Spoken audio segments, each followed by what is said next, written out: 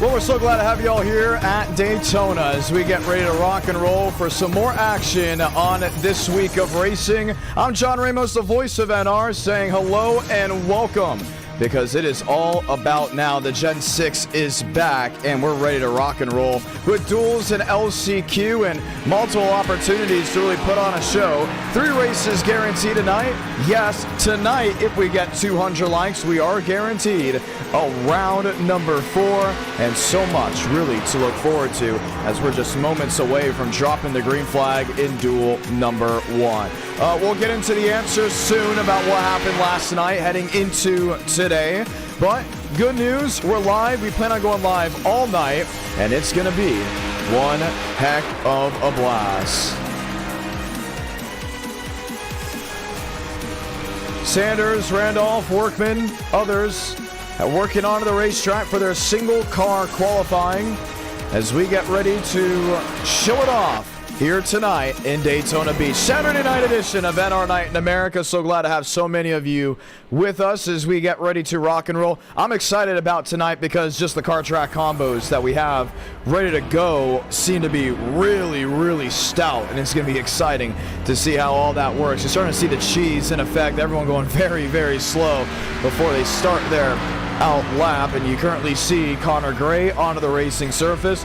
Let's talk about it, at least to start. Gen-6 Daytona car track combo that so many love. IndyCar Gen-4, haven't done that in quite some time. Excited to bring that back.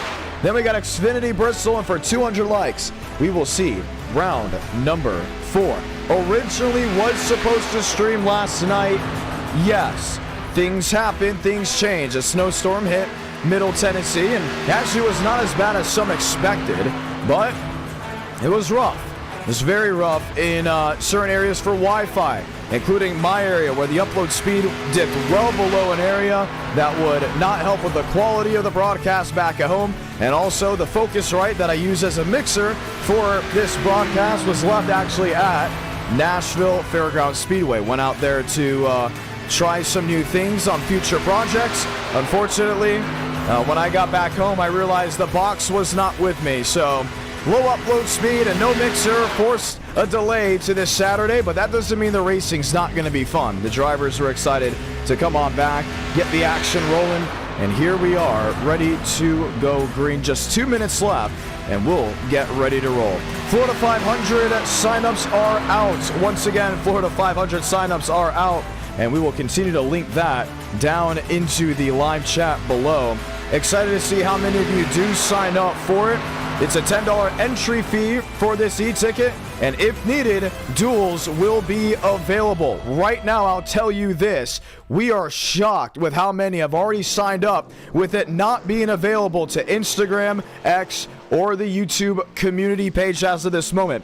This is just Discord signups alone, and we already have enough to fill out the entire field easily with sending go or go homer. So we're looking at most likely bringing in the duels opportunity, which could be scheduled for Tuesday, February 4th. The main event being scheduled for Friday. Yes, Friday, December 7th, February 7th, and it's going to be a whole lot of fun at that. So 61 drivers ready to rock and roll. There's Dean Brumman on the racing surface. And once again, if you want to sign up for the Florida 500, link to that will be consistently added to the live chat. Ready to go racing, less than a minute away. Before Duel 1 is set, even number drivers on the left side of your screen will go into Duel number 2. Odd number drivers will go into Duel 1 while they'll go ahead and race for the opportunity to go top of the board to lead the field to green, and that is in the main feature event. LCQ is back. Once again, LCQ is back. So if you're outside the top 19 in each duel, the top 2 in the LCQ will advance to the main event. And that's what's going to be very exciting. The LCQ, always a blast, always a lot of fun to go ahead and watch. All great things moving forward on this Saturday night. We do plan on being back on Tuesday night at 8 Eastern, 7 Central, but we will not be streaming Friday, Saturday, or Sunday of next week. Anyone know why? I'll give you the answer first in-person broadcast of 2025 will be taking place at Cordele, Georgia for the Protect Your Melon Buckle Up Speed Fest. I'll be on pit road for the Super Race. I will be in the booth calling play-by-play for the Pro Late Model event. Ross Chastain will be racing in the Pros. Chase Elliott will be racing in the Supers. And it's going to be a lot of fun as Cordele, Georgia's really been getting a name for itself as of recent. They're getting a car store event, I believe, in April. And it's going to be a whole lot of fun. All things looking great as we get ready to go green flag racing.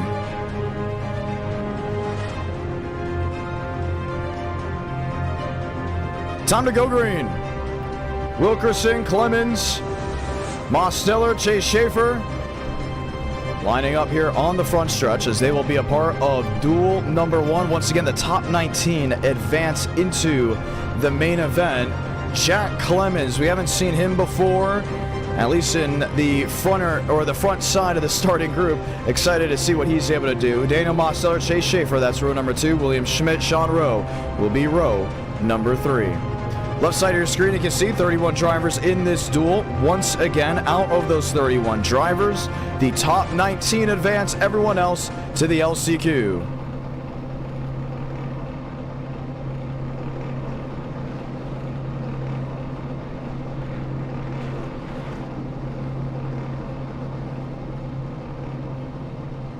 And the drivers were just reminded of that situation.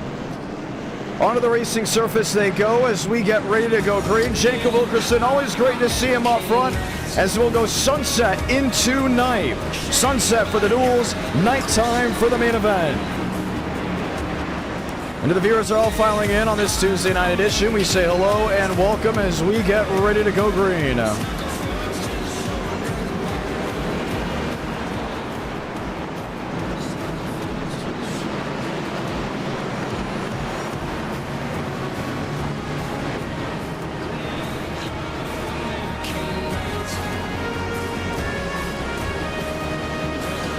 Once again, for tonight, I know the other night people were questioning if we got 200 likes, will we get race number 4? The reason we did not get race number 4 the last time was because we were streaming the next day, and pretty simple. We saw a lot of drivers were leaving. We didn't believe there was going to be enough for a full-blown, great, hardcore broadcast for that 4th race. So we said, you know what, we're racing the next night. Let's go ahead and drop it out. There was a maybe if we were going to race for tonight. Guaranteed 200 likes will get us round number 4 as we continue into the late night hours of the Saturday.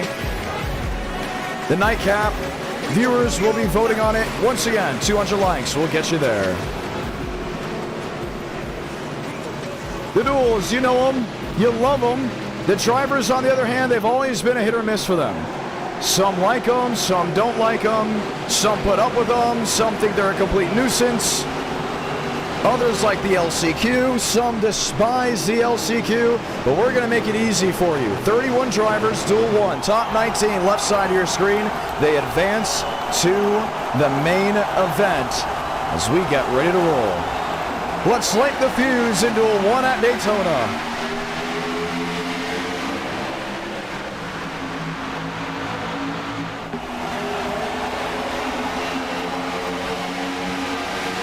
Jack Clemens outside lane, already a shove from Chase Schaefer. Schaefer a nudge, that was from the 99 of Sean Rowe. Mosteller, Jacob Wilkerson, inside lane. First to the point down the super stretch. Another thing is I don't see too much excitement already early on like you would see with the next gen in these duels. The outside lane would be the dominant force, and then you'd see 3 wide very quickly because of how aggressive that aero package has turned into. With these Gen-6 stock cars, the nose and the rear, they line up very well. And you're already starting to see guys work together, and whoever's in that safe spot continue to just ride. Jacob Wilkerson will come around. He'll lead lap 1. Mosteller, Schmidt, inside lane, all single file. The outside starting to get some of a convoy rolling. That's with Sean Rowe. That's with Josh Kenyon, maybe Chase Schaefer. They're not getting the emphasis that they need. Let's look a little bit deeper in the field. Jaden Reyna sitting 18th, was 19th. Nathan Scott sitting 20th. He's the outside looking in with the setup we have tonight. And that's one thing that you have to note as well. Some of these drivers don't join the drivers meeting all the time. That's in the Discord. So because of that, if they don't know that, hey, top 19, oh, trouble! Joseph Armstrong on his side and slides down and back up into the banking. A multi-car incident striking on lap 3.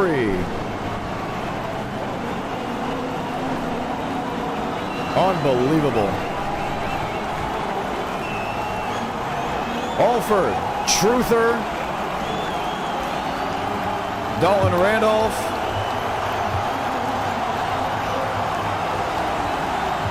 And there's the damage on the 22.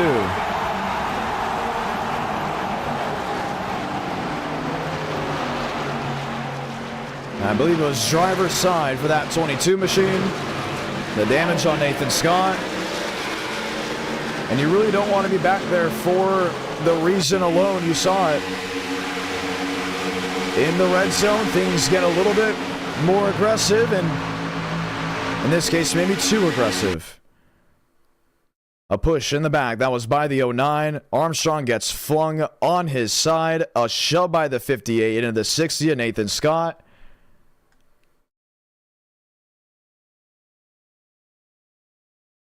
And back up the track goes Aiden Aravaldo. Watch again. Deeper in the field. Then Carlos Truther just didn't even possibly see it coming. Let's ride on board with him.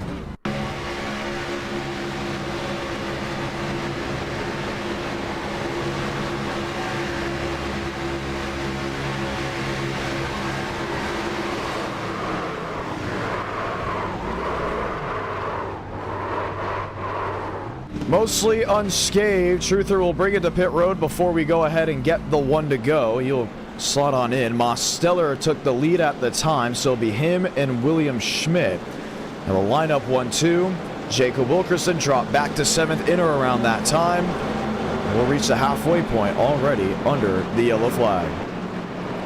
We're dueling in Daytona, and as of recent, the duels have become very calm. You know, they have become very, I wouldn't say stagnant, but more tempo. If you got a caution, you may get one. If it comes to one, it's usually deeper in the field. But that one was almost a scare for some. You see Nathan Scott still on pit road. He may be out of the race. Yes, he is. He'll have to go to the LCQ. Maybe not. Just a blink from that machine. Mitchell Armstrong is still in. There's the damage on Halford. Randolph with the 09 of Aravaldo. All destroyed up. There's Joseph Armstrong's 22, so they won't go green this time by. That's a perfect opportunity to speak with some drivers ahead of the impending restart. Mosteller, John Ramos, how are you? I'm good. How are you? Oh, man, I'm doing fantastic. You sound like you were laying down. Yeah, I'm a bit tired today, but I did yawn and stretch. All right. Hey, Gen 6 racing. We haven't done a Gen 6 Daytona race in what feels like forever. You? Yeah, me. And people say I don't keep track of NR stats. It's all in my brain. So that's why I also wanted to speak to you. This car is obviously very much different from the next gen on how you have to drive. Pushing, shoving's a little bit easier, but things tend to get a little wild when drivers get too comfortable. How can you predict that as someone that's going to be 10th, 11th, and 12th and seeing all the bold moves ahead of you? Yeah, it's really hard to explain. I get that feeling when I'm in the pack, it's kind of getting wild and I'll drop out. But right now, I don't really have that feeling. I'm up in the lead. I feel pretty safe right now, but unfortunately, you're safe nowhere. As last stream proved, doesn't matter if you're in the back or the front. You can cut off guard at any moment. But I'm in the lead here. I'm going to try and hang on. It'll be hard. You think it'll be hard? I think so. I hung out Wilkerson. I didn't really mean to. We did see that. Yeah, I was getting a little hot on the oil temp, and I didn't want to risk blowing a motor, so I kind of hung him out. But maybe that'll come back and bite me. See how that all goes. Restart impending here. Hey, sunset in the night. We haven't seen that in a while. We were going full night racing when we go green in the main event. How easy is it to make it from the main event if you're up front versus how it is 12th, 13th? Is there a different style of racing? Yeah, when you're at the front, you have a lot more. Obviously, the cutoff's 19, so you don't really have to be as aggressive, but you still need to keep it in mind in case you get caught up in a wreck. Sometimes I find it easier to be in the back, too, because you have nothing to lose. So you can just start taking runs, going for it, and you'll probably get up into the top 19. So I'd say you could be in the lead and you'll feel great. You could be like the first one out and you can feel great. I kind of hate being in the middle. Hate being in the middle. Well, it's going to be a lot of fun to see if you can stay out of that area.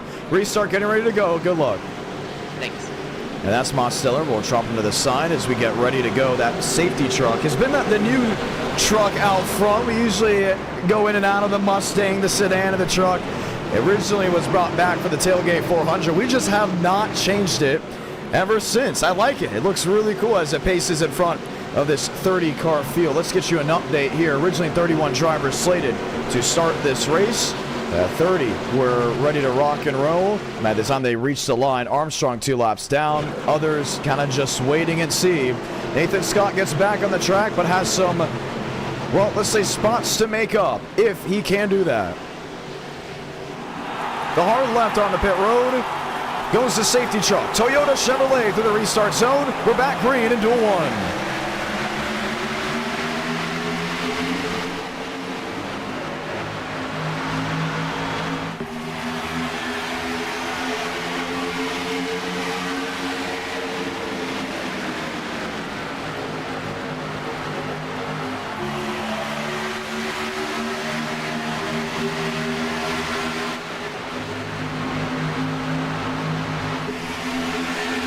More aggressive of a restart from what we've seen earlier. James Bomar on the inside gets a heck of a shove. That's Connor Murphy. Mosteller on the outside. He's with William Schmidt. Schmidt has a left. Oh, trouble! Murphy up and into the pack. The big one strikes with 4 to go into 1. Chase Schaefer is in it. Yaroslav Donskoy is nailed. Sean Rowe and others all collect in. Nathan Scott, I believe, also may have gotten a piece. And there's Brad Gutierrez. Stoppage on the apron at turn 3 and 4. Man, oh man.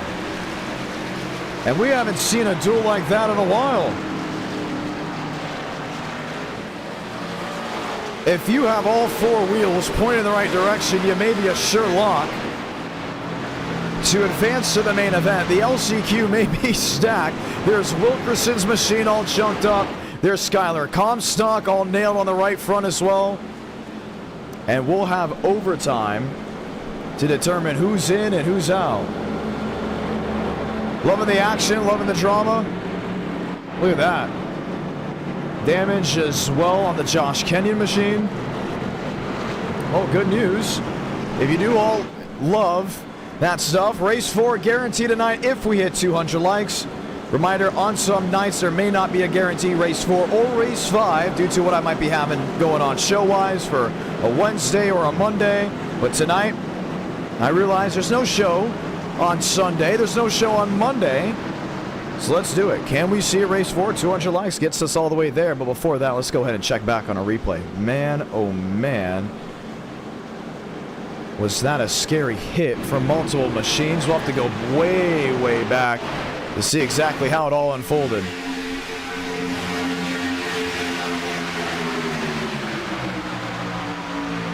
Lane Sanders just hooking Connor Murphy into the outside wall.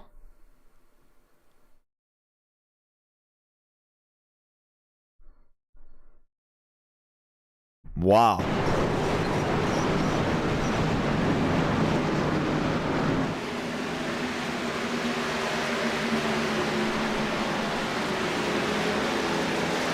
Watch again. Just a double whammy. Yaroslav Donskoy.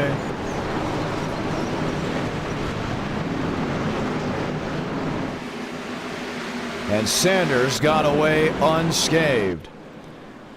If you're just joining us, welcome, hello. We'll have an overtime here for Duel number 1. Lane Sanders causing the big one in turns 3 and 4.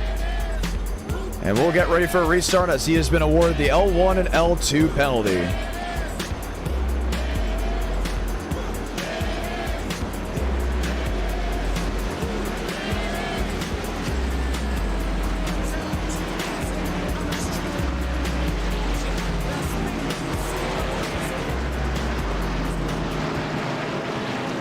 Drops to the inside. They'll line up 2x2. We'll get an update on who is where. There's Joseph Armstrong, 5 laps down. He's going to have to really get on his horse.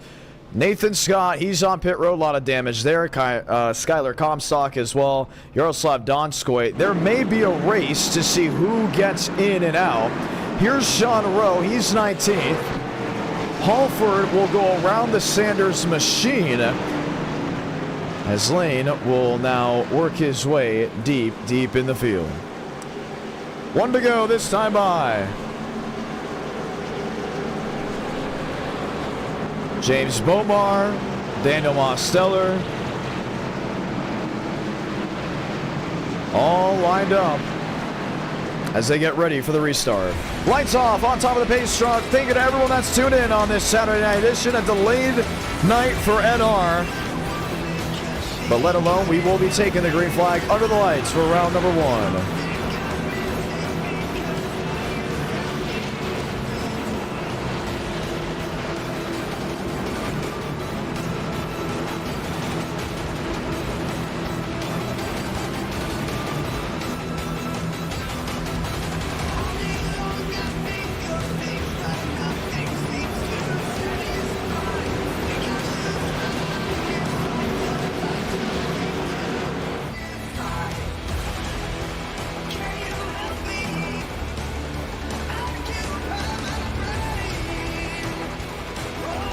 Time to ride.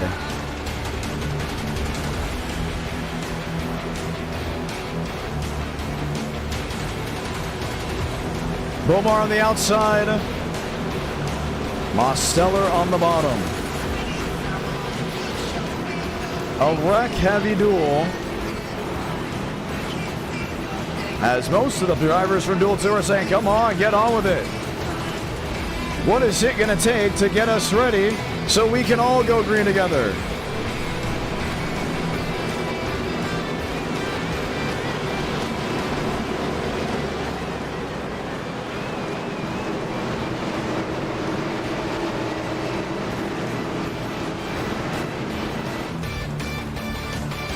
Pace truck will make the hard left on the pit road just one more time.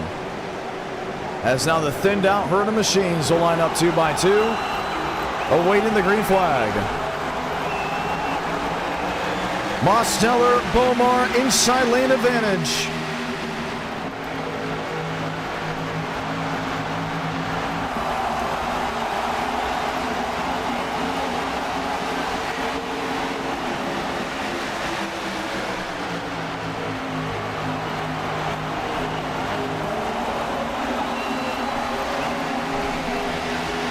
William Schmidt, Jaden Reyna. Reyna now working top side of the racetrack. Everett Counts joins in with them. Connor Gray there in 5th. All behind the Daniel Mosteller machine. Look at the line of cars. Down on power, just wanting to make the show. Every spot is a different row for the main event. Schmidt versus Most. We've seen this before. Salamanca. 1 to go into 1. Jaden Hall back to 7th. River Page watching on from 8th. I think he's down on power too. You see the right front all jammed in.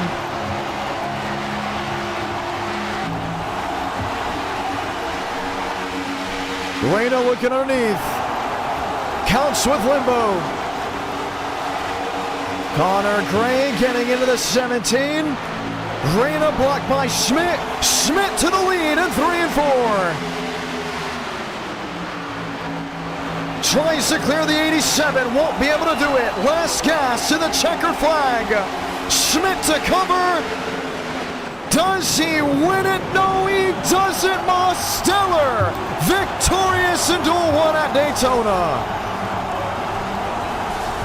Bomar's in. Clemens is in. Donskoy has to beat Lane Sanders. And it looks like he will just do that. Jaroslav Donskoy will make the show by finishing 19th in Duel 1. Well, we knew excitement was going to be high. And for Team Mos, already a win.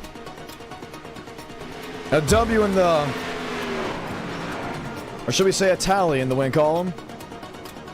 Everyone else, they'll be heading into that LCQ, a 5-lap dash or a 10-minute cap to see who the final 2 drivers are that make the show.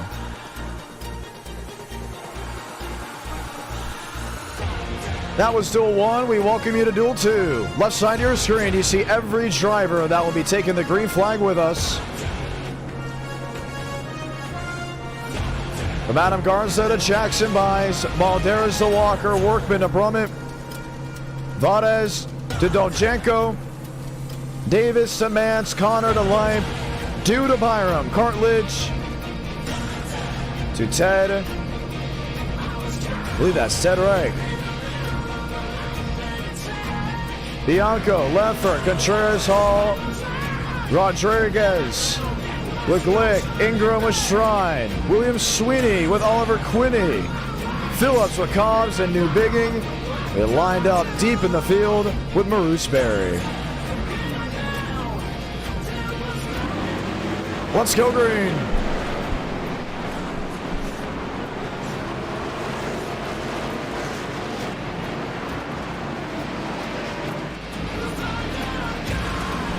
Jefferson Carter dropping out the hot pass.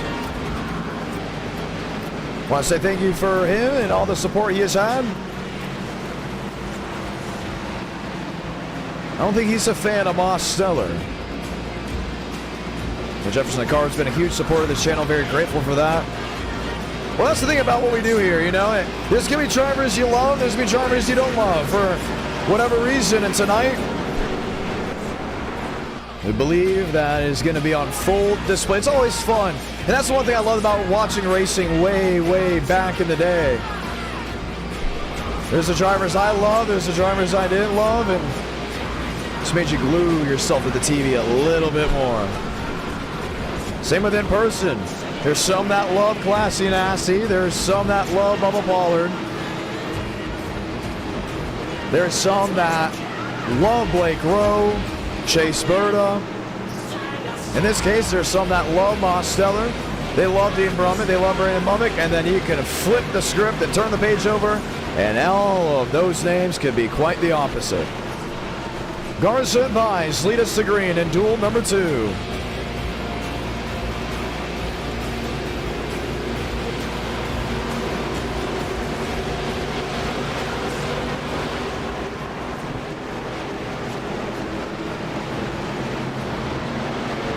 Two by two through the restart zone. Will Duel 2 be anything like Duel 1? Let time tell as Ford and Chevrolet grab the gear just one more time.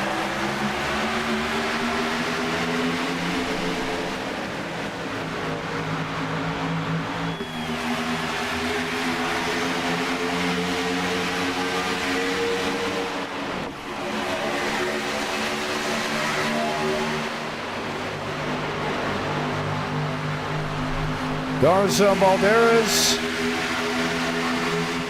Inside lane, you saw a shove from the 95 to the 8. Watching the 12 and the 93 link up on the outside lane, that with Dean Brummett.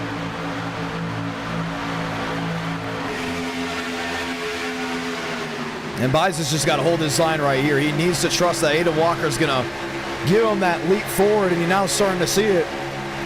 The run off turn 4, Garza to block. Shoves the 12 sideways, and they're wrecking big. What on earth was that move? Caution out, 9 to go.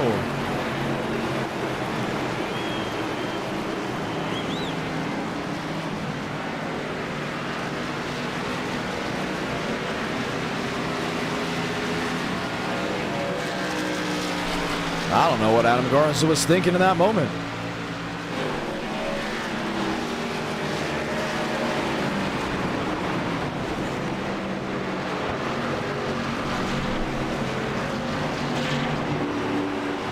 Hey, you got all the time in the world to make something work. You're in the safe spot.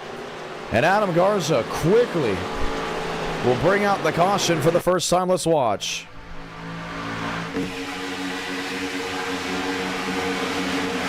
Now, you just saw it, too. Comes up the racetrack. Like, the 12 isn't there. He's got the shove. Wow. Brummett. Impact as well.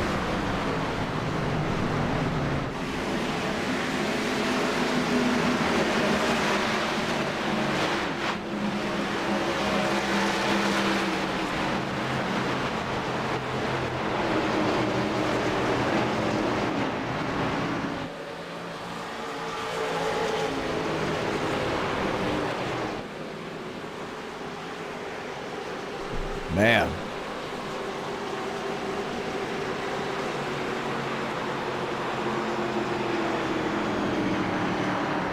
Watch again. Backstretch. And they are calling Adam Garza L1 and L4, which should almost, most certainly, nearly put him into the LCQ. Now, we've already seen bad blocks tonight, but I mean, this one is just... kind of has your head scratching.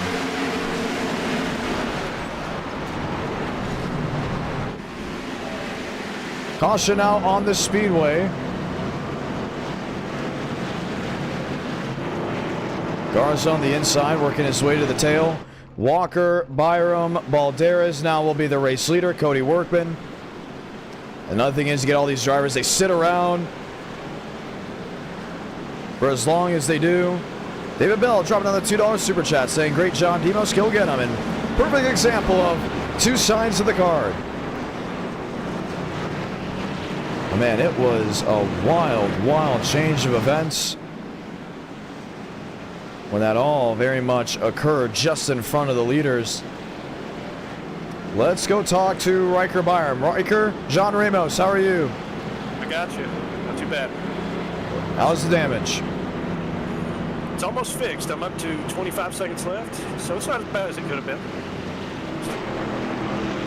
Not as bad as it could have been. No, not as bad as it could have been. I got hit from behind and just kind of got sent into it. That's all it really was. But it bent up the front a little bit. But other than that, I guess the rear is okay, as far as I can tell. So it's been very aggressive. That make you think a little bit on how things may change, or if things will change? Yeah, honestly, at this point, with how it's been, I'm probably just going to try to survive. If I can get up there and get a run, I'm going to go for it. But, you know, right now, I really don't care if it's the last spot in the transfer. I'll take it at this point. So, at this point, we're just fighting back. All right. Well, hey, big news. It's chaos. Oh yeah, no doubt about it. And we are really right now looking at how things are going. For the ones that haven't signed up yet for the Florida 500, you can do so now. Riker, I'll tell you this, only been in the Discord and the live chat once, already over 50 signups. We are really trending toward duels from what it looks like. Hey, that's good. That's good to hear, though. 50 is... When did you put the signups up? We just put it up maybe a couple hours ago. 50's pretty good. I haven't even done it yet. I need to do it. I need to sign up, but 50's pretty good. I'm excited for that one. I think I've got a chance in that one, too. Yep, officially 51. So anyone that wants to join the Florida 500, you can go ahead and sign up now. Opportunities are available as we look to maybe even have duels for that event. Byron will get the one to go here. Good luck. We'll show you back up there and bring someone else in. Nathan Dew and the Dew crew. Have you signed up for the Florida 500? Yeah. All right. Well, love to go ahead and hear that. Your infamous situation in the duels for the NWP. Kind of had us all excited to see if you would come back. Here you are now back on the racetrack. Unfortunately, that incident involved you. You just got to make the top 19 here, Nate. Do you think you can do it, or are you going to be an LCQ driver?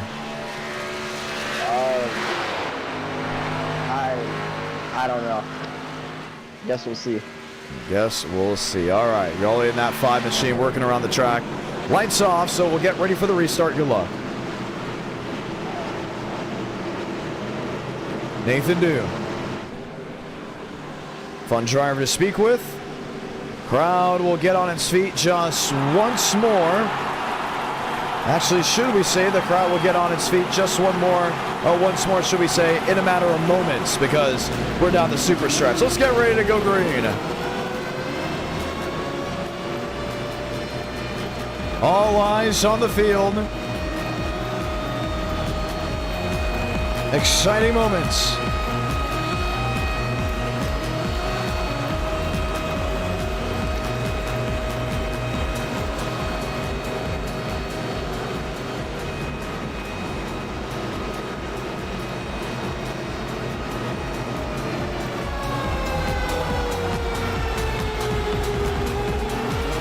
Ford and Chevy lined up 2 by 2.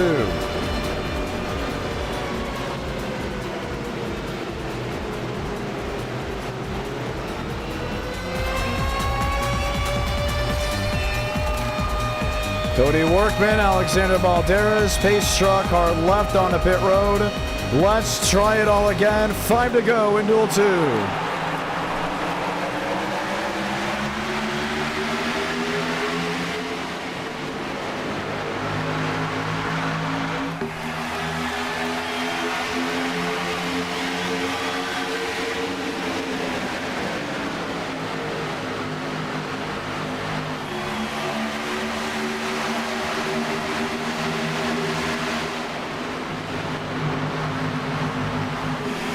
Trouble spinning again in the deep. Contreras, Garza, Phillips, Brumman involved in that mess. And as of this moment, they're going to keep it green because it was deep in the field. Let's watch a replay.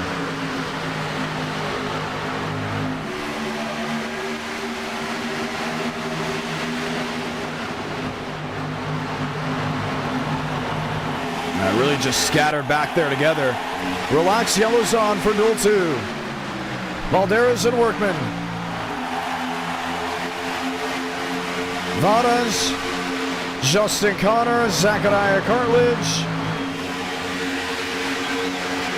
Doljenko up to the 6th position. That's a tough break for some of those guys that will now, in theory, have to race each other for those spots. Here's Walker, here's Nathan Dew. That's for the transfer, Riker Byram and others. The LCQ is going to have a lot of big names, and that's going to be a very worrying sight for a lot of viewers that come to see their favorite driver race. 3 to go for Cody Workman.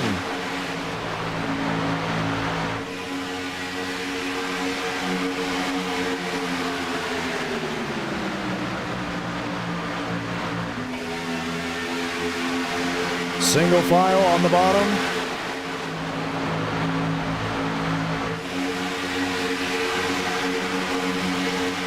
Multiple drivers towards the outside lane, either 2 by 2 or trying to get formed up.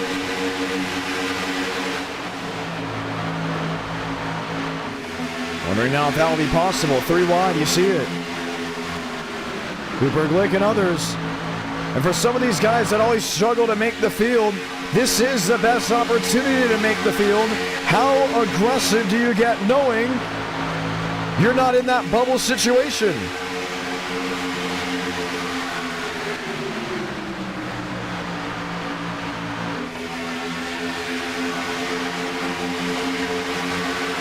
Balderas in second. A shove from Vadas on the outside. Nance and others coming together.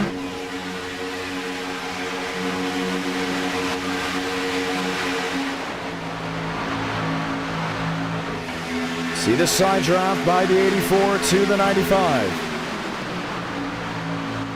Workman looking to block both lanes. Whether that's top, whether that's bottom, if it's going to happen, it's going to happen within the lap. Salamanca, 1 to go in Duel 2.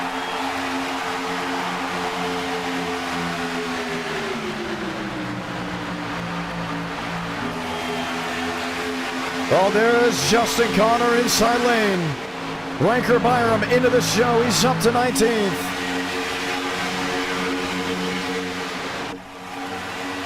Keith Ingram to the outside. Nobody goes with him. Workman's in a really good place right now. Balderas, if he's going to make the move, it's going to have to be soon. Inside look. Workman up the track. Chevy versus Ford. Alexander Balderas wins Duel 2 at Daytona. Aiden Walker, Ranker Byram. Byram makes the show. Walker into the LCQ. And Duel, Brumman, and others will join in as well. Balderas will be on the front row, leading us to green in the second position. And that will be for the feature event. Fun times, yes, indeed, as we saw some of the best go at it just from there. Now, the LCQ will be well under the lights here from Daytona as they all line up awaiting their trial. Lane Sanders, Aiden Walker, Brandon Duggan, Nathan Dew, Danny Switzer, Miles Davis, Sean Rowe lining up with us as well as we get ready to go green. 23 drivers slated to take the green flag. Just the top two will advance in this 5-lap LCQ. Love the action, I know you do. Feel free to drop a like on this stream. Once again, 200 likes, we will get round number 4. And we know you all want to see that.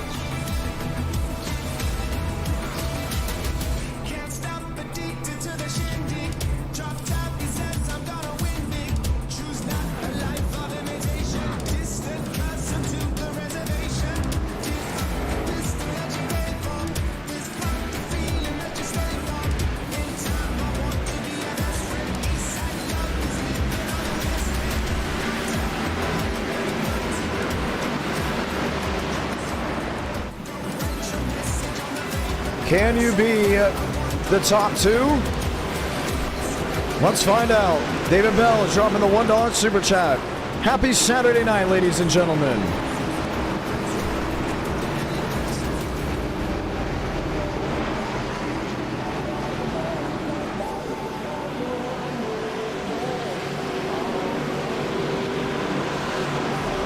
And we are hearing word, since Lane Sanders did not take the drive-through penalty, he'll be given an L1, so he'll be starting from the rear of the field. Sanders will not be there. It will be now Brandon Duggan and Aiden Walker leading us to green.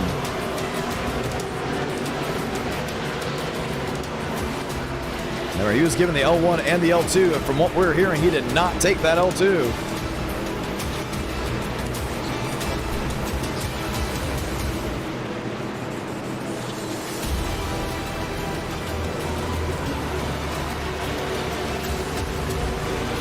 Five laps, time to do it.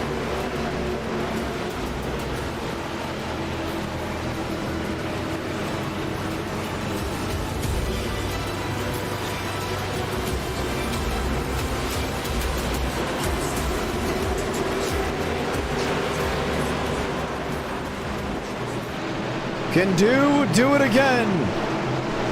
Can Rowe, Contreras, Kenyon, Armstrong, the big names in the LCQ, find their way through?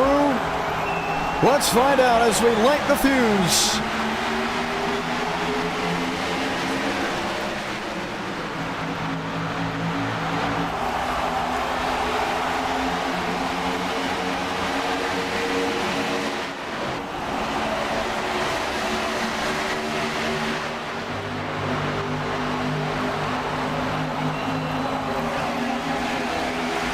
Walker on the outside, a shove by Nathan Dew.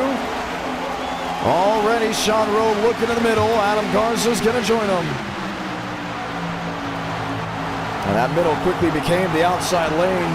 Rowe, the aggressor, able to sit with what he's got. That puts Dew in second, Davis in third, making out Contreras up to the podium spot. Top two advance, and Dew knows it. 4 to go. A blink by Eladom on the bottom. Oh, clips through machines as well. Hey, he's going to have to bail. I mean, he's in a really tough position. So I'm looking for a move. Not going to happen. Comstock, Contreras, involved in an incident down the back. But that's deep in the field. 4 to go. And the main group still has the draft. Remember, it's on a time limit. Some of these guys won't want to caution unless it's absolutely necessary. 3 to go.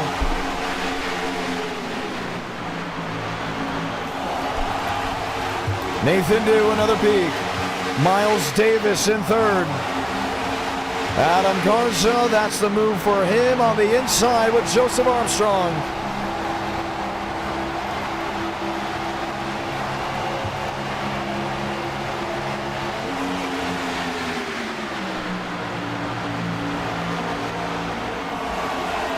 Walker to the middle, Walker to the bottom, Rowe into 2, and there goes the 5. Caution will wave. Overtime will be in effect for the LCQ. Another hit, Cooper Phillips.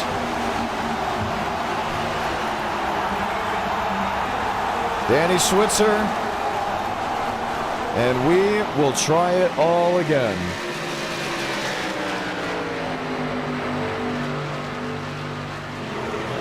Once again, just one of those situations that happen out of nowhere.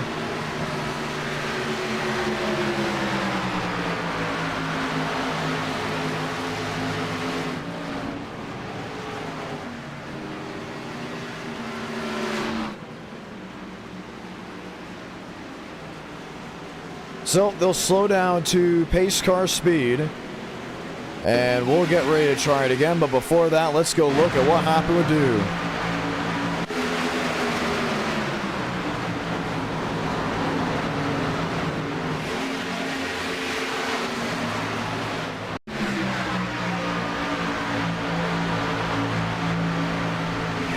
I just think it's a squeeze move.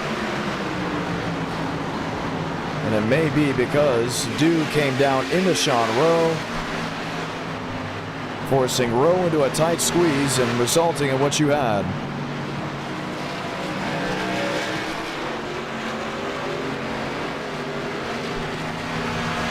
All right, caution is out. What do you work with? Duggan on pit road, same with Dew. We have Walker and Garza. They will take the 1 to go this time by. So 2 laps to determine who is victor in the LCQ. Then your field is set for the main event. Duggan and Dew, Walker and Garza will line up 2 by 2 as they get ready for the impending restart.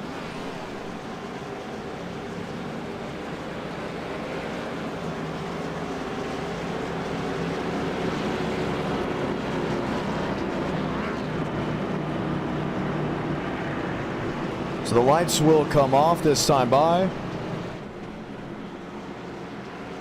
Chevy on the bottom, now Chevy on the outside. All looking forward. Joseph Armstrong, could he make the show from making it from the LCQ into the main event? And then possibly winning the race. You know, if he makes the main event, him and Walker would be still considered favorites, even though they'll be starting very deep in the back.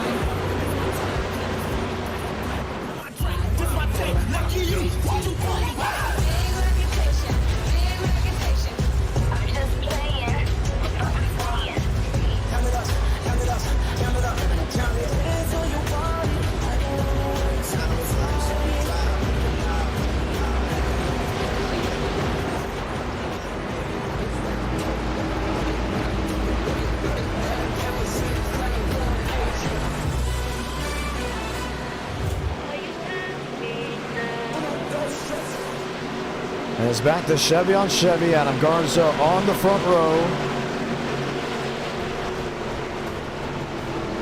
with Aiden Walker. Crowd on its feet just one more time.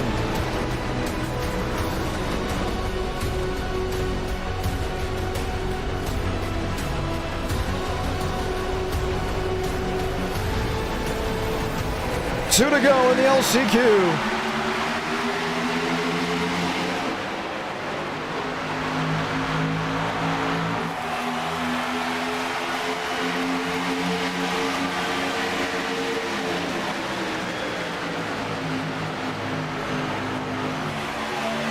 Oh, move underneath.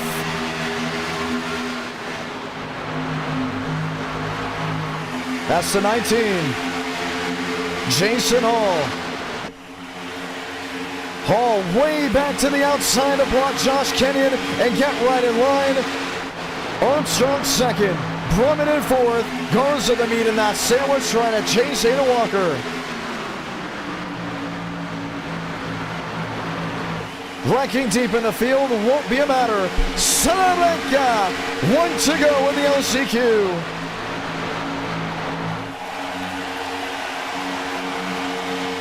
And with the top two advancing, does Joe wait? Play it safe. Josh Kenyon up and into the outside wall. He's out. Garza there in third. You just know something's got to give, something's got to move.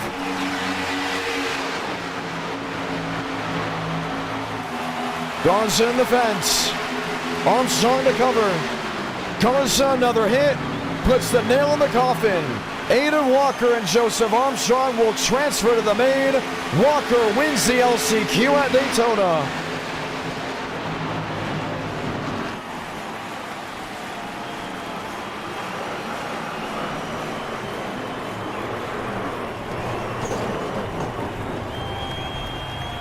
Sanders is out.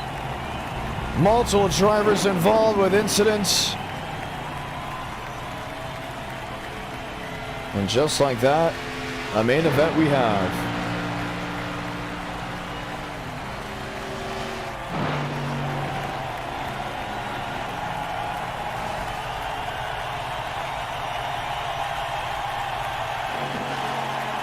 Checkered flag out, and we'll get ready to go at it all over again. This is Racing at Daytona. The wildness has now come to a stop as we have a 40-lap feature ready to go. You haven't seen nothing yet.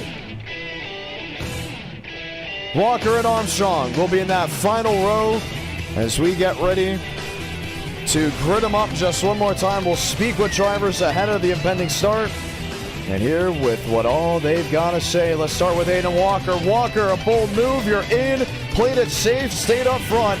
Now what do you have to do in the feature? Hopefully just not get involved in wrecks. Hopefully no one pulls any dumb blocks on lap 1 again. But I think since he's out of the race, we'll be fine, hopefully. Who knows, it's Daytona, so hopefully we can get back up to the front and may even win this thing. All right, well, that's going to be a lot of fun to go ahead and see. From the back to the front, I mean, we've seen people do that before. Wouldn't be surprised if you are able to do just that. Let's look up and down this field. Left side of your screen, you can see who and where they are all starting as we continue to talk with drivers. Joe, you're in the show, and I mean just barely. Congratulations. Now what do you have to do? Well, we've gotten our second chance once again, and we're going to be up there at the end. I kind of screwed myself in the duel, made a kind of a bad move on the wrong person that just didn't work. Put myself in a bad spot there, but fortunately I was able to kind of do what I did to get into the main event. I hate that me and Adam couldn't get in there, but like actually truly, like if there was anybody out of there that I wanted to get in, it was Adam, because I needed to repay him a favor anyways. And unfortunately it came to me and him in 3, and he got the fence. I tried to leave him a lane, but there was a little bit of internet contact there, and that kind of ended it. But nonetheless, here we are with a chance to add to our win total. and I think there's no reason why I can't go out here. All right, well, going to be fun to see. Joseph Armstrong ready to see if he can go from last to first. A challenge that many have tried before. Not many have been able to master. Open the gates. It's a feature event. And for the ones that were wondering, I saw this comment and just got asked again, what's the origin of the signature white flag call? Okay, so for the ones that don't know, Salale Blanca stands for the white is out in Spanish. So what I'm really saying, the white is out, 1 to go at Daytona. The white is out, 1 to go at Homestead, Gordale, Nashville, all that stuff. Well, in person, I don't usually say it. But when I started out broadcasting on iRacing, people were saying, you know, you really don't tap into the Hispanic side too hard. And for the ones that don't know, I am first-generation American on my father's side.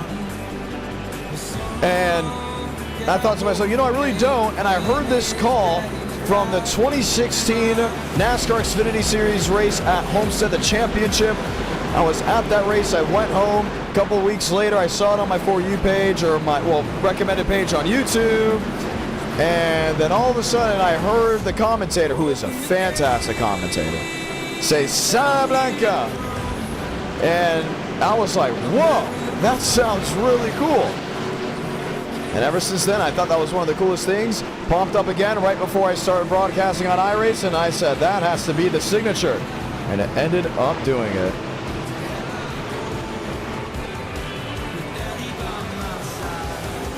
Time to go green.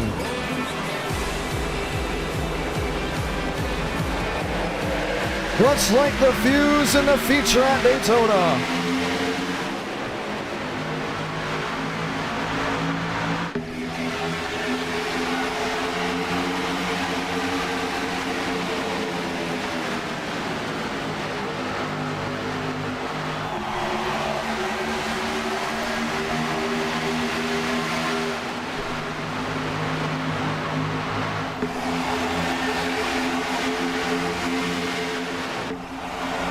Already craziness very deep in the field. But up front, it's 2x2. Mosteller on the inside with William Schmidt. And honestly, it's been a while since we've seen now Mosteller and Schmidt work together. I think those are going to be two drivers we're not going to see move around too much. I think they're going to take control, and if anything does get wild deep in the field, it will be out of harm's way of the 87 and the 79. But that is just a prediction, as Most leads lap 1.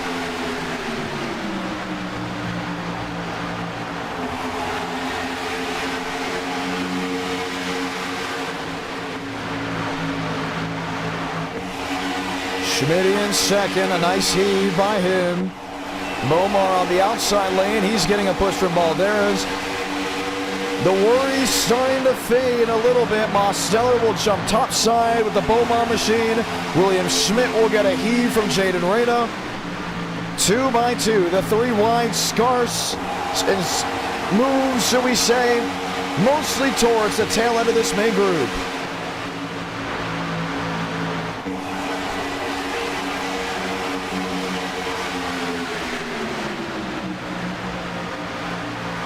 Bomar outside, Balderas right with him. Reyna, Workman. And they're already starting to see Group 2 really spread on out deep in the field. Group 1 just in front of you towards the exit of the super stretch. Group 2 kind of just holding on for what they have. You know what's great about going to Daytona? These drone cameras we have, and they're so fun to just look at. See different angles and different views of what works and what doesn't for some. Always great to see how they all kind of just come together.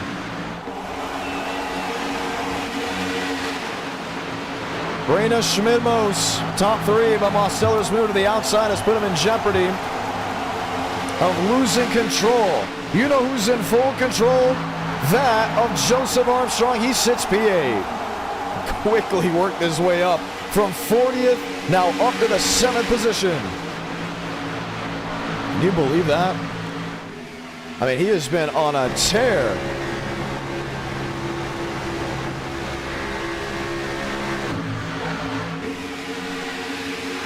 We've been green since the start here at Daytona. Toyota and Schmidt lead that one.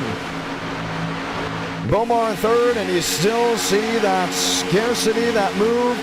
Some drivers very hesitant to get aggressive, including from what they saw in the duels. This is Zachariah Cartledge, just about the tail end of this pack, sitting in 28th.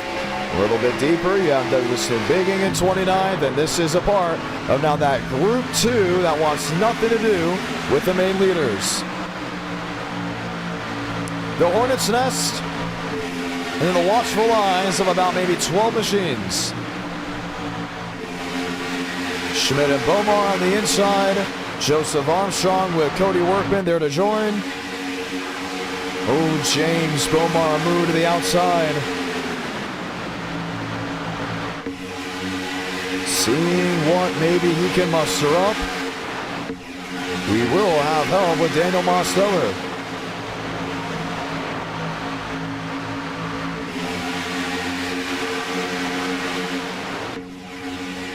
Oh, sideways, Mosteller not able to save it. Contact with Balderas, they slide into the grass. Aiden Walker and others caution away for the first time. Chase Crawl involved. Cooper Glick, Zachariah Cartledge, and it all unfolded right away when the 95 got into the 87.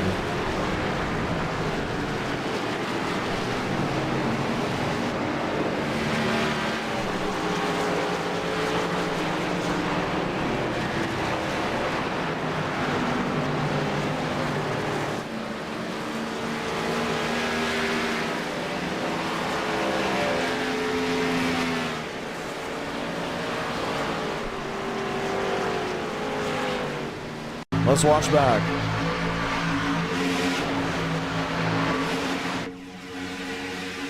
It's kind of a chain reaction. River Page, you saw him get a piece of it. And then just start piling in.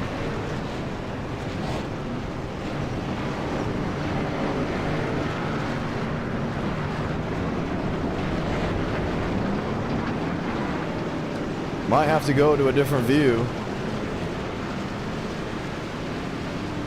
to see exactly how it all unfolded.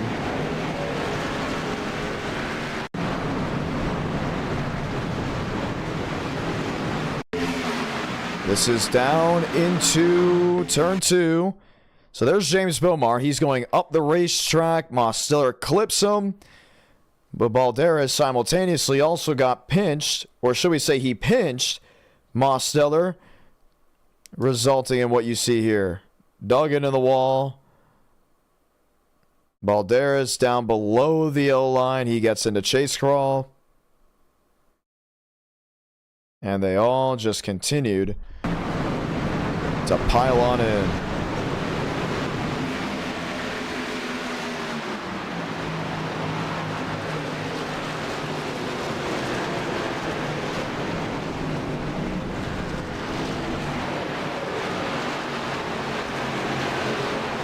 Tough angle, somewhat able to make it work.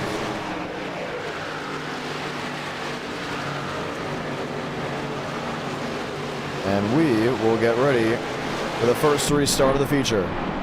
Joseph Armstrong, the race leader. Dovchenko has worked his way up. And let's go talk to now the driver that was involved in the accident, Daniel Mosteller. Demos, John Ramos, unfortunate incident just 5 laps in.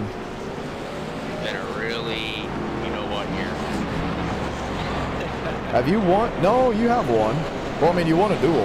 Yeah, I won a duel, you know. But this is going to be the, like, 5th, 6th DNF. And really? Like, 7 races I've done. This is, wow, that's not that good. Not a good situation for really any of us to be in, unfortunately. No, I don't think that's going to be the case. But hey, you know, we got an opportunity to try it all again as we get ready for the restart. I mean, we got 33 laps to go. You're going to Indy after this. I think that's going to be a lot of fun. That may fit you very well. Other great tracks still left to look at. What are the opportunities of you going to victory lane tonight? I don't know. What's up, Throttle? No.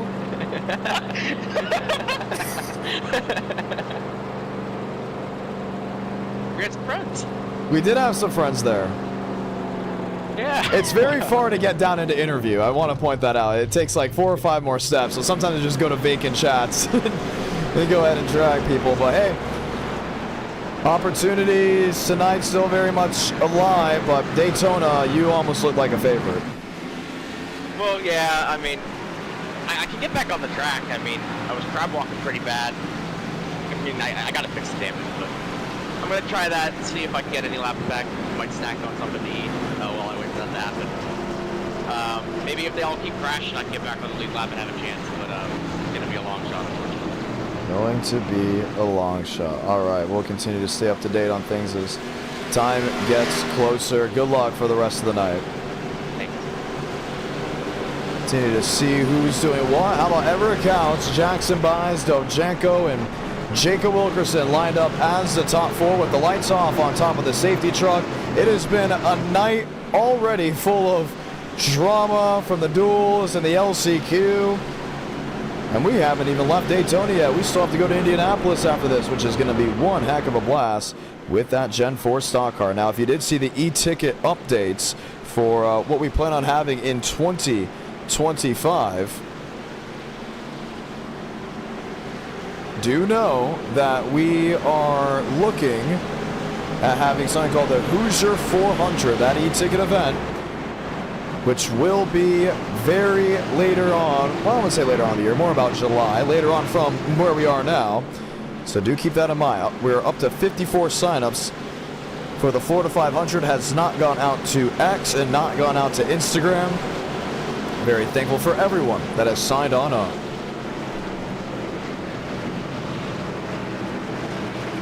Time to go back green. Couch buys Dovzhenko, Wilkerson. That is the top 4. An impending restart with still a great bit of racing left to roll. Ford front row, back green.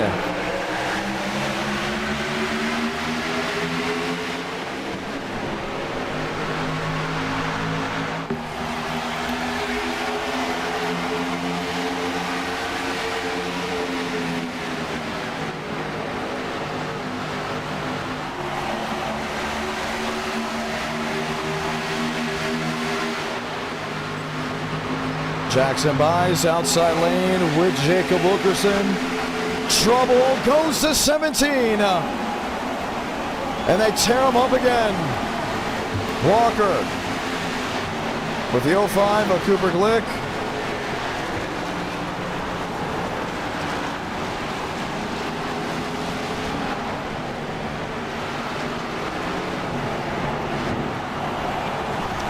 And the yellow will fly once more. It has been a rough deal tonight at Daytona.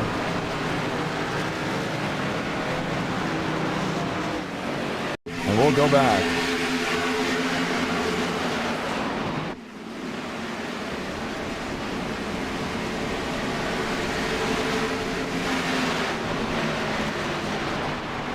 Dovzhenko.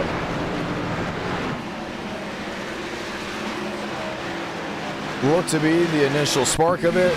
Nathan Duke dropping down the hot pass. Let's watch and see what happened.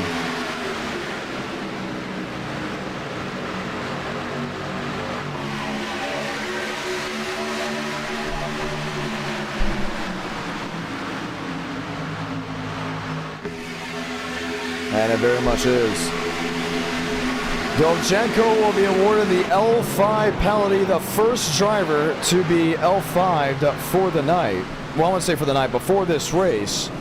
And hopefully that is the update to drivers saying, hey, we'll not be putting up with this.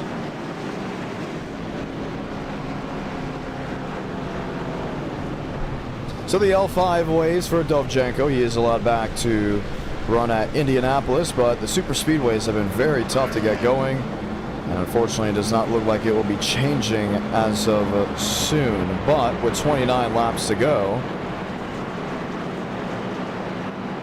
we look and see what is next and what's coming up as we get ready to hopefully go back green flag racing here shortly. Long list of drivers already out. Leffert, Balderas, Page, Schaefer, Halford involved as well, Dolchenko, and everyone else now just hoping that they have a race car left going for the running tonight. There's New Bigging, there's Cooper Glick, there's Cody Workman as well. Henderson and others getting ready to realign themselves as we prepare to go back green flag racing.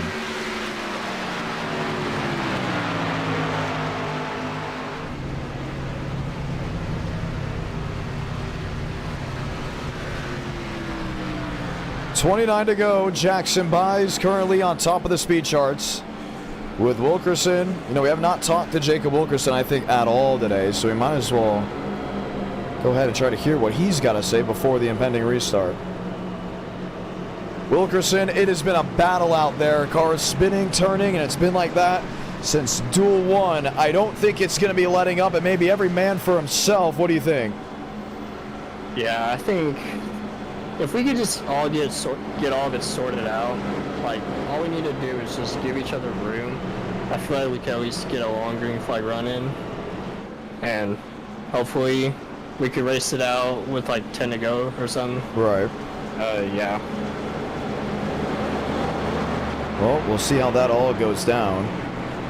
Well, the herd is definitely thinning out, right? Without a doubt. We know things are going to get possibly a little bit more crazy with certain drivers that have not really had the opportunity to be up front often. How do you prepare for that? I just plan to I just want to stay up front as much as I can and not be back there with where all the chaos is going to be. But like I said, hopefully these guys just chill out for a little bit and just hopefully get a long run in.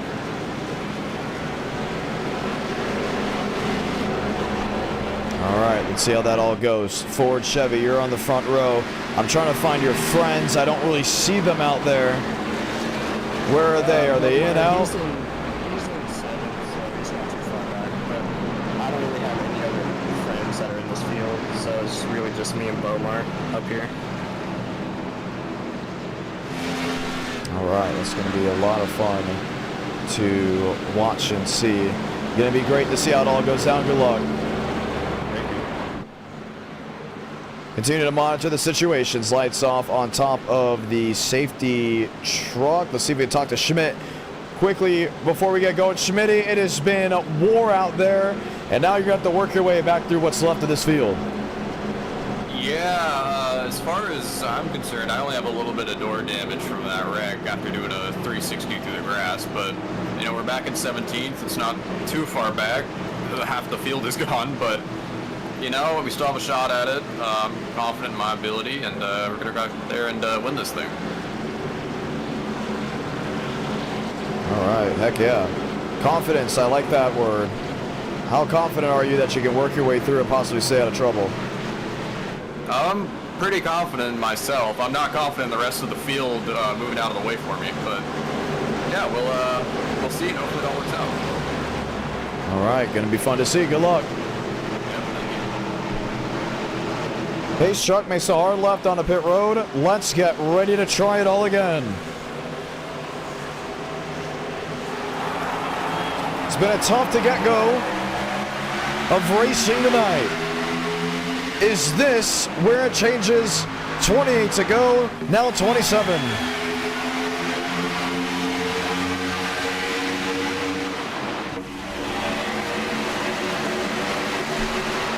Wrecking deeper in the field on the restart. Johnson, Truther, forced to throw yet another yellow. I mean, relax, yellows are on.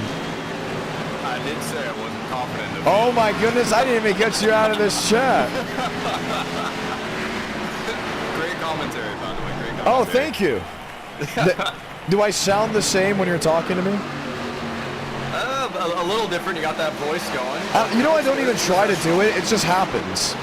And people have asked me that. You know what's the greatest thing that's ever been told to me? What? So, I'm calling a race out of Los. Oh, sorry. We're going to go watch back on the accident, but I'm still going to explain it all. Just for the move we just watched, I guarantee, was not very race-worthy of watching. But I'm calling a race. Oh my goodness, the 14 money shifted. And that was the case. Dalton Randolph sparking yet another issue. Well, I would say actually for yet another. But I believe he is a part of the PBR group, and PBR has been on a heck of a tear here tonight. Cody Workman involved, David Johnson. So we are hearing Dalton Randolph now getting an L5. Most likely, if you cause an incident for the rest of the night, it is an L5 penalty. We have had an amazing amount of cautions. Somebody has a crazy over, possibly, on how many yellows we could have had. But that has sparked yet another one. Back to the story. So, pretty simple. I'm at Owasso. We get to a rain delay, and I get a message from someone. And that person and their mother was watching the race from Owasso, the Owasso Nationals 150. And guess what the mother asked? What did she ask, John? How do I order when I'm in a drive-thru? Do I use the voice? And I was like, I don't think I do. I don't expect to do it, you know? So, and then I started thinking about that. And guess what happened? Later that day, we're driving back. The drive-thru. We're driving back from Michigan, and I thought to myself, I'm going to use the voice of the drive-thru. And I did. I usually don't eat fast food, for the ones that are wondering. I'm a huge health nut. At least I have been recently since I moved up to Nashville, because it's kind of cheaper in certain areas to eat healthy. So I avoid the McDonald's and the Taco Bells, you know. But usually when you're on the road, you kind of don't have a choice. And I was getting really hungry. I'm like, you know, I'm going to McDonald's and I'm going to order. So guess what I did? I ordered and I used the voice and I went, hi, yes, I would love to have a Big Mac with no pickles but extra Big Mac sauce. But instead of it being a combo, I would just like a cup of water and a 6-piece McNuggets on the side.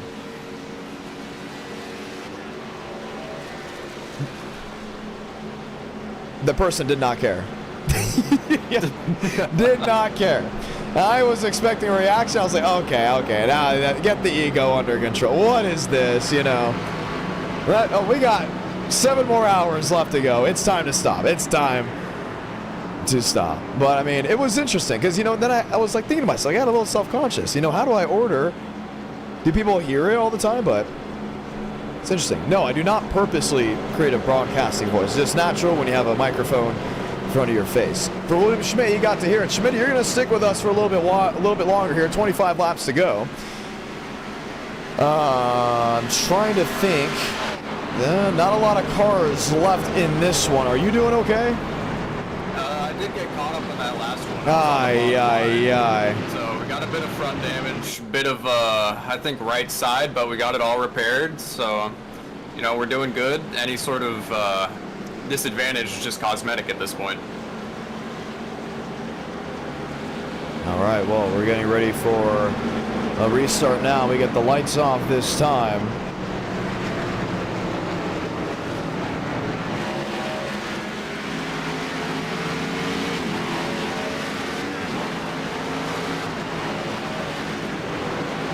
We'll be ready to go.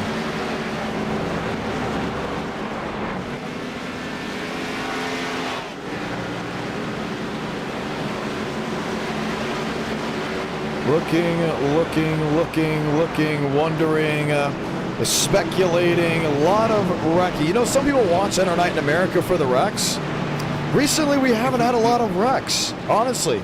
Or at least wrecks for cautions. Tonight has been on a new area. So, you know what we're going to do? We usually do the mini games, Schmidt, a little bit later into the night. So let's do some of the mini games now.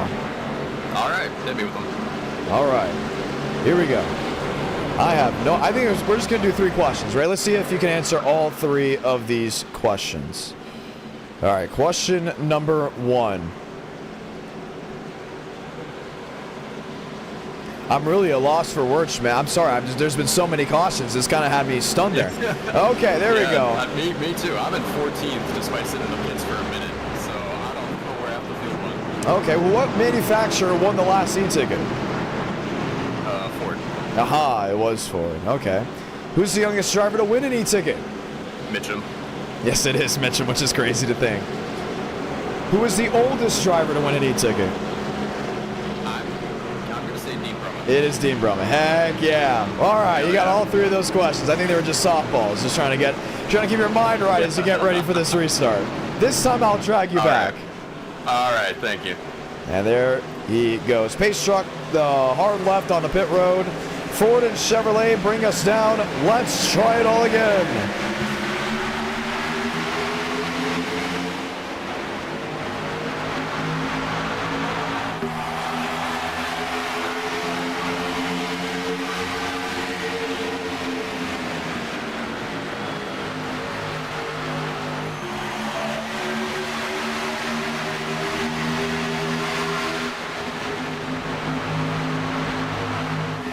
Wilkerson buys Bianco Hall.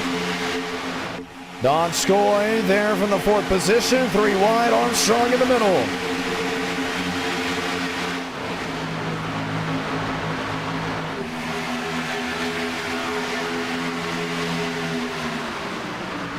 Sweeney and others trying to work with what they have. Jacob Wilkerson to the line. He'll lead this one under green.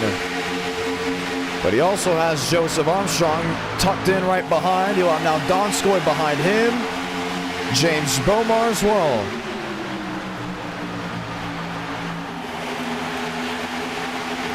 Donskoy in the wall, tagged by Jackson Buys. And they tear him up some more. Douglas Newbigin. Slide down and onto the apron. And yet another caution strikes Daytona.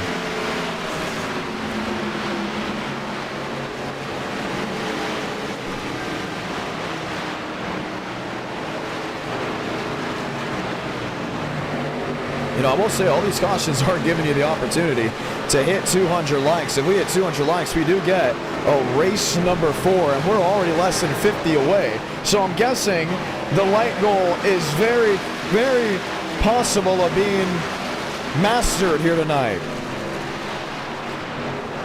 But these wrecks that have ensued have not been too kind. It was Donskoy 91. They just got into the wall on his own. No, he got tagged there by James Bomar, which then resulted in the multi-car incident.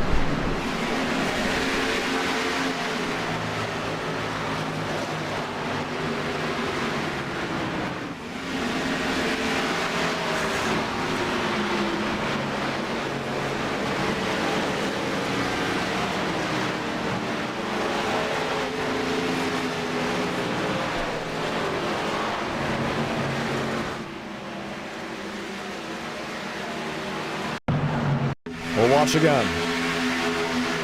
They're saying watch the speed of the 22.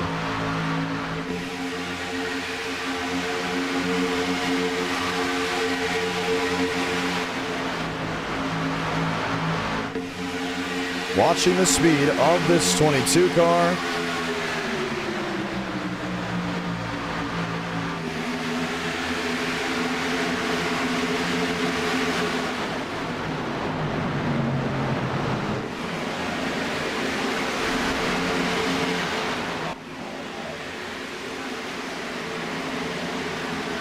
And for sure, yeah, I mean, Joe did slow down. But I mean, I think it's because he was all over the back end of Wilkerson trying to get some air in through the nose so he doesn't blow a fuse. And then James Bomar was already looking to make that move. I just don't think it would have been quick enough. Well, it's an opportunity to continue to talk with drivers, and we have really grabbed a ton of them here tonight. You know, we have not talked to Nathan Scott. Scott, John Ramos, how are you? Yo, I'm chilling right now. Are you out of the race? No, I'm good. Oh, really? Yeah. Where are you? I'm 14. Oh my goodness, Nathan Scott in 14th, fresh off an Edo Night in America win at Atlanta. Yeah. I missed the grid because I thought it would be 2 minutes. I went to the bathroom and pit started. Oh my goodness, and you just were not quick in and out of pit road over there. That's crazy. No, And then I got 2 meatballs because Okay. people are. Oh, no, those. Okay, never mind. Okay, that's what you mean. Okay. Yeah. All I got good, all 2 good. meatball flags already, but I fixed it all, so we're still in it. Man, I thought you were talking about, you know.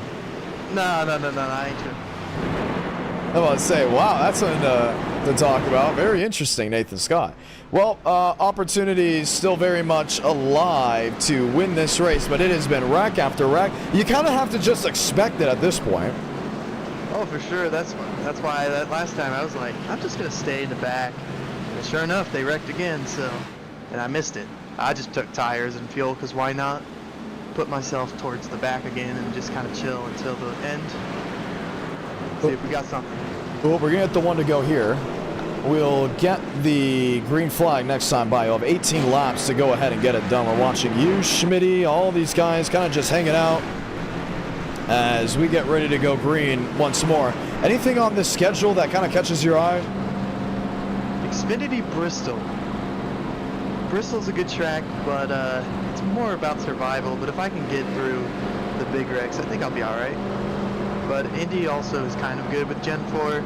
I think I'll be fine for that too, because Gen 4 is one of my better cars. I think, yeah, this is kind of like the toughest one, I think, for me, because my super speedway luck is kind of all over the place. So, gotta take them as you come. Gotta take them as you come. Heck, yeah, excited to see how you take it and how it all rolls as we get ready to go back green. And I think Joseph Armstrong just hit the wall. I think we all kind of heard that one as we'll get ready to go again. Okay, still a big group of machines left rolling. I mean, we have 30 on the track, 25 on the lead lap, and somehow after all those wrecks, we're not into the teens. So, hey, a lot of racing still left to go. Good luck.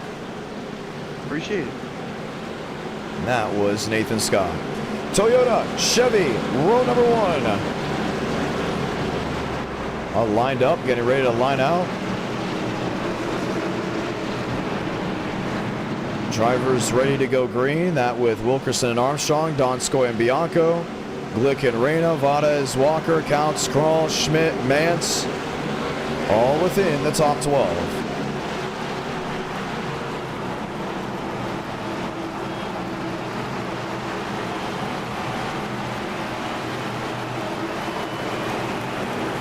They struck the hard left on the pit road. Saturday night edition of NR Night in America. Gets ready to go back green under the lights. 18 to go from Daytona.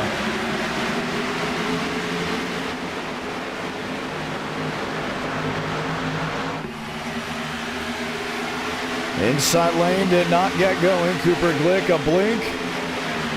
There with William Schmidt.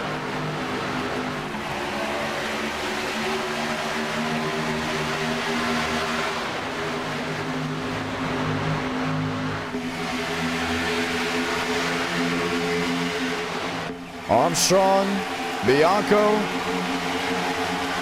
Glick to the outside with William Schmidt. And you see Joe doing what he can, doing with what he's got. Still Wilkerson and Donskoy on the inside.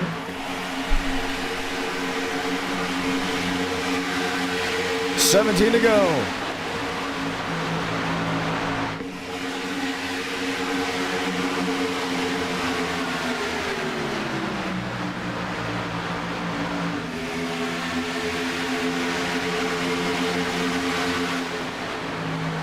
Glick 3 wide. Runs wide, still a Schmidt. That's the SKS team. Wilkerson stuck in the middle with Donskoy. You see Bianco trying to make a move around Joseph Armstrong. Just not able to make it work. Joe underneath. Wilkerson to cover. I almost got turned for it too. 16 laps to go at Daytona.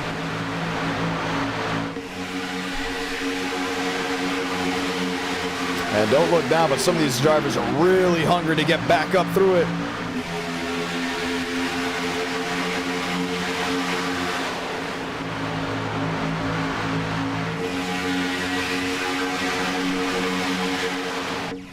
Chevy underneath and Wilkerson still being shoved. Donskoy second on the outside lane. He's with Joseph Armstrong. Now Joe's able to cover. Oh, thought differently. Jumps back to the outside with Yaroslav. 15 to go.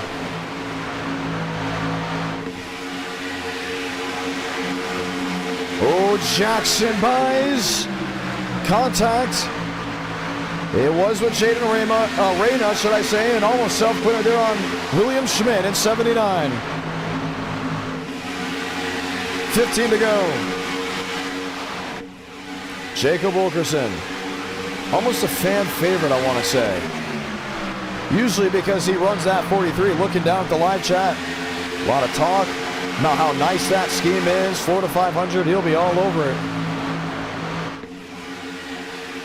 Joe topside, shoved by Walker. Mosteller right with him. And how about that? Just when you thought Daniel Mosteller was out of this race, due to all the cautions, he's back in it. Most with an opportunity. Trouble, Donskoy. Outside wall. And destroys his right front. He'll drop on back. Everyone else continues on the train. Here they come. 3 wide for the race lead. Armstrong to the inside with Wilkerson.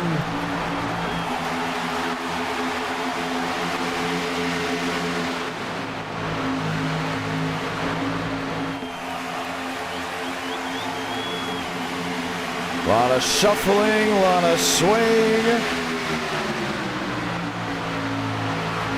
13 to go.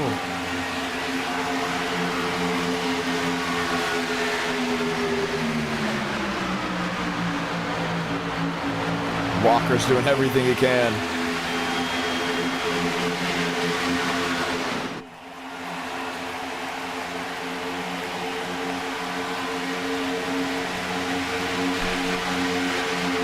Three wide scuffle. There's Walker now in P2. Carlos Truther there in third.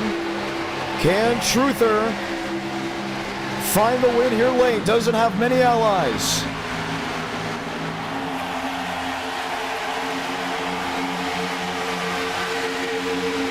Inside lane he goes.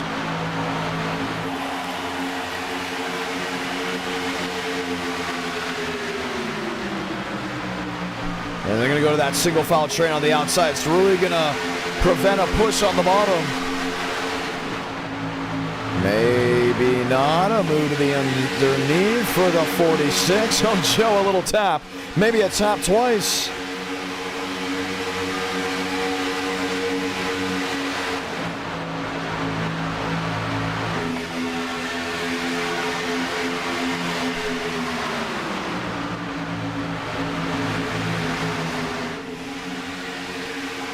What to do, what to do. 11 to go.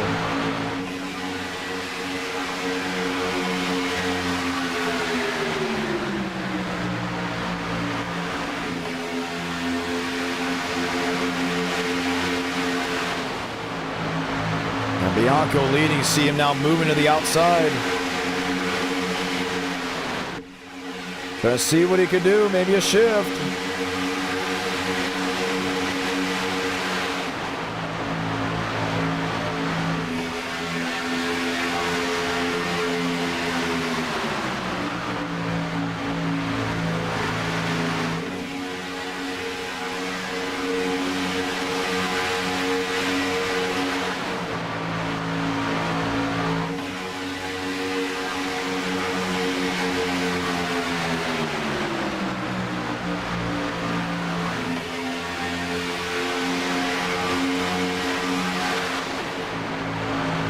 Walker's got the edge on the inside now. That's with Joseph Armstrong. Able to see him push. Two groups. Main group in front, second group in the back, praying for a yellow. Nathan Scott in the middle. He will now get help with Jackson Mize.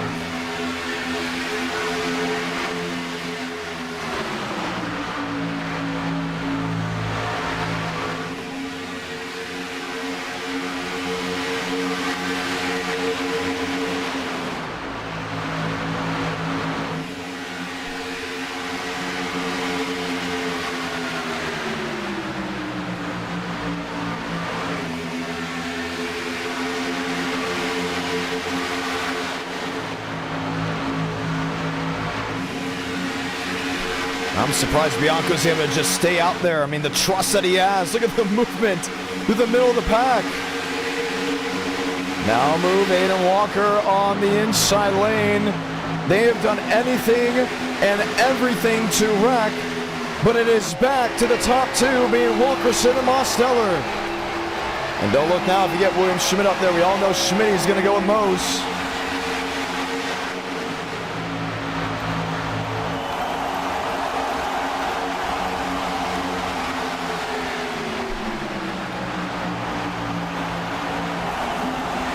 William Schmidt on the bottom.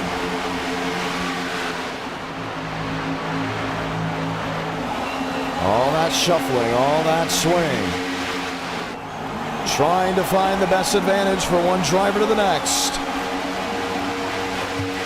Walker's back 2 by 2, just to think he was leading a moment ago.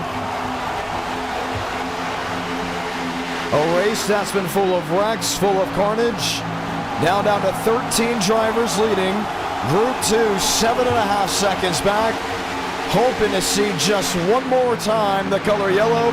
Armstrong up the middle. He's got Nathan Scott.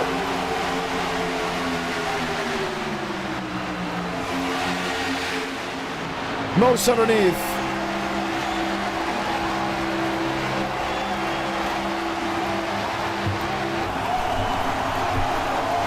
And now Schmidt and Mose together like they were just in the duel. Trouble. Scott goes around, and so does the 93 of Ada Walker. 2-car spin, Chase Crawl as well. That's in the grass, off the racing surface. Now more of an impact than the caution will wave. And it completely separated this group. It will restart us with maybe 5, 4, could even possibly be 3 laps to go. And that second group will get the wishful love of being a part of the race to the checkered flag.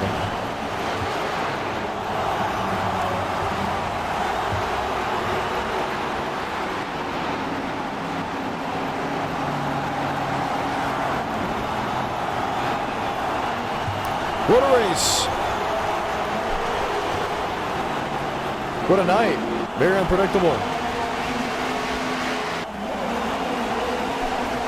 Watch again, middle of this group. Buys gets into the 46. And it really separated these guys.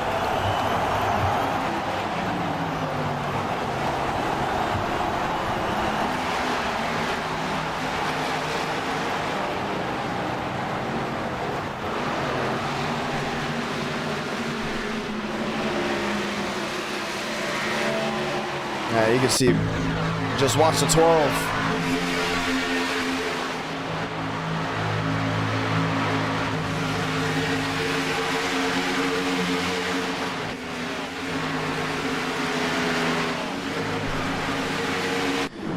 Field back to a standstill. We talked with Scott. You'll now most definitely have to go to the rear.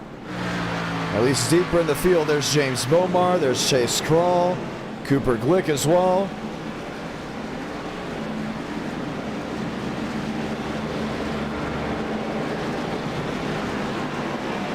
And pit road will now be open with 5 to go.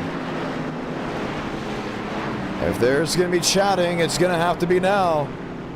For some of these drivers, Carlos Struther, a part of that group, wondering if he has what it takes to possibly go to victory lane.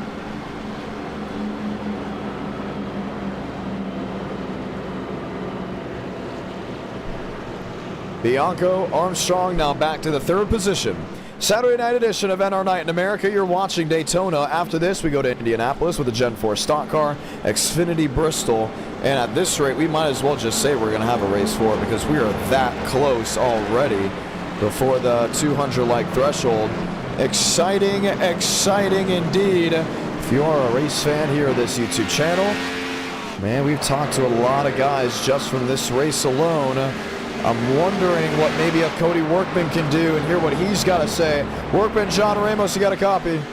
Hey there, what's up? You got a lot to work with in these closing laps. You're going to go from 15 possibly to the lead if you can indeed do so. How are you going to do it? Oh, well, we've been having to repair about 6 minutes worth of damage by stuff that completely hasn't been our fault, but we are fully repaired. We're going to go.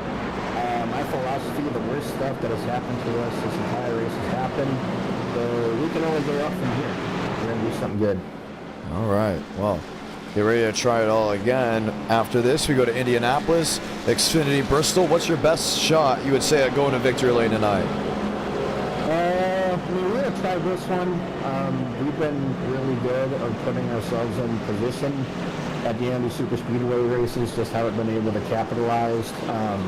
Less so my mistakes as of recently, more so of just being caught up in other people's mess, but I think we got a good shot to get up here, and Indy seems to be one of those random tracks where, I didn't think I'd be that good, but we got a decent shot. So definitely these first two, we're going to try and put this in. All right, going to be fun to see. Lights off, top of the safety truck. You got an opportunity. You may have another opportunity, depending on how we restart this, but it'll be a 3-lap dash to the checkered flag. That was none other than Cody Workman as we get ready to line them up just one more time. It has been a drag of a race. The flow has been off, but nonetheless, a winner will be crowned within the next 3 laps.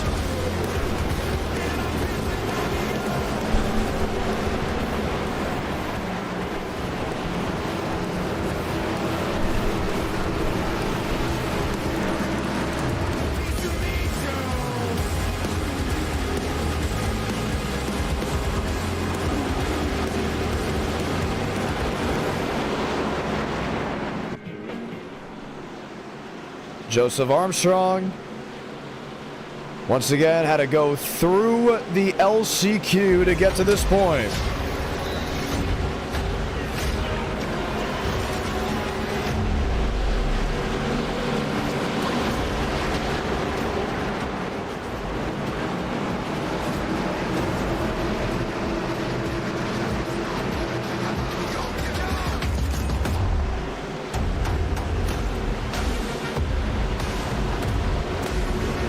Time to go green.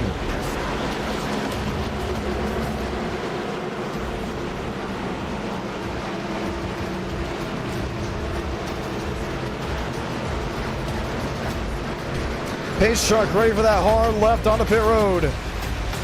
And the crowd comes back to life. Do we see overtime? Do we see the checkered flag?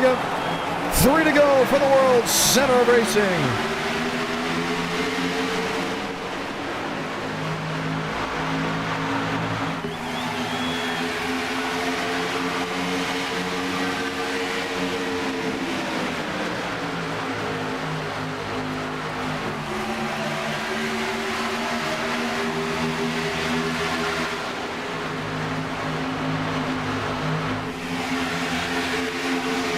Armstrong has the shove to the back end of the 87.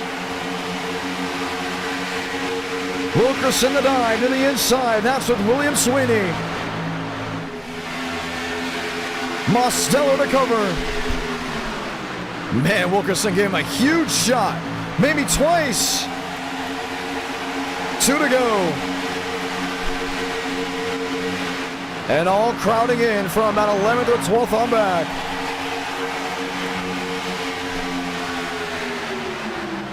Can they make it work? Can they get it to sit?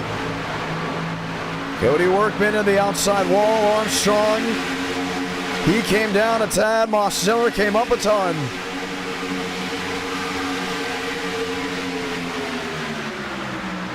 Bianco P2. He's got Clemens.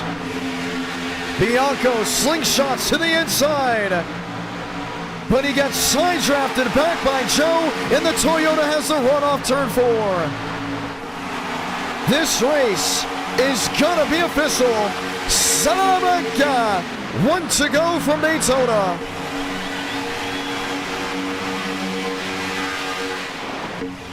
Armstrong outside, he's got Clemens. Moves down the racetrack, the side draft. Bianco out of shape.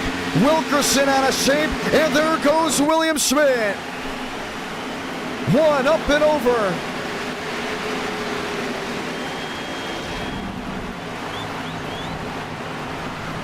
Multiple machines involved. Can Bianco close the gap to Joe? He's gonna get him. Looks outside, looks inside. It's gonna be a drag race to the start-finish line. Armstrong to block. Joseph Armstrong will cross the line first. Unofficially, we will review it.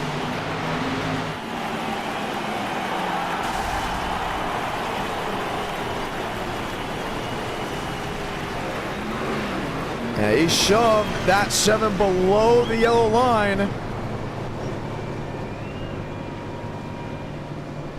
And we will see. It's not over yet for Maximilian Bianco, because we've seen it before. Look no further than Kyler Wynn when he made that move.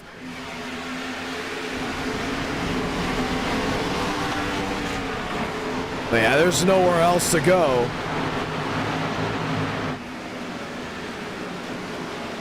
And it will be a quick review here in just a matter of moments. You see the wreck.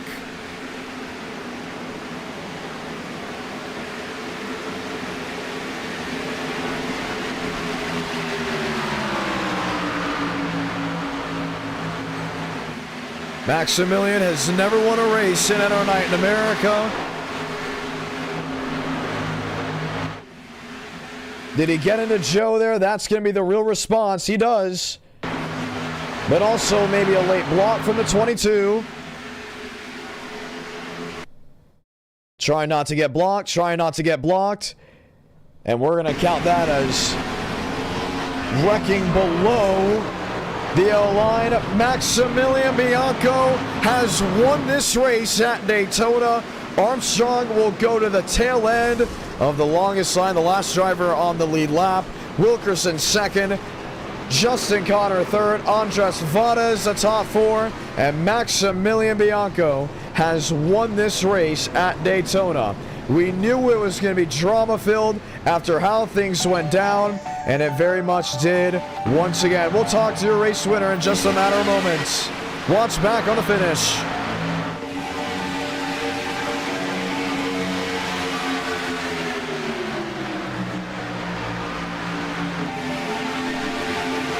There was the first one.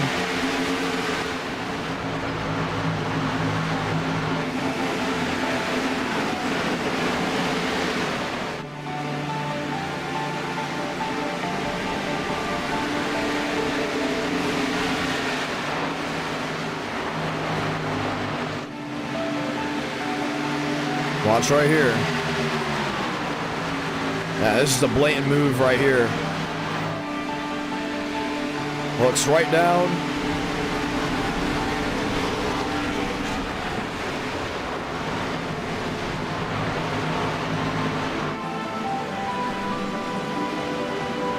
Maximilian walks away with the win. We don't see him anywhere in the live chat. So we'll talk to the driver who finished P2. And that will be Jacob Wilkerson. Wilkerson, John Ramos, congratulations on second. Oh man, I don't know how I saved that. I don't know if you saw that. We saw a lot. We saw one flying. We saw drivers all over the place. This was just one of those races, right? And it's one of those races where you say, oh, is it going to be like this all night? I wouldn't be surprised if we go to Indy and it becomes caution-free. But yeah, it was just, I would say, wild the entire time from really start to finish. In this case, for you, it ended up being that second place out, and the live chat was loving your paint scheme. Oh yeah, definitely. That was a very fun race, dude. Hope that was very entertaining to the fans, though I'm pretty sure it was, even though Joe kind of raced Matt's a little dirty, but second still good, even though I wish it was the win. But I'm still surprised on how I saved that in turn 2. I had 2 different saves avoiding that big wreck on the last lap. Wow.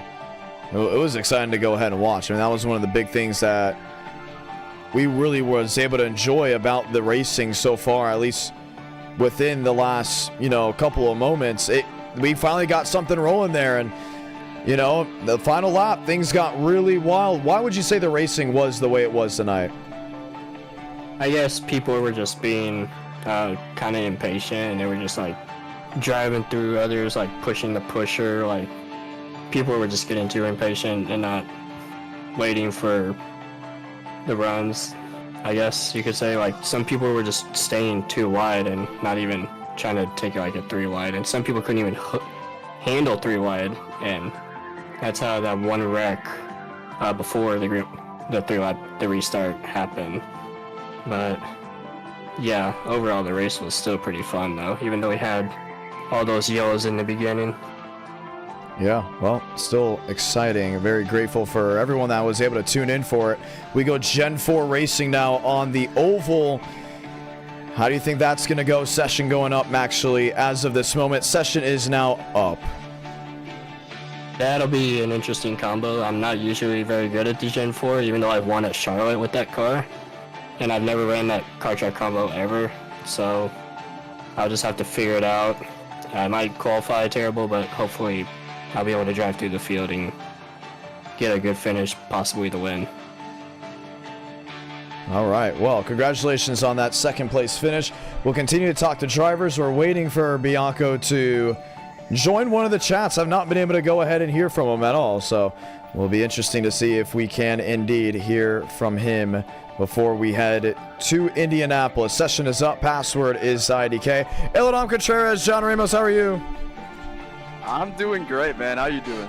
Well, unfortunately, you did not make your way through the duels, but you do have more races. Spoken that Aladon pack. Sorry. Keep. Bro, you got the mickiest win I've ever seen in my life, dog. We took it from Joe. No, we didn't. No, we did not. And Joe has now left this live chat.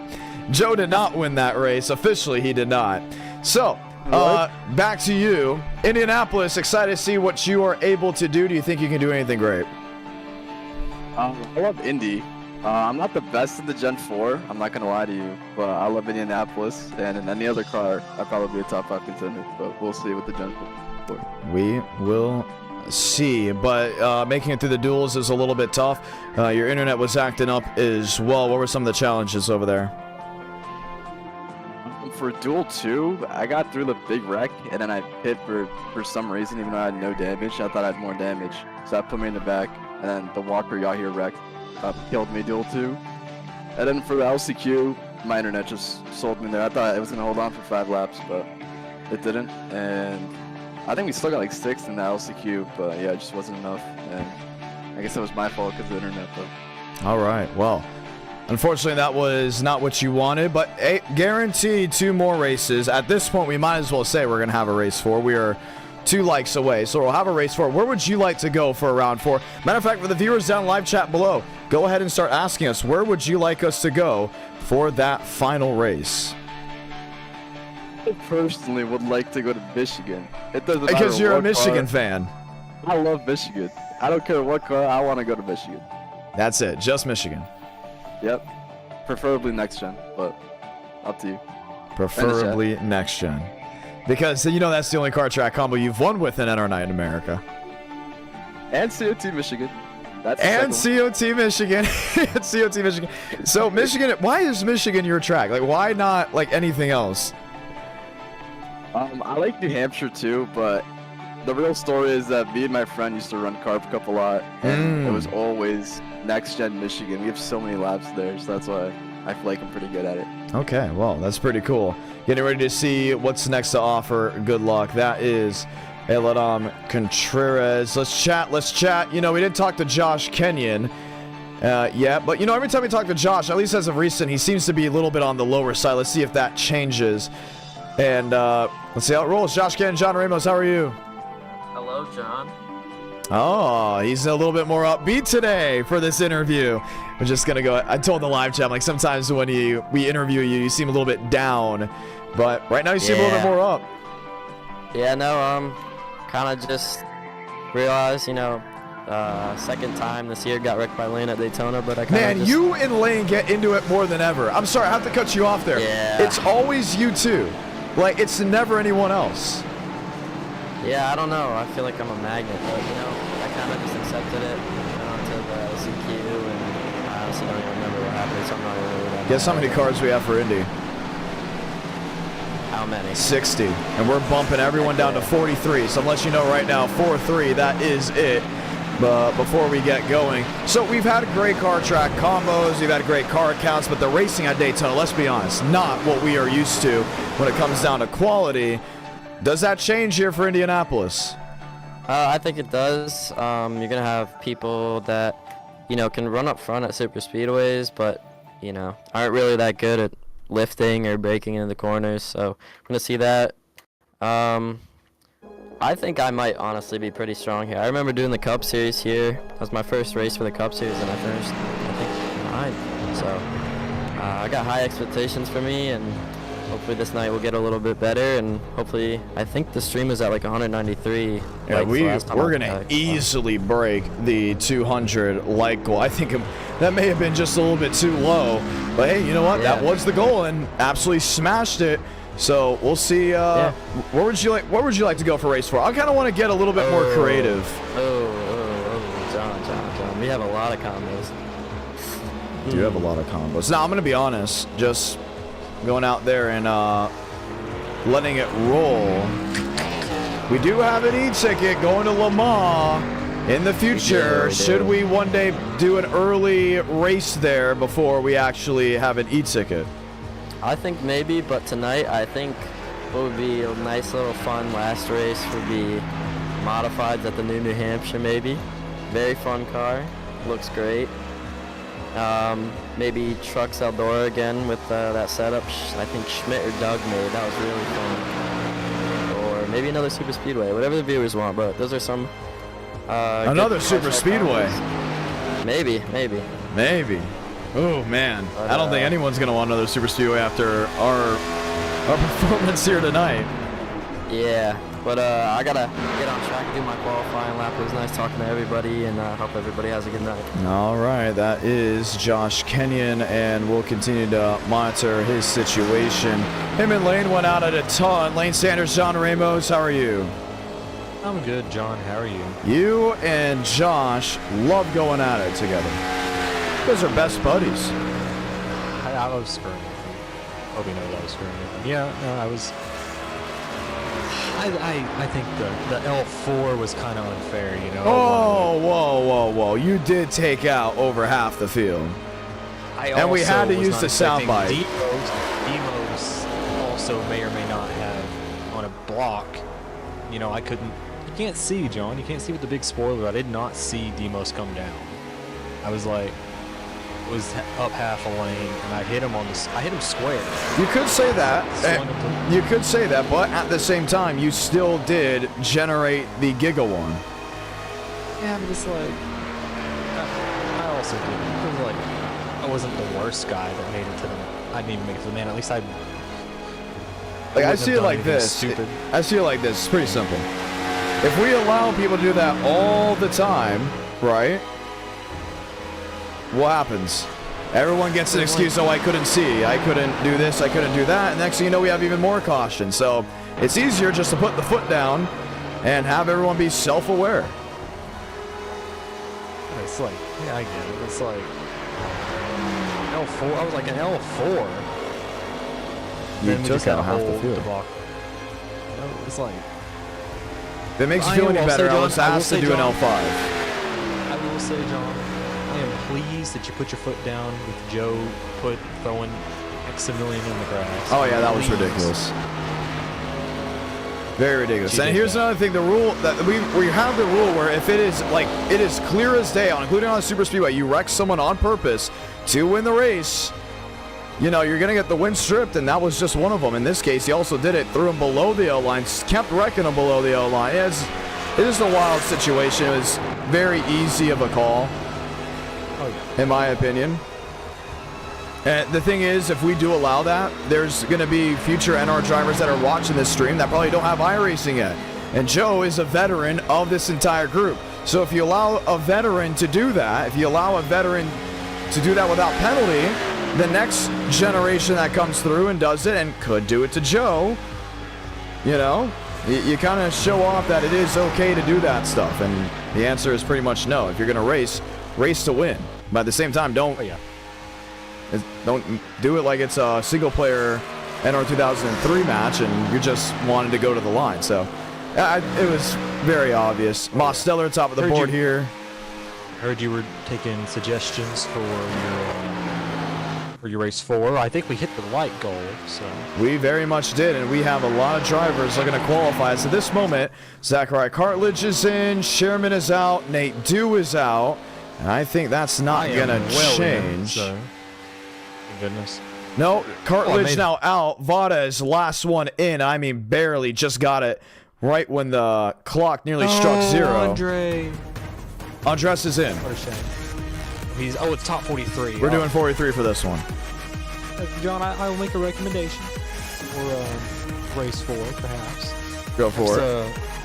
Perhaps a next gen New Atlanta at night, perhaps.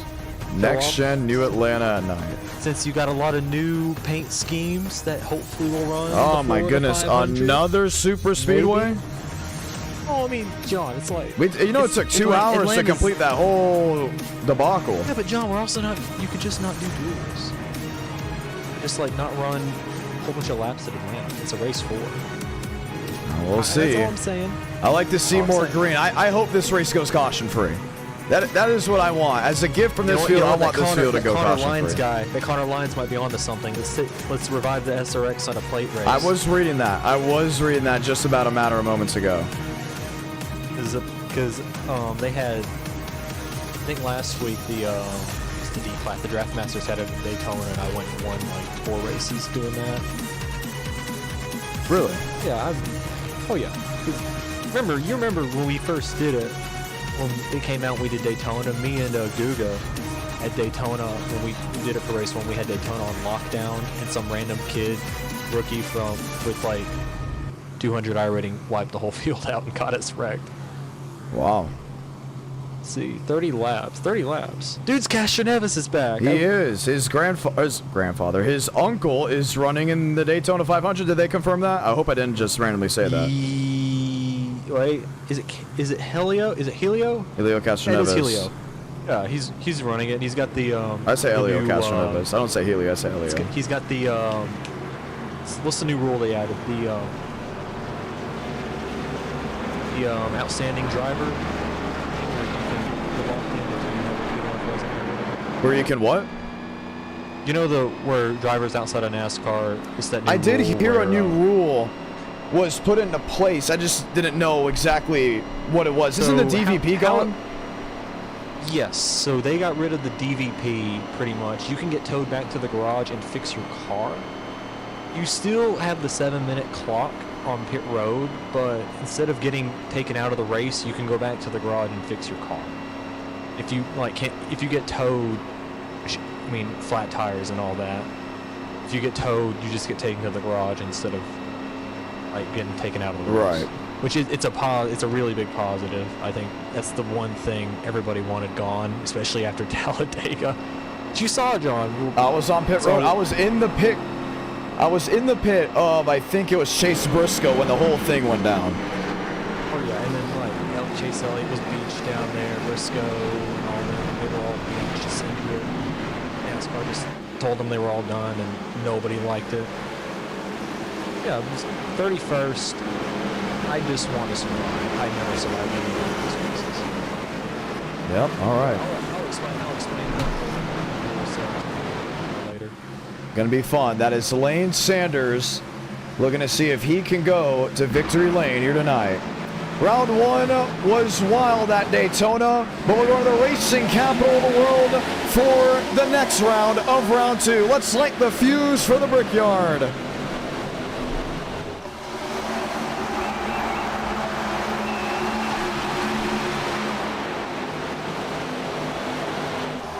Armstrong into second. Oh, crossover move already to turn 2. Washes up the speedway nearly into Mosteller. Most race leader down the long back straightaway.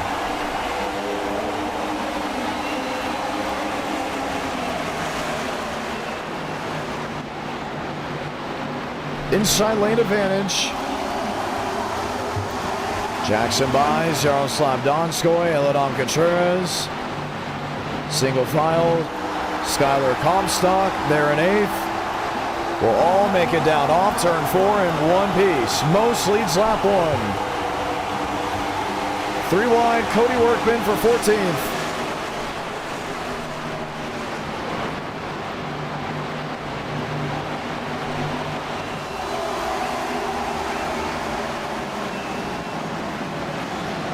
Contreras seeing what he can muster up. Josh Kenyon, he's in 15th. This is what it looks like.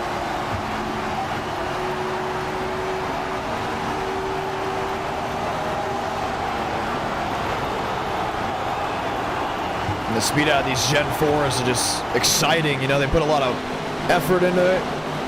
You see Donskoy just sideways down through the chute at 3 and 4. Wondering maybe what he can work with. One to the outside wall, a little deeper on. Kenyon. A block there on Adam Garza. And you're starting to see some drivers are racing others with the aggression, as in they're not too pleased. Not too pleased with what has gone on. Not too pleased with how they've raced each other.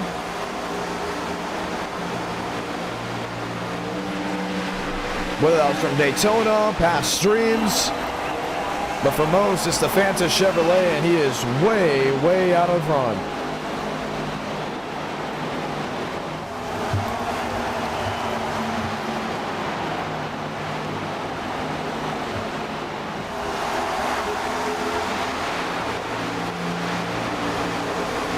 Joe 2 back. Nathan Scott there in 3rd. Remember, Scott won a race in the Gen 4. That was actually at the Kansas Speedway not too long ago, maybe a couple months, give or take.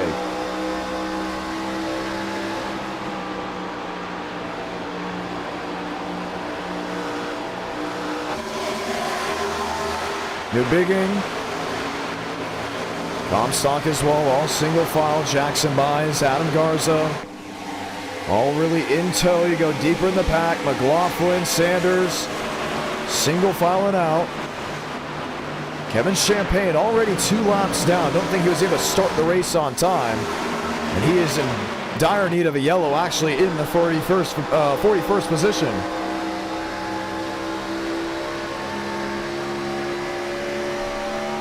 Well, Joe ended up being runner-up, or actually not runner-up, last driver on the lead lap for race number 1.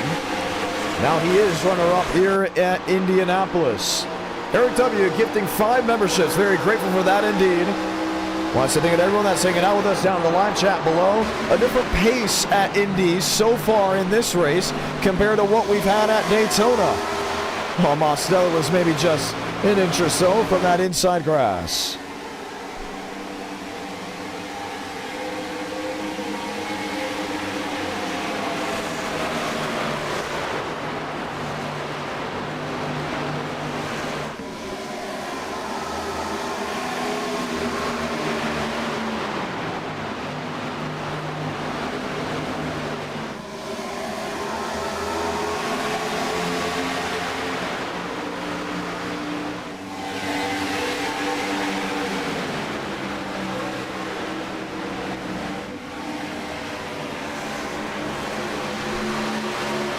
Walker underneath, Douglas Newbigging there, P6. And Jacob Wilkerson sits on now in the 7th position, all single file. And this is the type of pace you like, you know, the chaos. You saw it earlier in the race. Don't know if you really want to see it again. There's Jackson Buys, who has made a pounding to the outside retaining wall. He'll pull it to the side and bring it on the pit road.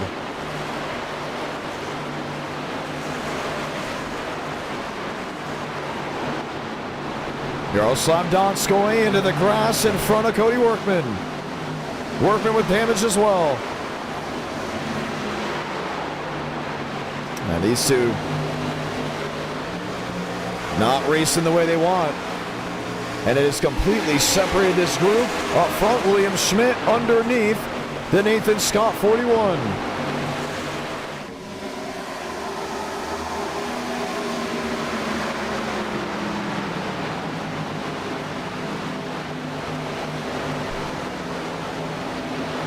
Scott underneath.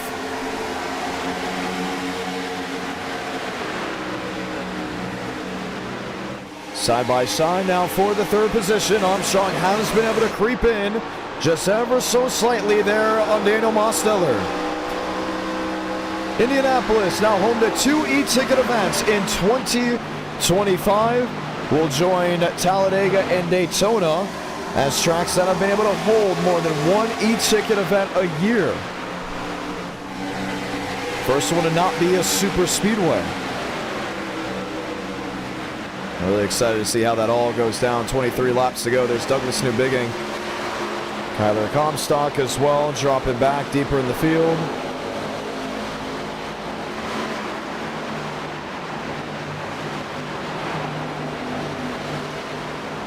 .23 laps to go. Comes to 22 this time by.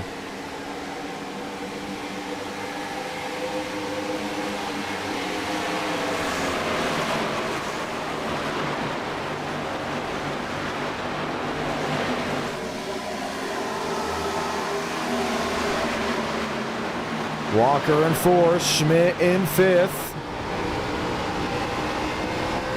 And these two teammates, they've raced hard before.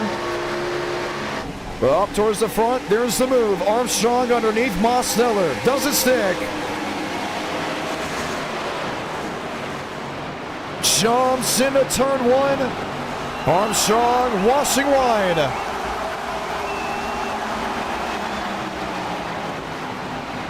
Just able to take a spot away from the 87. Now Mosteller wants it back. And you get it.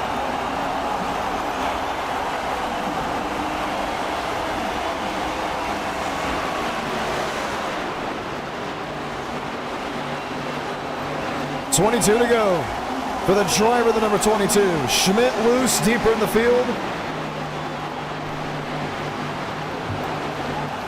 Just saw what happened with him. I don't think most will be able to get him back. Maybe I've spoken too soon. Closes the gap to the Toyota. It gets within a 9. And look at just how strung out this pack has gotten. That's what's so cool about Indy. You know, when you go here in person, just look down that long front straightaway and you ever see different battles taking place, whether it's for the race lead or it's deeper in the field. Going to the Brickyard 400 this year was one heck of a treat. One car inside sliding, that was the 48. Out of harm's way from the race leaders. Just not sure if he can get him. He's got the hope for Joe to get a little more loose than what you just saw there. Indianapolis, 21 laps to go. This race so far has gone caution-free. Now, does it stay that way for the rest of the running? Who exactly knows? It's still very much unknown. And man, what a run we've had so far. The top two really stuck together. Douglas Newbigging, Sean Rowe. Newbigging underneath the 99.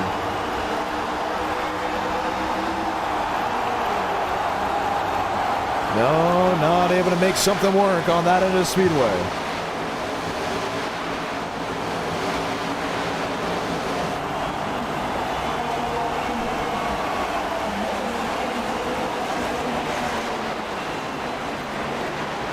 Wilkerson.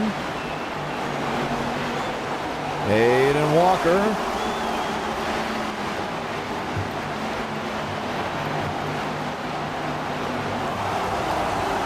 No sluice off exit. Still within a 10th and a half. So these two are going to be very tight-knit together for quite some time. You just saw Josh Kenyon for 13 come in view. A little deeper on, you're starting to see the action. Carter Kingsley, Cody Workman getting into each other. Workman this time to the inside. Maximilian, who just won his first ever race in our night in America, now toe-to-toe with the wounded 81.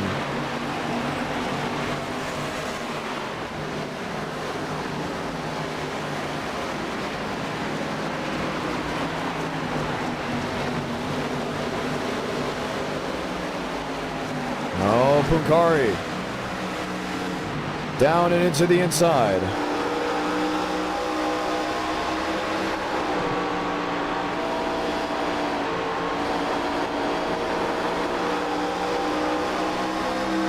Most is there.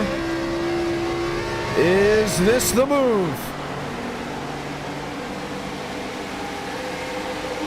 Does not jut online.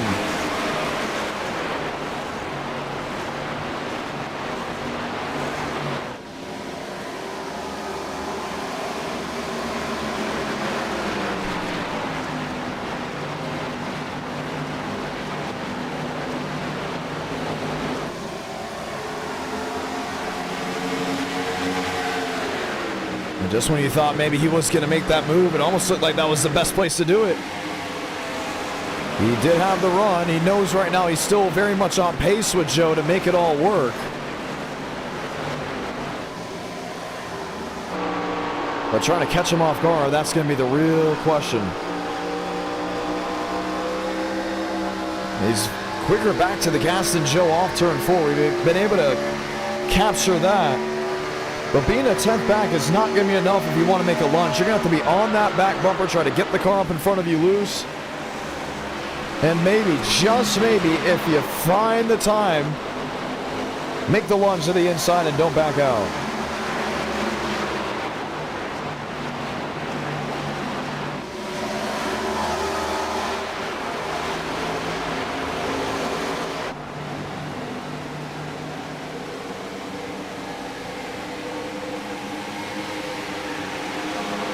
Looking, peeking, wondering.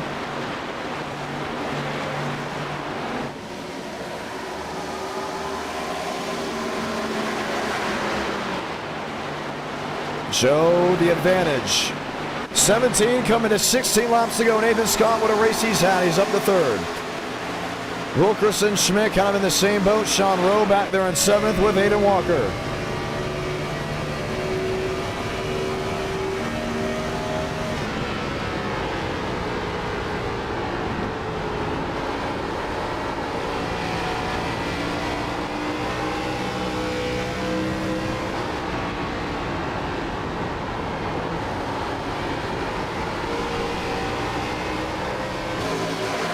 Back to the gas. Multiple machines either deeper in the field, trying what they can. Dean Brummett. Single file. Don scoring. Castro Neves. Kevin Champagne underneath a couple machines. Schmeeker, Chase Crawl. Aiden Walker. Toe-to-toe with Sean Rowe, but Rowe's coming to pit road, and we are in a position where some drivers can make it possibly on fuel, while others cannot. Keep that in mind.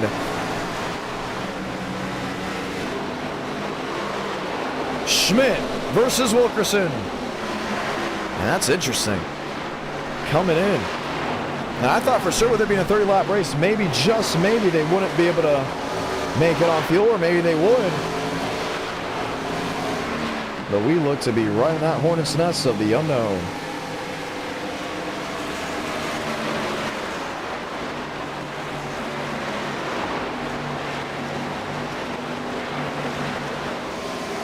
Half a second.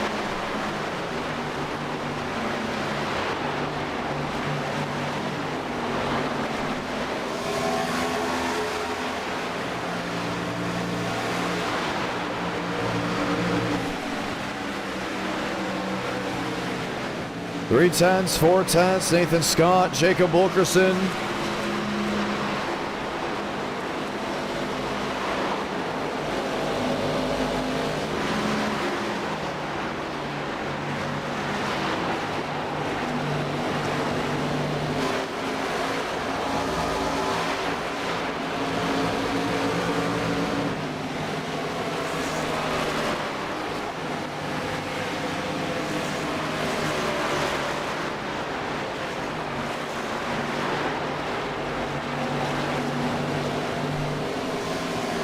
There's Mosteller in second.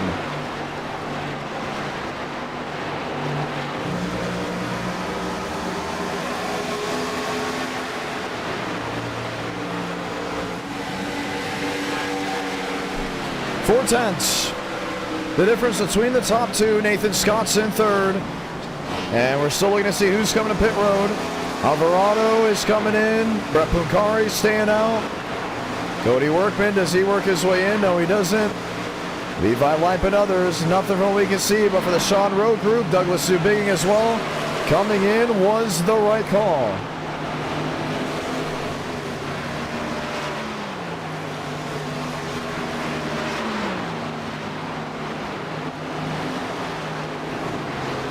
Garza and others, no, they're not coming in.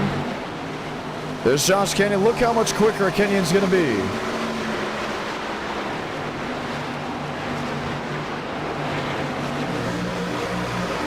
Mose is in. And the strategy is in effect. He will undercut that of Joseph Armstrong. If he can get out of the pits just before Joe, the style of this race will completely change just off this strategy call.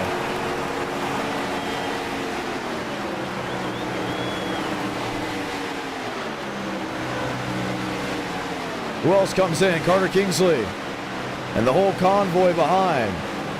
This is the must-watch moment. Here's Joseph Armstrong. Here's Jacob Wilkerson.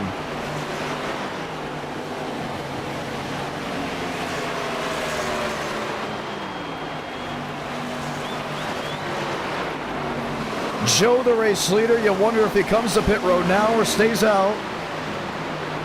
You would think he would have to come in. I think he's doing just that. Armstrong to the pits. And Wilkerson will join him. All eyes on who is going to win with what.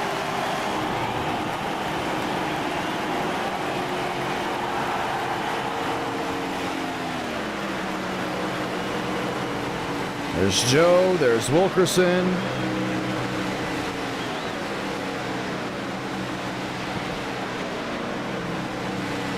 They're both in. Where is Daniel Mosteller, you may ask? Mose is there. Nathan Scott got out in front of the 87.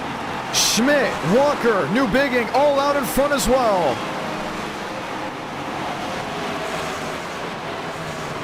And they will beat Joseph Armstrong off of pit road. Hold your breath. I don't think so.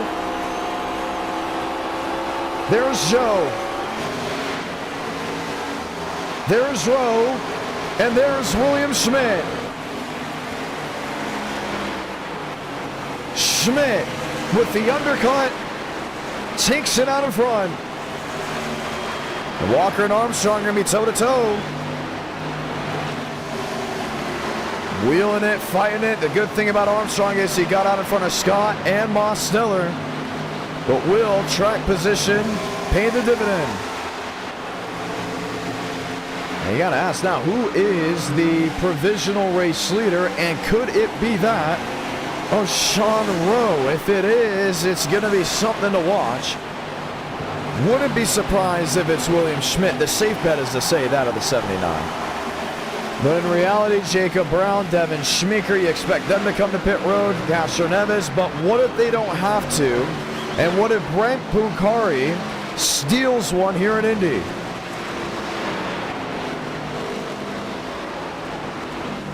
Well, let's go ahead and look at the inputs here, left side of your screen. Now on the gas. Speed difference, well, there will be a speed difference. Sean Rowe.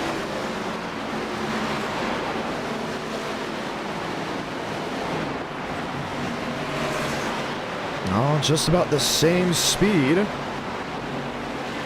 So if Puncari is saving, it can't be by much. And Armstrong still has not found his way around William Schmidt. 9 laps to go.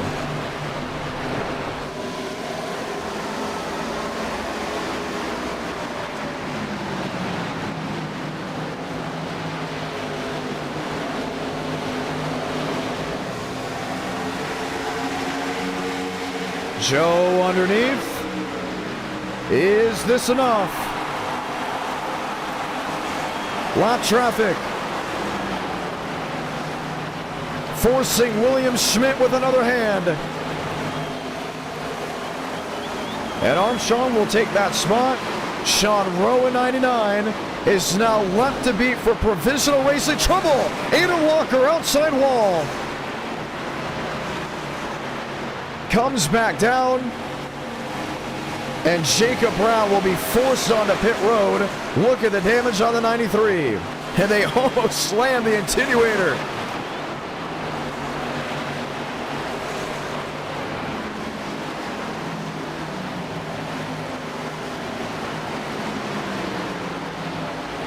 So Walker will hold on. Punkari is yet to pit. This is now 8 laps to go, and look how slow he's going. And his goal is to make it to the end. I think same with Everett Couch.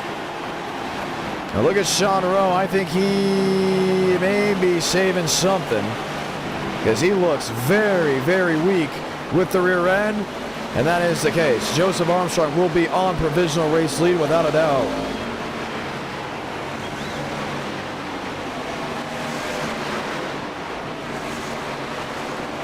Rowe to the inside. Oh, maybe he won't give Joe the opportunity to turn one. Joe's going to go just around the outside and say, thank you very much. So Joe's got to make up 11 seconds in 7 laps.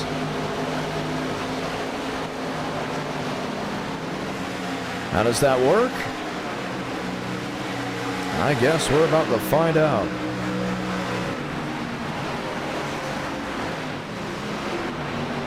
Workman P3, Clemens P4, he's right there. Bianco, Miles Davis. Still Dudes, Castro Neves, Devin Schmeeker. And Armstrong now 10.5 seconds back. If you're Brent Pucari, you can't save as much as you want, because it is not over for him. Everett Couch might be in that same boat. There's Cody Workman. Workman's been fighting a wounded race car for quite some time.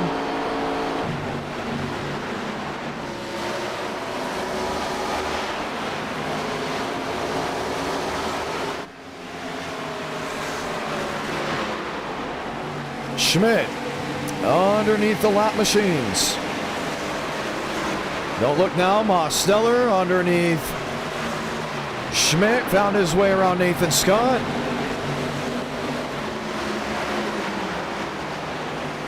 And this near caution-free race has been something to watch. The strategy has been very interesting.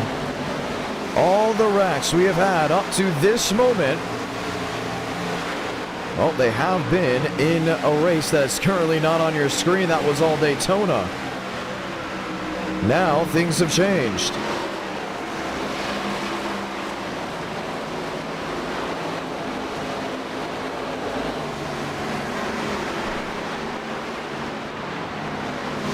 Four to go will be this time by. Ross sitting and waiting. There's Workman. Loose off corner exit. And he's got Armstrong right with him. It's going to be about if Pucari can bluff, but don't look far. Mosteller's on the scene.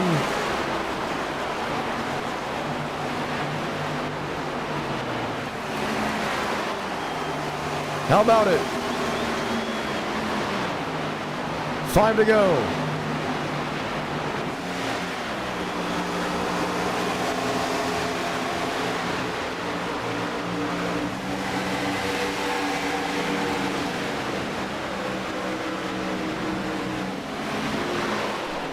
Pucari.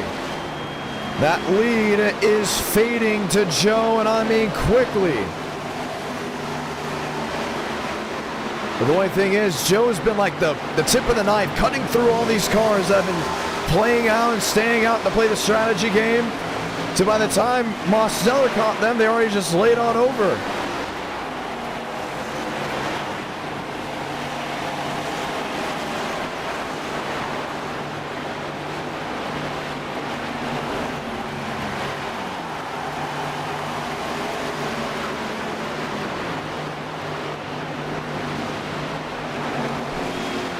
Three to go. Pucari is in. And Joseph Armstrong will take over the race lead. The 35 bluffs. And the 22 is now the race leader.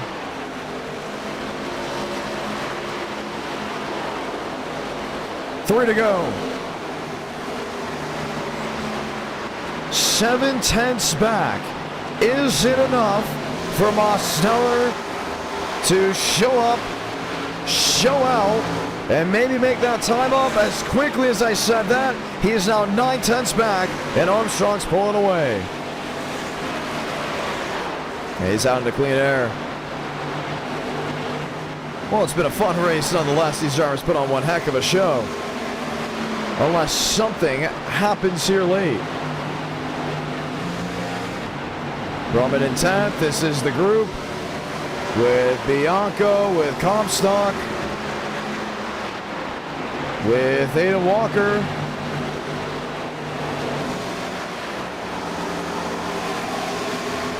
And should we say it's really the last cell of machines that are all kind of tightly knit. Bianco to the outside wall.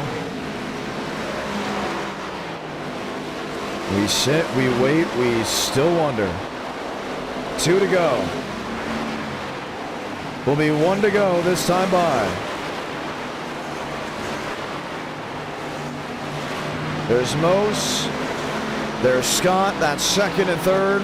We went to Daytona. You couldn't get enough of the wrecking. We came to Indy, and we're going to see a caution-free race.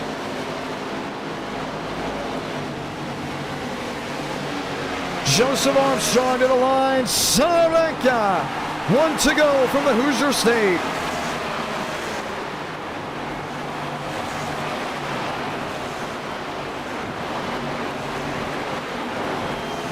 Gets through 1 and 2. Easy in, easy out.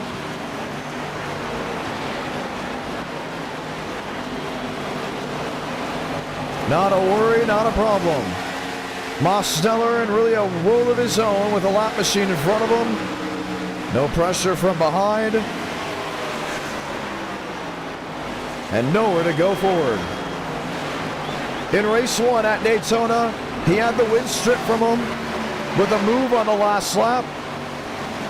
That put the second place driver in jeopardy. Today, he'll go to Indy and run a picture-perfect race.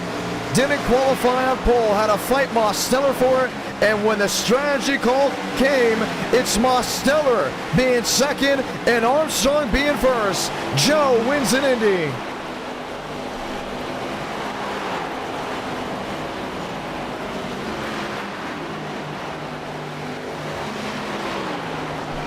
Scott third, Schmidt fourth, Sean Rowan fifth. And we'll go talk to your race winner.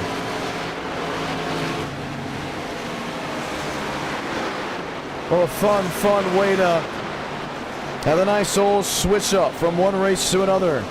Caution free. And he was easily able to make it work.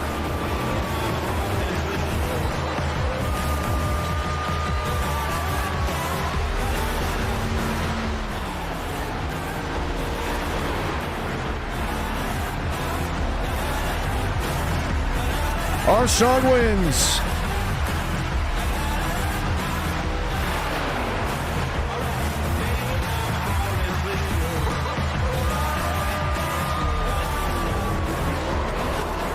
And our night in America, fueling victories all year long. As the 22 getting it done.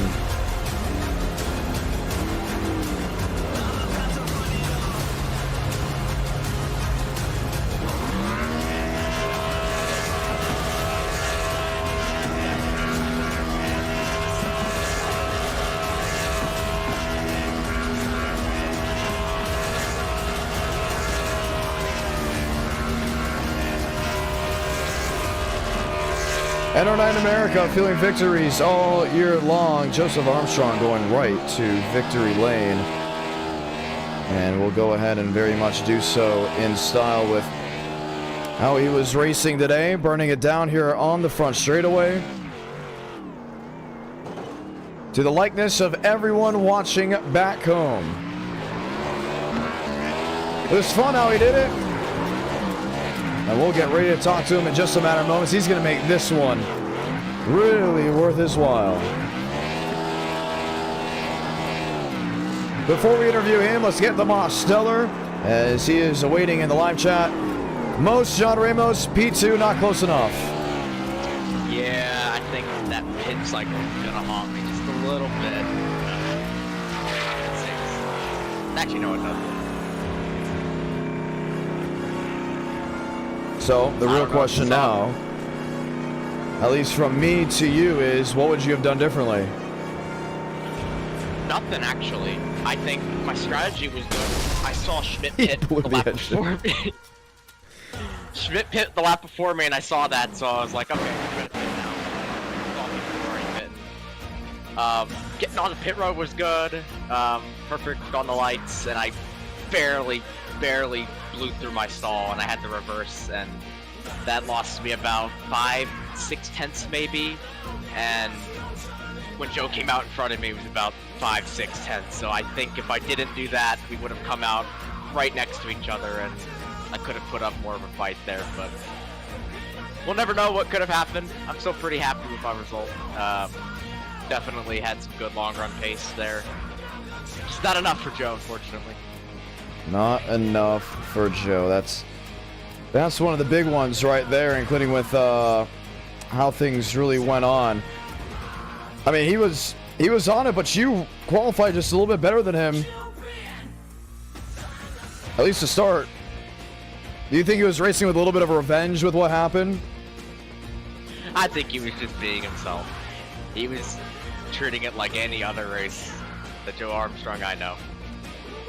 I wasn't worried about if he was going to do anything to me. I knew he was just going to be hard, be aggressive, like he normally is, and we had a pretty fun battle there. Kept him on his toes the whole time. Again, just not enough, unfortunately. That's the second time I finished second to him at this track. That is. Maybe third time's the charm, whenever we do it again. Oh, maybe it is. You just never know. Well, congratulations on at least being up inside the top 3. We're going to go talk to your race winner here, and you may have to untime him out. Yeah. Oh, okay. I think that's one of the things we may have to go ahead and do. That's why we have not been able to talk to him. We may go ahead and grab Nathan Scott here in just a moment, being P2, and that's what we'll talk to. Scott, John Ramos, how are you? Or P3, should I say? Hey, I'm chilling. Hey, that was a good race. Completely different style of race from what you had at Daytona. It's crazy how this is just how NR is. And if you race for a little bit longer, you understand that it can go from war to pinky up to a mix to pinky up and then to craziness. And I think we saw that tonight. I'd say so. Well, at least within the first 2 races. We're going to Bristol, so I mean, you can make your predictions as they come. But at least as of this moment, at Indianapolis, pretty exciting. What more did you need? I think I did all I could in that race. I just got super tight after pit stops, so I beat Demos out of the pits, and I was like, okay, this is my chance to go get Joe, but it just didn't pan out that way. I didn't take enough fuel to loosen the car up enough, so right.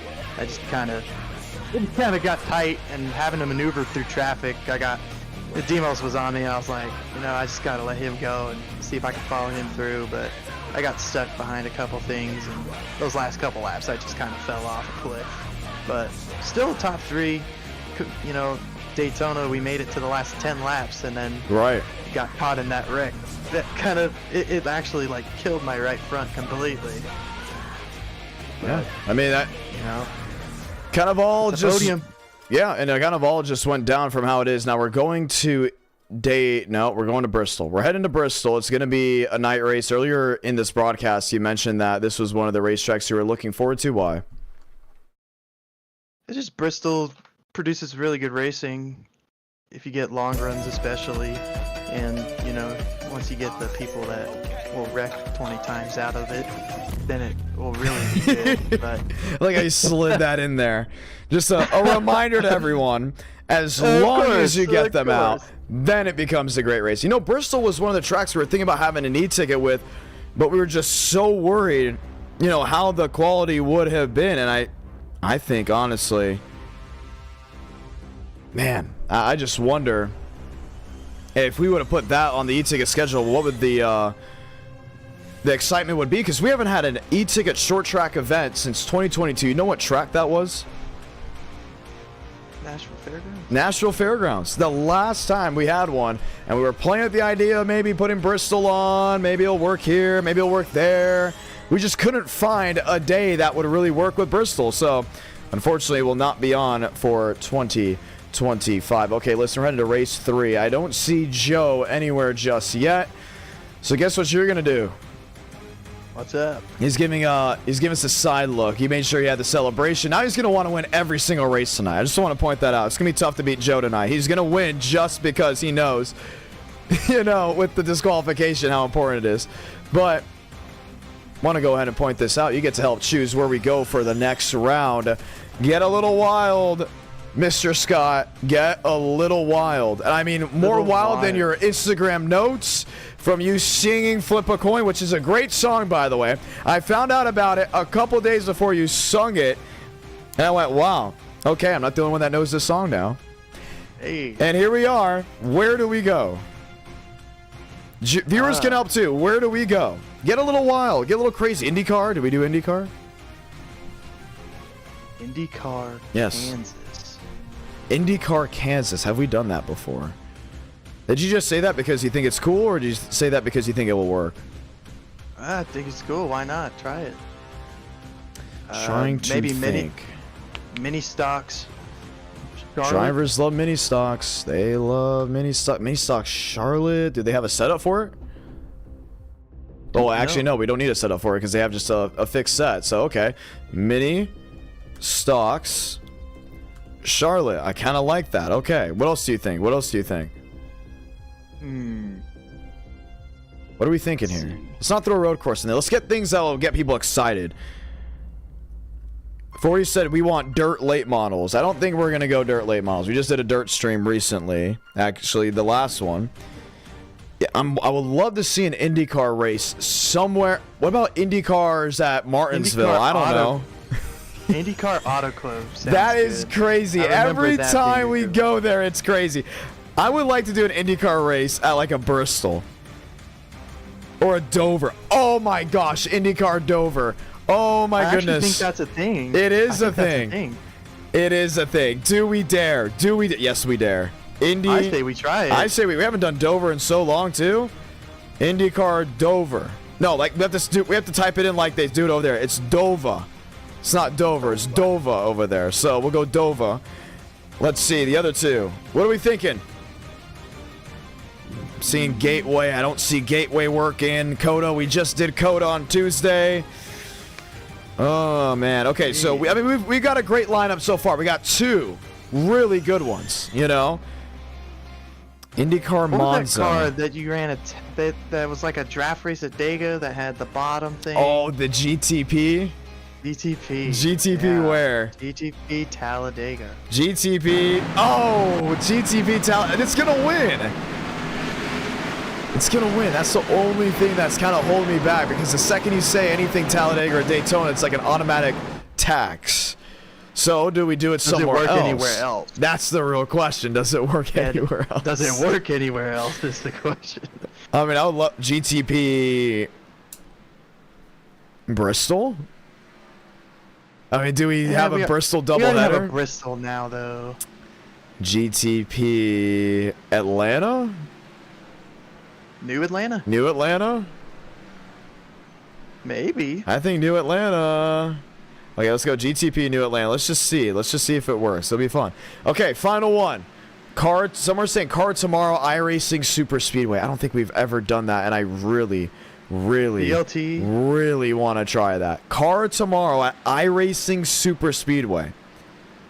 SRX. Do we bring back the SRX? Do you have the SRX? Terrible on super speedways. It is, but it has a really funny blowover physics.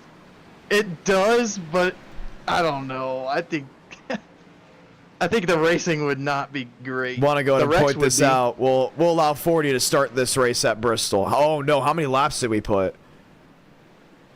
How many laps did we put on for this Bristol race? Did we only do 30?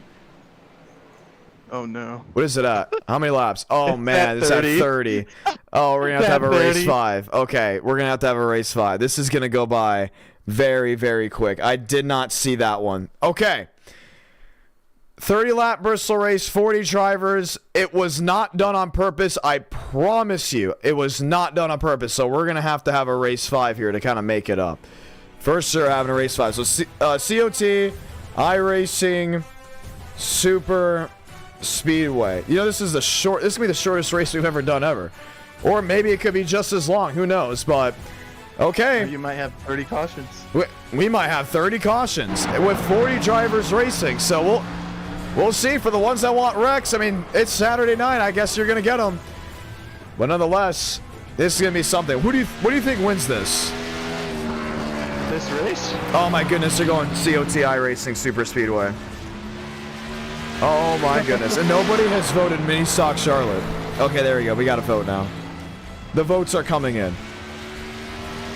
30 laps at Bristol. I'm going to apologize for this. We will do 30 laps at iRacing Super Speedway, so there's no point in changing it. But we will have to have a 5th race, and we will have viewers vote on it if that is the case. Okay, now how does your strategy work, Mr. Scott? For Bristol? Yeah, now there's 40 cars. Survival.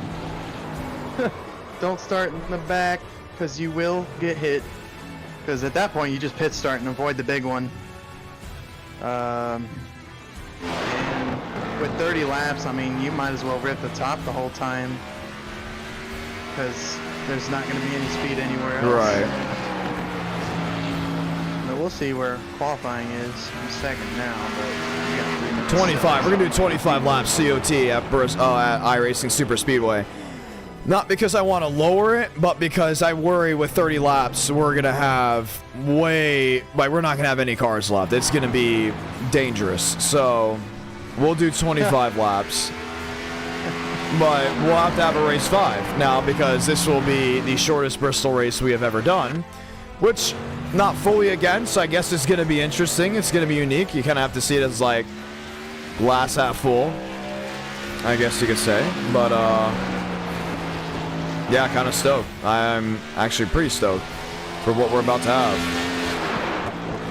Yeah, we get two more races too, so yeah. It could get more wild after that. It very much could, and that's what's going to be really, really exciting. All right, let's get ready to go ahead and rock and roll. Scott, good luck. We'll drop him back. And let's see. Who do we speak to before we get rolling? Now we talked to Schmidt. Nate seemed to be a little bit on the Nate side. No, we have not talked to Brummett. Let's see what Dean is saying. Dean, John Ramos, how are you? Doing good, Mr. Ramos. How you doing, buddy? Isn't this technically your home track? It's not the home track, but it's my favorite for sure. Okay, there you go. Now, unfortunately, it's only 30 laps here. Apologies on that. But we will have a 5th race to back it up. And it looks like we're going to iRacing Super Speedway, unless GTP Atlanta makes it up within the next couple of votes. Well, hopefully it's going to be iRacing Super Speedway. That would be ideal. Man, I did not get a good qualifying lap in at all. That hurts. Not gonna be fun trying to chase that one down, but it'll have to be what it'll have to be, I suppose. Yep. Yeah. Just checking things out. Just gonna send it for 30 straight and hope for the best. Yeah, you only and 40 drivers. That's the big outlook on this. So it's gonna be a bull ring. All right, it's going to be one fast bull ring, the Ring of Fire, should we say. I know Johnny Cash, that's Middle Tennessee, not East. But, hey, you got 1 minute to kind of sit down. Where do you think you're qualifying, or at least right now provisionally, where are you? Well, I'm looking to be starting about 8th. Definitely a little further back than what I'd like to be. Was second fastest in practice, so would have liked that, but goofed it up, buddy, and unfortunately that's kind of been the call of my night. Missed the Daytona race, and didn't qualify well at Indy. I don't know, man. I just have a hard time qualifying, I swear. All right, well, just a matter of seconds away, and we'll get ready to rock and roll. Grid them on up. 40 drivers, good luck, Dean Brummett, as we get ready to see what we have here tonight. All lined up, 2x2. They're going to grid on up, and we'll be ready to go green flag racing. So, yes, we will have a 5th race here tonight. How many likes did we get up to? Maybe. Oh, 239. We're closing in on 250 as well. Can we get 250 before we even see the green flag for round number 4? Only time will tell on that as we get ready to go green.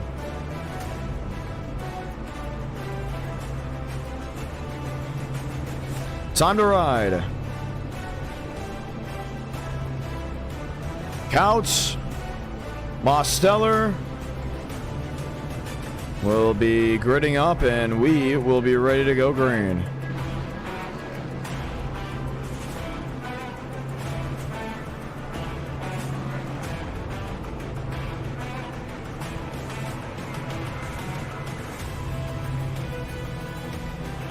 Two by two, Scott there in third, Joseph Armstrong there in fourth. All bearing any changes before we get rolling.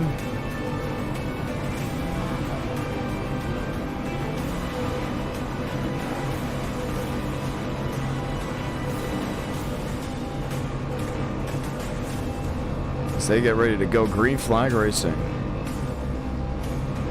Fun time to be on top of the pit box for some of the crew chiefs that'll be watching. Fun time to be in the booth and hanging out with us in the live chat, as so many of you viewers have already done. And our night in America, feeling victories all year long as we get ready to go green flag racing.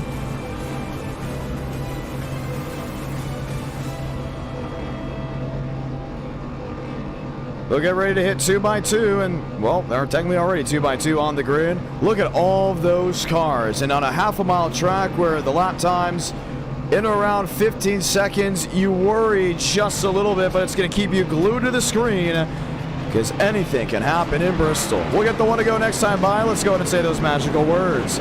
Godspeed, drivers. You are go for throttle up.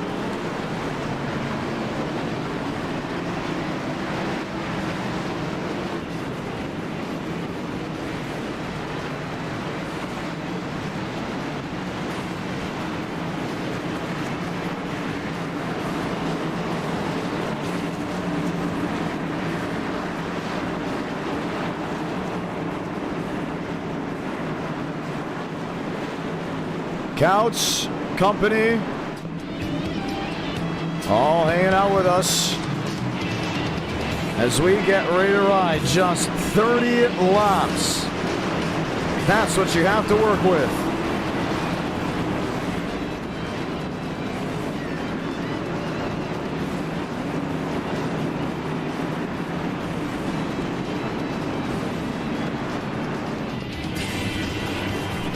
Pace truck ready to make that hard left on the pit road and scream out, it's Bristol, baby, because this is what 40 can work with.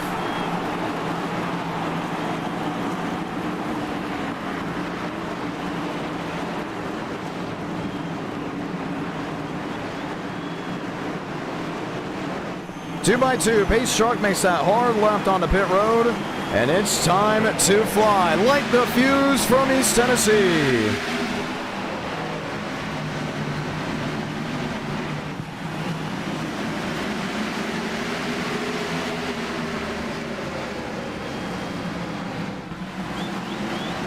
Mosteller on the outside, trouble deep in the field.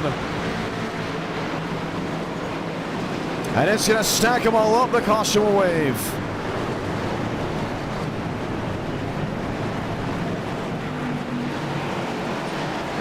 A lot of damage on the 09.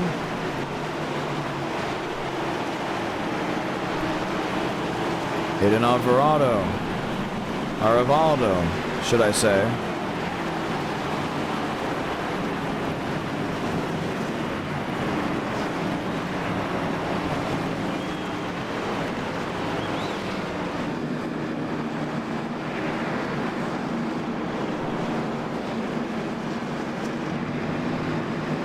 And that will bring the field to a standstill.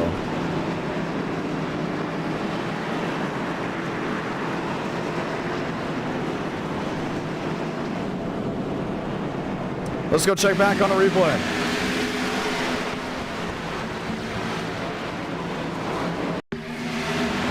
Actually, should I say from the start? That just all happened out of nowhere.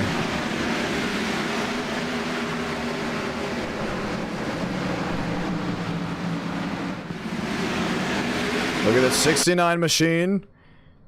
And getting loose on the bottom. Dovchenko had it just go right around.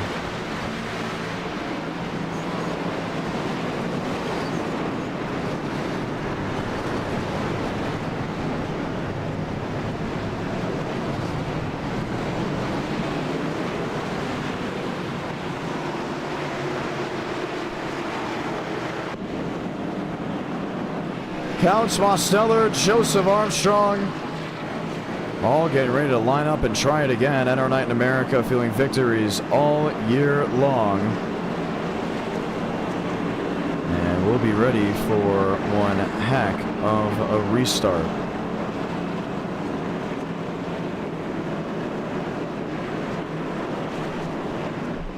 Orley, Garza, Lane Sanders, there's Sean Rowe, Jack Clemens, Brad Gutierrez. 2 out of the race, Rodriguez and Jacob Brown. The rest of them will be on pit road as we get ready for the restart now with 26 laps remaining. Counts versus Mose, Armstrong versus Scott, Schmidt versus Orley, and Brummett versus Walker. That will be the top 8. Basin versus Bird, Garza versus Sanders, Truther versus Rowe, and Willis will lined up with Oliver Quinney.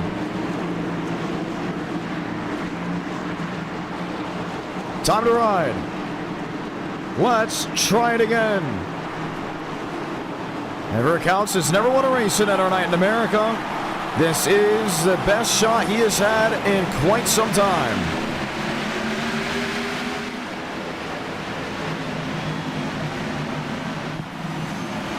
Mose on the outside, getting loose. But was able to make it stick. Counts, topside, race leader. Joe into the 28. Muscles him out of the way.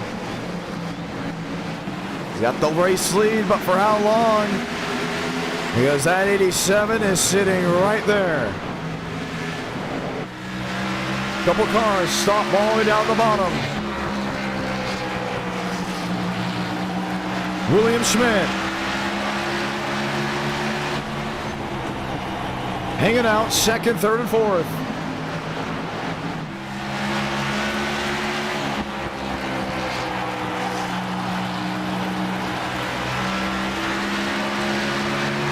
Joe trying to go 2 in a row. And with 21 laps remaining, lap traffic now plays the difference. 3 wide, Dean Brummett. Frank Orley.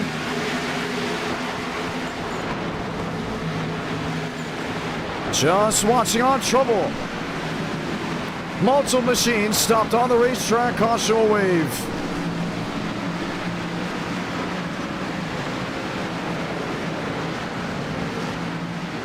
Walker.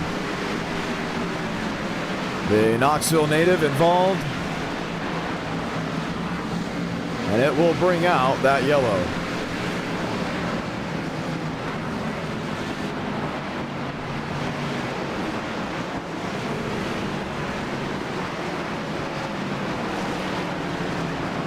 Question now is, how did all that transcribe? Let's see it.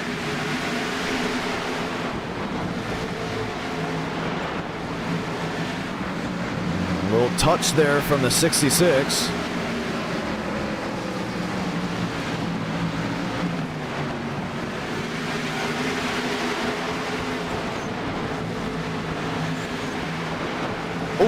Yes, because the 2 machines stopped on the bottom. Connor Murphy and that of Brandon Green.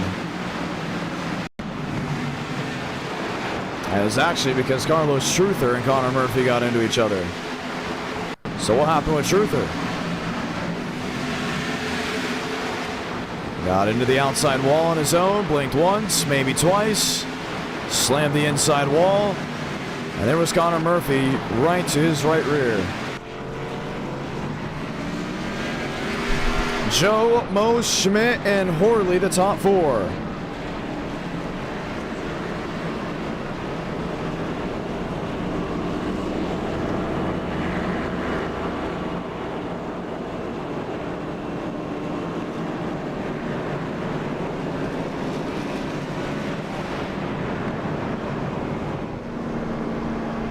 Mosteller in second, William Schmidt in third, Frank Horley in fourth.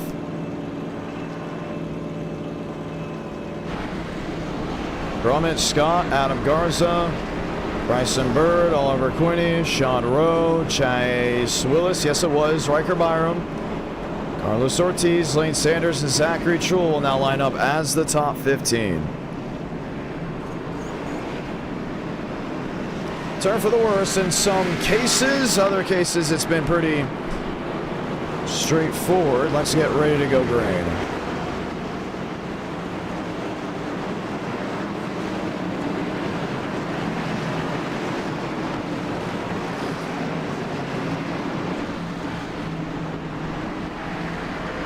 Toyota on the outside, Toyota on the inside. Ford Toyota, row number 2. Ford Chevrolet back in row number 3. The same lined up in row number 4. 2 cautions already in this race as the whole field comes right back together. Joe's won in overtime here before. Will we see it again? Overtime or Joe winning? You can answer that question. 13 to go.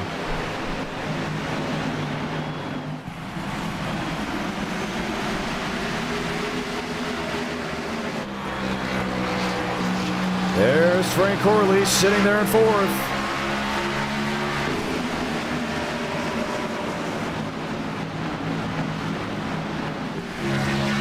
Osteller, William Schmidt. Joe holding on, but second and third still right on the cusp.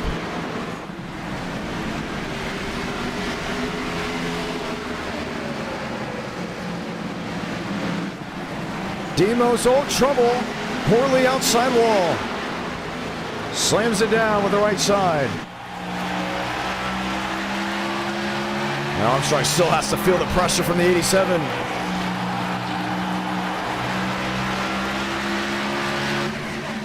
Nine to go. William Schmidt there in third. Top 3 in a bubble of their own. Joe versus Mose. Mose versus Schmidt.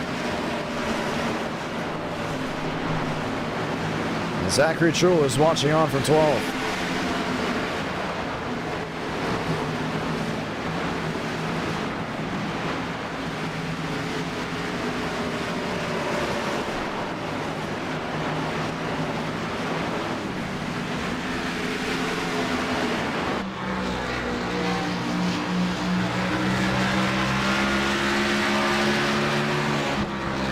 Seven to go. Is now 6 to go. And honestly, if the thing did not happen at Daytona, you could be looking at 3 in a row for that 22.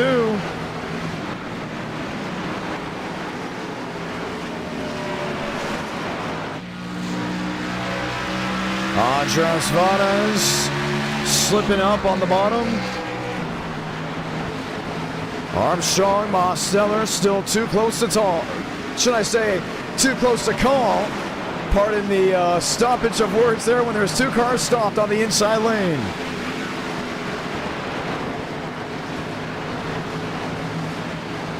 Three to do it.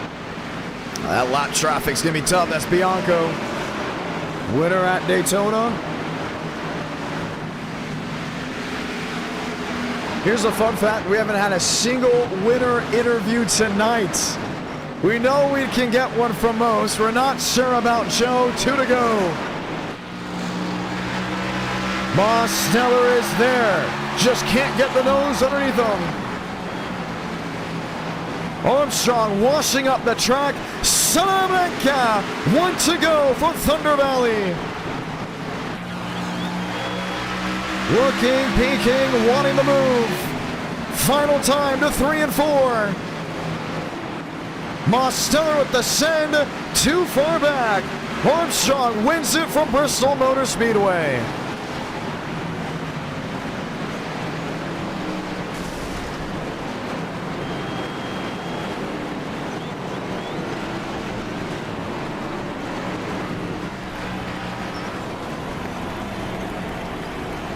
And he will burn it down once again. At our night in America, feeling victories all year long.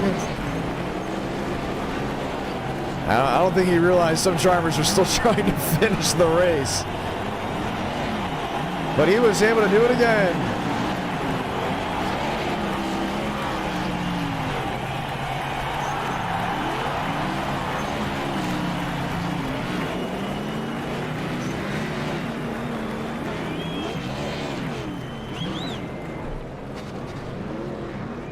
That is Bianco.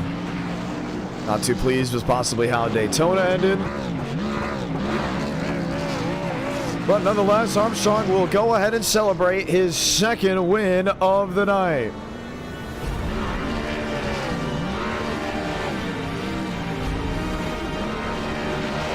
Where are we going for round number 4? Is it GTB New Atlanta or COT iRacing Super Speedway?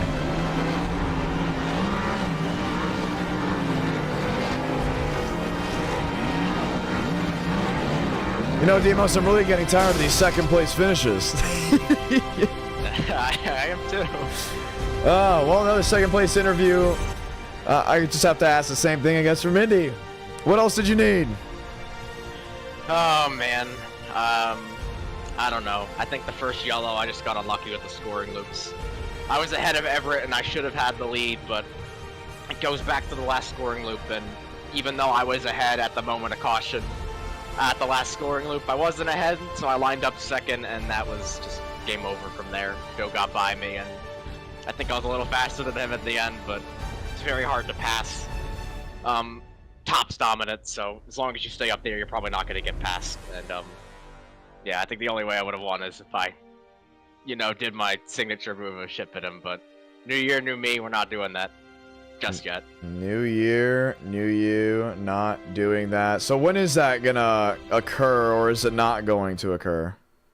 I've been working on, you know, trying to clean up my last lap annex because they make great TikToks, by the way. Yeah. Update here. Is TikTok going under? I believe so. Oh. But as I was saying, not to get political, but I'm going to explain why I'm not a fan of that. Oh, it's a selfish reason, by the way. Continue, because I know some people are going to go, whoa, what do you mean? I'm clean for 99.9% of the race, and on the last lap, you know, that's when I think almost every single wreck I have caused in my tenure of NR has been on the last lap. Wow. So this year, I'm just trying to work on, you know, racing my competitors a little more clean.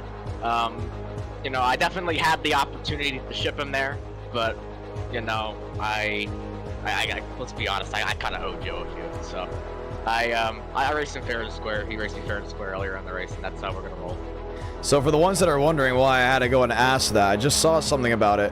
I have been using the TikTok shop as my go-to for, I wouldn't say off-brand, because obviously, Demos, you know, you're a big NASCAR fan. I'm a big NASCAR fan too.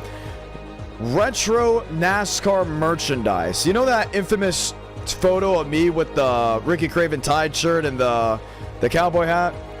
At Talladega, yeah. Yeah. That shirt was bought off the TikTok shop. And honestly, it fit pretty well. And I realized a little bit later, actually recently, when I got an authentic 90s NASCAR shirt. It was Jeff Gordon's official win shirt from winning the Daytona 500. A large in the 90s is not a large today. A large in the 90s is like an extra large today. So if I was living in the 90s, I'd be a medium, not a large. And for the ones that don't know what my build is, I think I'm now 198. Yes, 198, 6'1". So kind of just put that into perspective, and I work out consistently. And I was like, wow, this is a dress on me. And I recently got a cool purchase. And it is coming, I think, right before TikTok goes under. And it is a vintage 1990s Jeff Burton sit-go shirt. And it is a vintage Mark Martin Viagra shirt. Which is pretty sick. I love it. But, you know, you guys can have your opinion on TikTok. It really doesn't, you know, affect much to me, whatever your opinion may or may not be. I just really hope that it may or may not, or I hope it does not affect the the Mark Martin shirt because I'm going to need that for Daytona. I'm going to need the Jeb Burton shirt. I do have also retro NASCAR merchandise. If you guys want to hear my little stories on how you can get them as well, including for a cheaper price, I'll get into that in just a moment.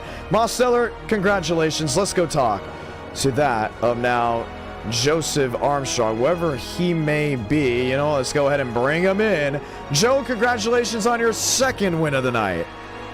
Third. Second. Thank you. I crossed the start finish line.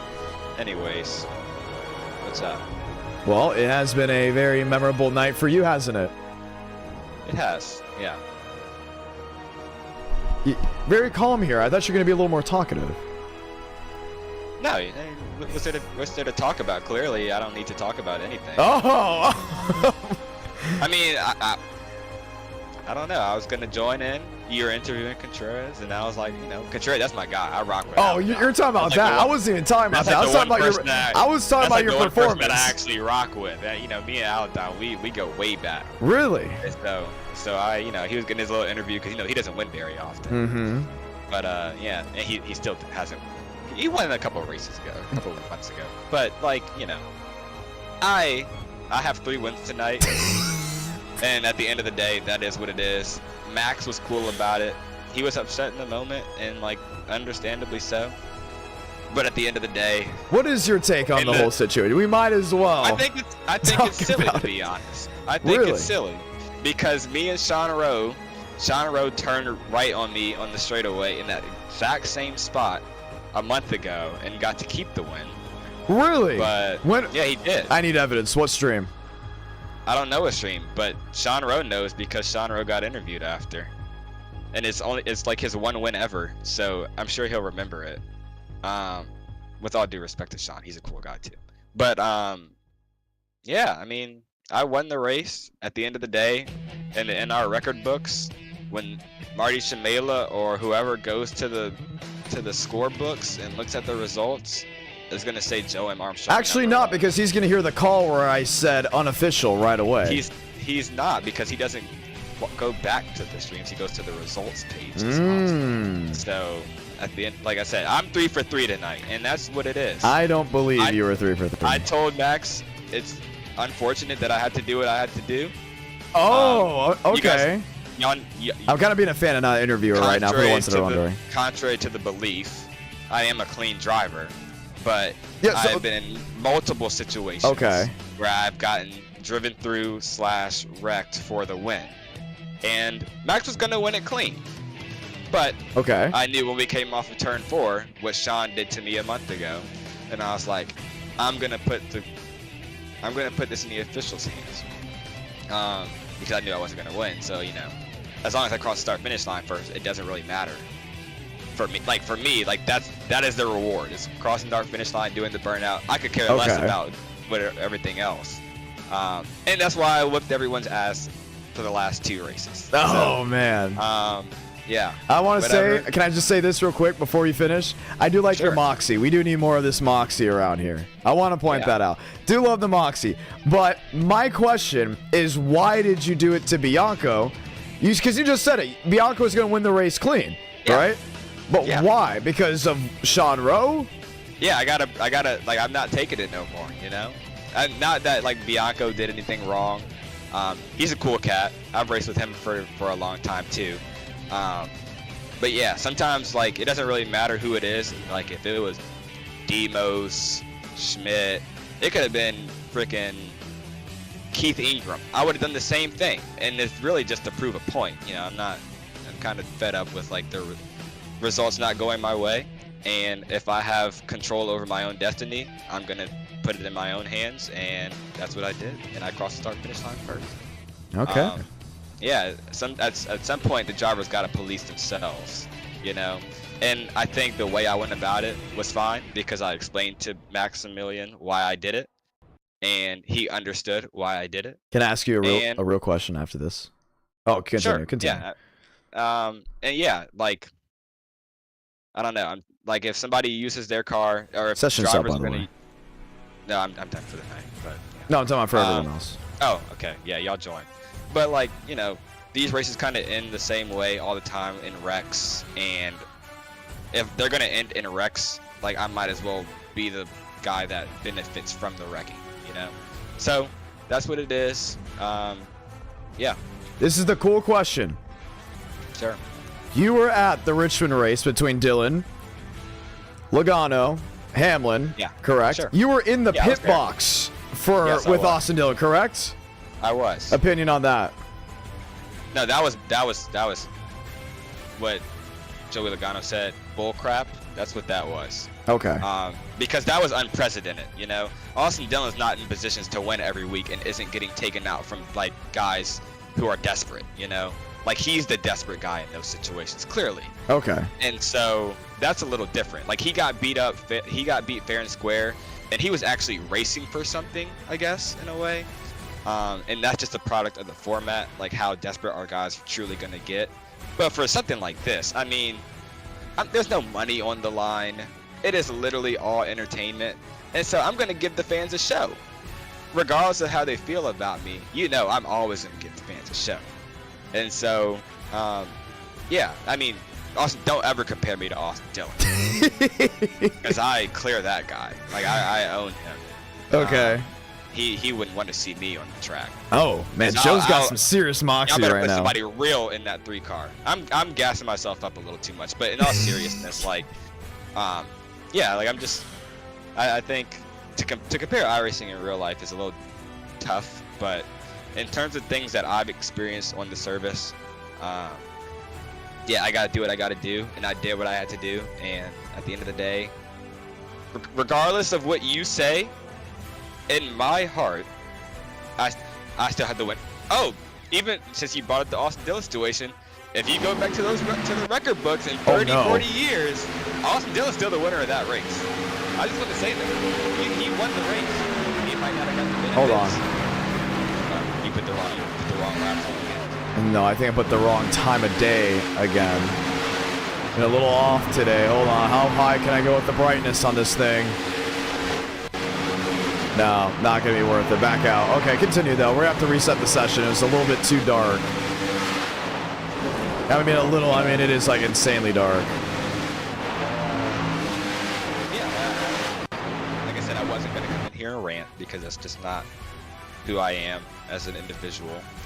And, yeah, I just wanted to kind of set the record straight on a few things for my personal standpoint. And I feel like I have accomplished that in the last 4 minutes, so, or 5, or however many it's been. Okay, well, pretty interesting. I think it's pretty interesting. I think the viewers are going to think it's interesting as well. The session one that's going up says, join this for the ones that are wondering. I mean, the good thing is that you're getting people talking about it, right? Down in the live chat below. And that's what this is really all about. I will say David Bell has been defending you all night, which is cool. I went into the stream and he was comparing that finish with me and Max to Petty and Pearson in '76. So that was pretty cool. And then he called me a snow angel, which that was actually like really kind of funny, because I mean, you know, I'm not quite the color of snow. So oh my god. But like, you know, I got the point. It snowed. I'm from Richmond. It's been snowing all week, so yeah, it's all in good nature. And yeah, I don't know when the next stream is, but shout out to Andres, because I'm getting a new paint scheme for the what number are you going with? No, it's still 22. Frank Horley, I mean, I'm sorry, but you're gonna have to find a new number, bud. No, then I got a decision to make, because one of you are gonna have to be in the 22. We can't have 2 of you in there. Well, Gavin took the 2, and so it's like, did you want the 2? Well, no, if there was an option, like Gavin stayed in the 22, I would have been fine with the 2. Like I have the same 2 that I have for the 22, but it's okay. Like, if why I don't you go for the 02? No, that's not. Or back to the 20, like everyone remembered you as. You're more of a Chevy guy now, aren't you? Absolutely not. Don't ever. Whoa, hold on. You've been running a little more Chevys. I saw you run a couple Chevys. You saw me run a Chevy 2 years ago. That was before Childress. Before I was, you know, not a fan of Childress. Okay. You know, we don't rock with Richard Childress Racing. Okay. They've massacred my goat. And Frank Horley has a message delivered to you. He said you can have the 20, but also James Bomar wants the 20. Oh yeah, see, Bomar can have the 20. We don't. Bomar's a good I'll fit for come the to 20. a compromise. with Frank off air. I'll come to a compromise. I would say whoever wins a race. Whoever well, wins. I just won 3 races. Whoever one wins, of which he was that, in. yeah, but that wasn't being, you know, the number wasn't being gambled on, ask right? The chat. Let's ask the chat. Okay, you know what? That is Because a great idea. You always talk about how the fans see drivers as that their is number. True. And I just won 3 races in a 22. Oh, I'm telling you right now, I tuned promise you, Frank Corley is going and adding everyone in his group chats to vote right now. So he can't. They're not going to overpower the people watching because they know. Real driver of the 22. Oh, I have gotten worried that Marty actually does do the. It's okay. It doesn't matter. It really doesn't. I won the race in my heart. Screw with the record books. There we go. I should have put Gavin Austin in there as well, but you know. Nah, we don't really rock. No one cares about Gavin. He's already. He's in the 2 car now. Yeah. White kid in the Rev Racing 2. It's crazy. Crying emoji. I think I said that right. I hope I said that right. You said that multiple times. All right, right now Frank Corley is winning 65-35. No, y'all chat. Come on. Are you 67 to 30. It's all right. I'll figure something else out. Oh well. Well, I'm wasting my stream right now. I'm not doing anything. But for the people watching, if you ever want to see my perspective of these races or would like to watch back on my perspective of tonight's races, follow me on Twitch at JoeMArmstrong_, and you guys will be blessed by my amazing content. I'm still new to streaming. Only got 26 followers, I believe, but I'm hoping to get to 100 very soon. So gotta put myself out there. Gotta drop a follow, please. Are you going to Daytona? I don't know yet. I'm not sure. Oh my goodness, if you go to Daytona, we're gonna be having a heck of a weekend. Yeah, I bet. You know, you already heard what we're considering doing, right? Well, no, I'll be working, so I won't be able to be Smyrna? like that's the only way. No, that's the only way I go is if I'm working. Okay. Like, I'm not paying to go, but I haven't heard anything yet. I think I'm doing stuff with World Series. I'm not sure 100%. ASA and is heading there for that Tuesday, so I think that's what I'd be down there for. I'm not exactly 1,000% sure yet, but a lot of things are still TBD. I obviously will be there for the 500, so that's going to be a lot of fun. Joe, nice speaking with you, hearing your opinions, and we'll continue on. Eladom Contreras said he wanted to interview. Eladom, John Ramos, how are you? Bro, I am doing amazing right now. I got P7 in that Indy race, even though I suck in the Gen 4. P8. Okay. And I started blasting at a top 10. Top 2. All right. Well, you said you wanted an interview, so speak your mind. Yeah, me and Sean were low-key getting caught lacking by Joe. This dude was flaming us for no reason at all, bro. What was that reaction, by the way, in your chat? Bro, Sean just started laughing. Like, okay, Sean. I'm not gonna lie. I love interviewing you guys. I hate to cut in. But I love interviewing you guys, and you just throw haymakers at each other. I just think it's so funny. Hey, bro, I didn't start the beef, bro. This dude just started going after me. Bro said I can't win. Doesn't let me win, bro. That's why Sean had to do him dirty at Daytona, though. So I guess that's fair. Okay. So do you think you're better than what Joe makes you out to be? Dude, everyone just like, I don't know. They just like, they don't believe in me though. Like, it's not like I'm a menace on track either. It's just bad luck. Internet doesn't do me. Your internet is atrocious, at least as of recent. Yeah, back then it wasn't as bad. I guess for now it's been pretty bad, but I feel like my driving standards aren't horrible, whereas what people make it out to be. Right. Well, does that change here? I mean, 43 are gonna race, and you never know. Bro, you know I'm a super speedway goat, bro. You know PBR owns the super speedways. I'm gonna say this, at least the stats show PBR has been a little bit of a menace, at least as of the last race. Adam Garza, you know, having his little run in. We can go on and on. We don't take into account 43 and the 8 when it comes to these play tracks because we know what's about to happen. But no, I think Wilkerson's pretty cool. Okay, yeah, he's definitely piped down a little bit. I'm not gonna lie, he's piped down. He hasn't been as Wilkerson on the play tracks, I guess. But he's been cooking. I'm not gonna lie. He's been cooking. All right. So what's going on with you? What's new with Eladom Contreras? What can the viewers know about you? Well, School-wise, anything new? I still race the I think we have lost Elodon Contreras. Hello. There he is. He's back. His internet is a little off right now. Elodon Contreras, John Ramos, you have a copy? Yeah, I'm still here. All right, there you go. There you go. Continue. All right, so as many people know in the Discord, I still race in the kitchen. I guess you would say it's a disadvantage, but it's funny when I beat them and I still say I'm in the kitchen. So It is funny. pretty cool that you race in a kitchen. Yeah, I guess I race with a live audience. Like when your parents or when one of your parents are cooking food, does that like get to you at all or no? I mean, I think now I've just drowned it out, so I don't really hear what's in the background anymore. But I mean, you gotta smell that, right? Like while you're driving. Still, but still, What do you say? Hey, give me a slice while you're driving. Well, I'm not gonna lie. In the Alabama 500, they were feeding me while I was racing. Are you serious? I'm being dead. I don't like it. I'm being for real. Oh my goodness. It was so funny, but yo, it was worth it. The smell would just destroy me, you know, like. Nah, and I'm not trying to say anything crazy, but your parents are Hispanic, which means the 90% chance they know how to cook good food, you know? Dude, so that would just destroy me. No, it's fine. I know how to drown it out. We're good. All right. Well, you just got to be the top 43 here, so it's going to be very fun. I'm watching you right now, 235 miles per hour. You're 21st. I'm curious if you can prove Joseph Armstrong wrong. I think Buddy's ducking this race. He knows he's going to get. I know, but he's watching. He's watching. He's watching. Okay, he's watching. Okay. Yeah, it's a super speed though. We just have to wait until you think we're going to cause the. Oh, this is the car tomorrow, though, we're talking about.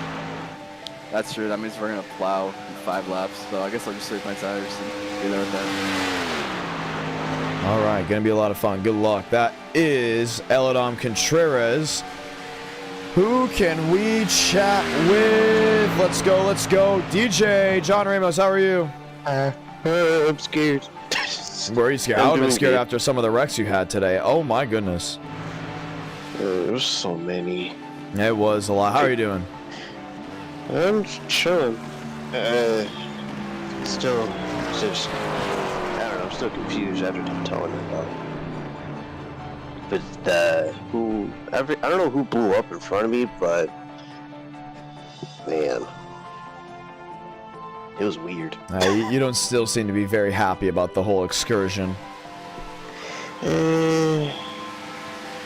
Not really, but I'm not a fighter. I don't really fight, but it's just been a chill night. Yeah, you know what? We have 46 drivers. We're gonna let all 46 race.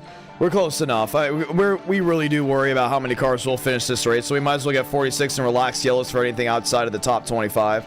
So do keep that in mind for the ones that are watching back at home. We're gonna keep all 46 drivers in the opportunity to race. We're not gonna kick them out. Just want to go ahead and point that out. It is very interesting. DJ, I know how badly you want to go back to that chat. We're going to go ahead and drag you back. Frank Corley, John Ramos. Wow, look at this vote. It's tight. I was literally, I just started Discord with Joe, and then I get dragged here. What's up? 51% to 49 on who is a true driver of the 22. I drove the 22 in your NASCAR Heat 3 lobbies. That is true. Yeah. Very, very true. I mean, come on. I've driven this thing. Oh man, I've been a Joey fan since before his Penske days. He's my icon, and I would love to just step in his shoes. He's a Hall of Famer, a 3-time champion, and just his aura. Like, I would love to have that on my car. You know what I'm saying? I just dropped my phone. I'm starting 13th for this one. But are you the driver? Oh, well, that looks to not be the case. It'll be 42. Josh Kenyon, or I believe one of our admins went ahead and got rid of them. So it'll be 42 drivers now starting instead of the 46. Okay, but are you the driver of the 22? Like, do the viewers of today see you as that? Now, if we were in COVID, right, and I was eating Uncrustable Smuckers for breakfast, lunch, and dinner like crazy, yelling into a microphone, laughing, being an 18, 19-year-old, people probably see you as a 22, but they'd also be calling you Bean and not Frank. Sure. So that's the real question. Do they see you as a 22? And it is 50-50 right now. Does Joe have an e-ticket win? He does not have an e-ticket win, but your e-ticket one was with the 21. Yeah, but that was like, I was forced to drive that number. Yeah, and you were going to say that was XO years ago, but also the 22 was also even farther back. I mean, I drive the 22 in all the NR nights, right? That is true as well. And so it's interesting. But you also race more e-tickets than Joe. Joe just shows up whenever he wants, which means he does not have the stand on the hill of that. You race Joe in is basically a better every driver e-ticket. than me. So Joe's a better driver than me, so I get it. It's fair. But you know, the 22 is just my number. You know, it's feel his like number. I'm an IDK Player YouTube Channel icon. Are you? I think so. I've won GT2 races, I had GTA tournaments, I've won. That is true. I've won gift cards from you and your NASCAR Heat 5 tournament. I've been racing with you since NASCAR Heat 3. In 2019. I've been active member of your channel for 6 years. Do you believe that? That is crazy. Yeah, time flies, right? I was 13 years old, or yeah, I was 13 when I found your channel. I'm 20 years old now. Oh man. Yeah, that is old. Not really, because I'm 23. So, no, I don't fully feel old, but that is pretty cool. So yeah, I've been around for a while, and that means you do obviously get a president, you know? So we're going to keep all that in mind, but it's time to go green flag racing. Frank Corley pulls to the side, and we're going to line up 2x2. Let's do it. Let's light the fuse from iRacing Super Speedway. One outside wall and wrecking that may have just collected most of the field.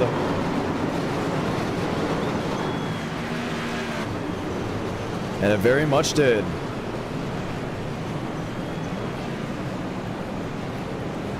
Heavy stoppage. And I'll start with that 71. Has now come to a stop somewhat. Jaden Reyna.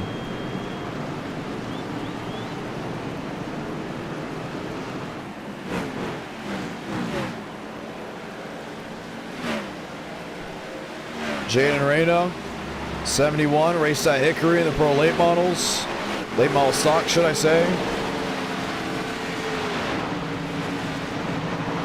Was not able to get it going. Let's watch back.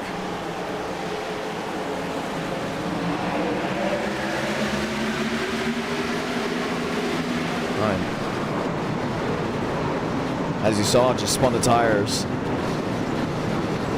Oh my goodness. What a junkyard.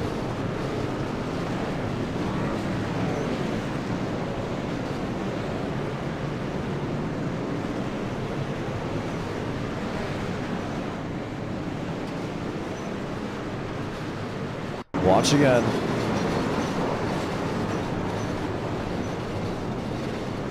They're saying Jaden Reyna has been awarded the L5 penalty for what just transcribed there to bring the first stoppage of the race.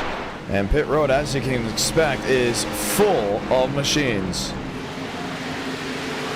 A lot of guys just trying to get back now. Damage from Frank Orley. Didn't get going. You know what, matter of fact, let's go back and interview that of Frank Orley.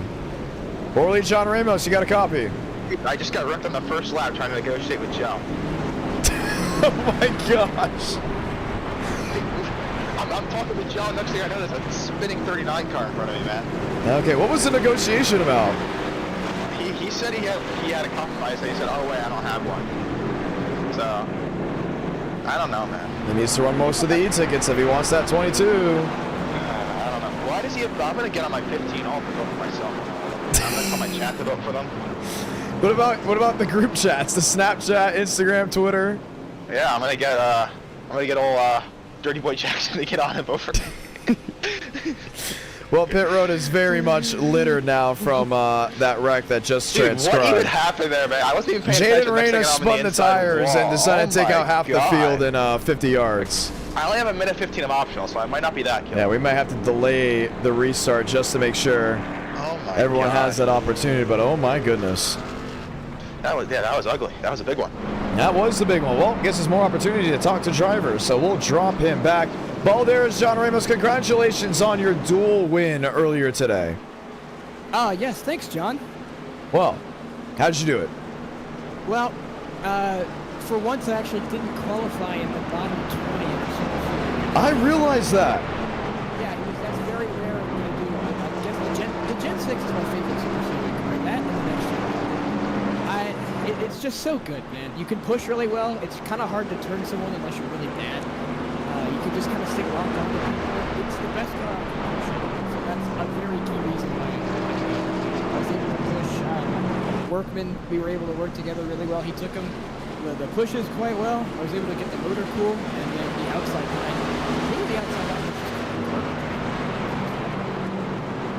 Okay, well, maybe we may see you in future e-ticket events. I mean, that is it's a big moment for you right there. I hope so. I mean, if we go back to my Gen 6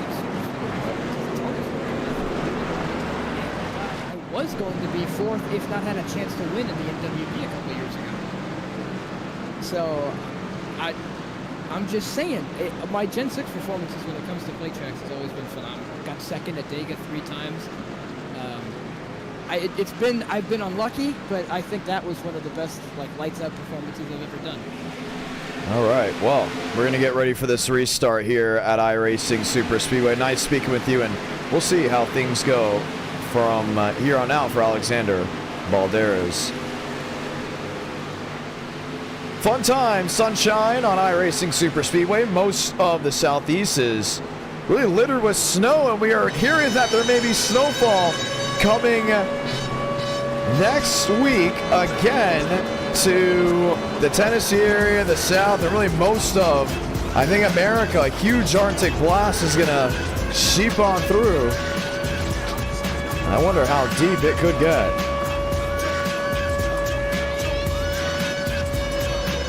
Time to go green.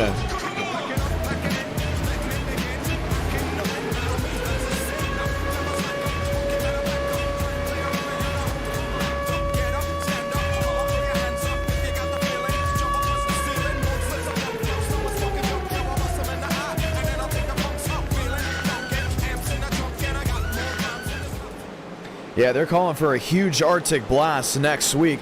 I hope that does not affect Cordele, because that would be wild if it is the case. 22 laps to go. Here from iRacing Super Speedway, Matt Green.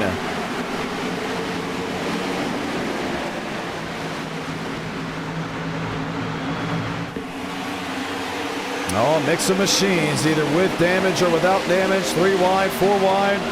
Frank Horley spinning a machine up the racetrack. Jarl Sandonskoy involved. And the caution will wave.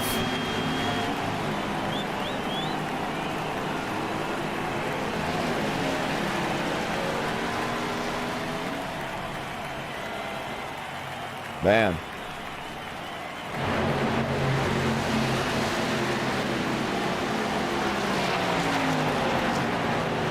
And just like that, yet another stoppage.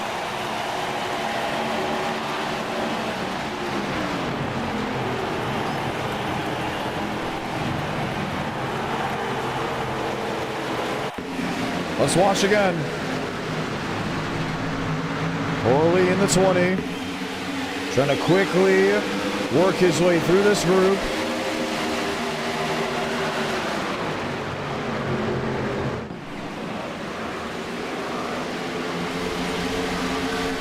As saying it may have all started with that of the I believe the 5 machine, maybe not. Oh, Nathan Dew. Watch once more. Dew deeper in this field, but they're also saying could be someone else. So we're going to take a quick look to see exactly what all happened.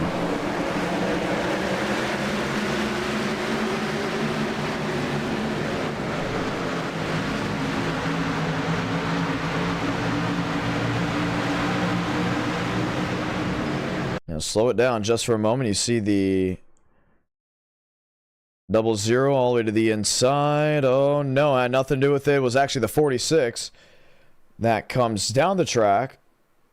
And Dwayne Young, watch again. Oh, I don't know. I mean, it's such a tough angle. It really just depends on where you're looking. I mean, from the still shot, you definitely see the 46 coming down.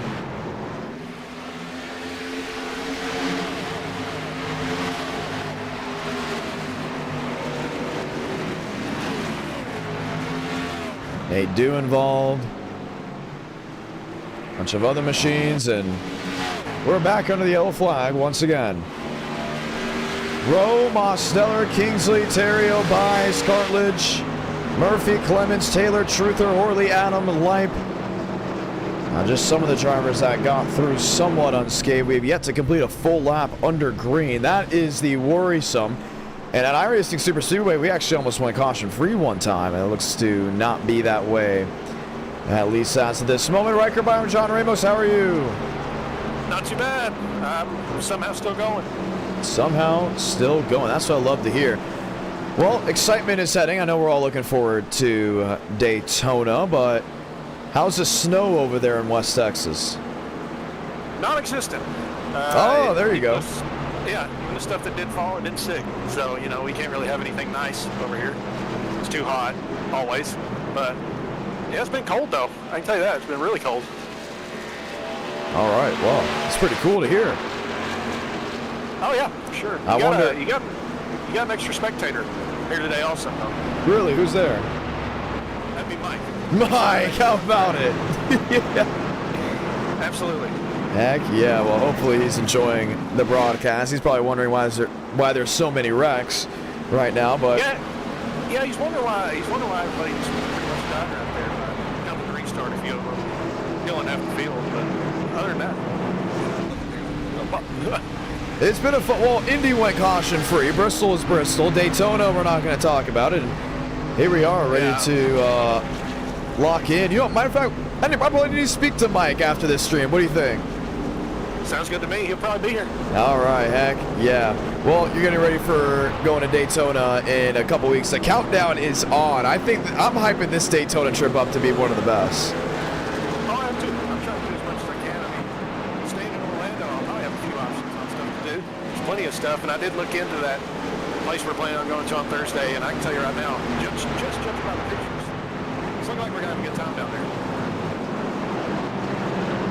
Oh yeah, we're going to have a heck of a ball. We're looking at things right now. Lights off on top of the safety truck. What are you most looking forward to? Man, I mean the race, of course, the 500, but you know, honestly, I'm just looking forward to, well, probably shark fishing. And it's kind of all hard to not say that. It's gonna really come down to just my research. I'm telling you, I'm not, like, I so want to do it. Right, and the reason why I want to do it is because they're going to be migrating, I think, smack dab when we're there. So what I'm going to do is I'm going to watch that thing like the weatherman, and I'm going to get all the tools necessary. And literally, if that is a success when I go, that's the same reel, rod, everything I use for it till the end of time. Honestly, like till the end of time, because I'll just go shark fishing every single time we go. We're going to find out whether or not your research is accurate or not. We'll see, though. I know it's going to be interesting. So we really want to go. We really want to go shark fishing. I want to go shark fishing too. So absolutely, make most of it. Right now, y'all know the research I got so far. Any shark enthusiasts, let me know. Bonita on a circle hook. Throw that thing out there and be patient at like midnight. Absolutely. Heck yeah, good luck. That's right, Byron. Back underway here from iRacing Super Speedway.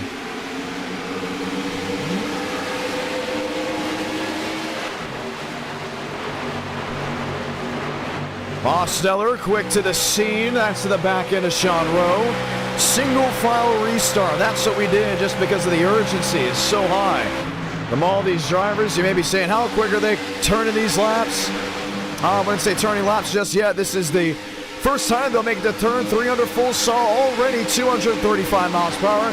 That by the race leader, Frank Horley, 243. With damage, might I add.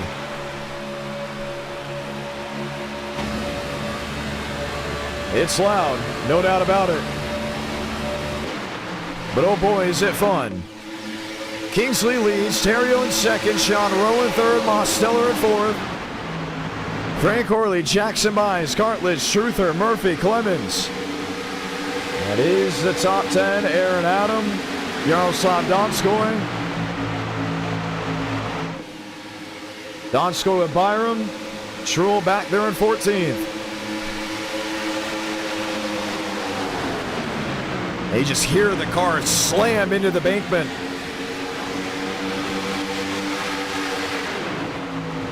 Kingsley, race leader, top of the racetrack. Sean Rowe inside, that is the Monster 51. 16 to go. They've really spread out right now. This is what you want to see from most of those guys back there. But for Frank Horley, driving that number 20, maybe something can work out. Jackson Mize on the scene as well.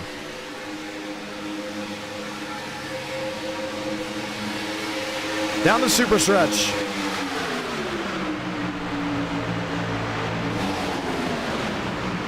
Horley, Mize, Mosteller, the new top three.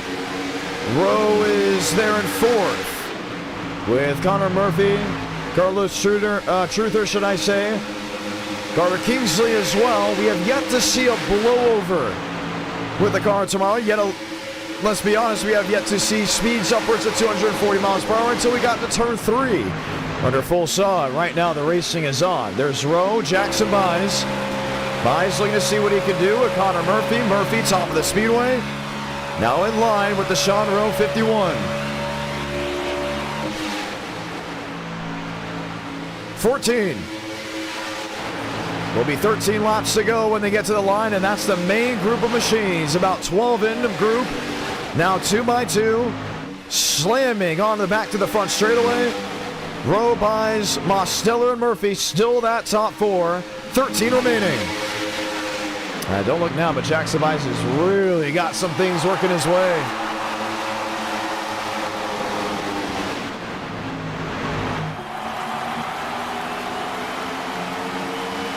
Mose under the 9. Austin Terrio there in third. I see a lot of people talking about commentary and who they would love to see commentate together. How about Austin Terrio? Recently commentated a limited late model race. I believe it was at Dominion just last year.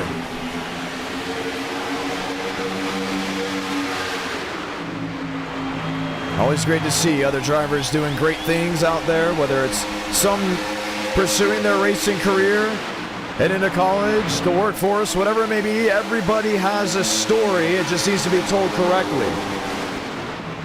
Donskoy may have just shoved Mosteller into the outside wall. And there he goes, dropping back.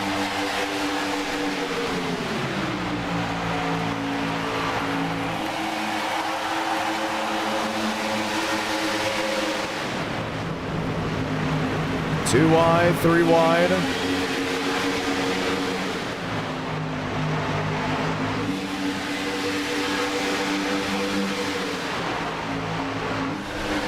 And Donskoy goes up and over. That with Jackson Mize. Mize clears the pit wall and will come to rest just past the safety truck.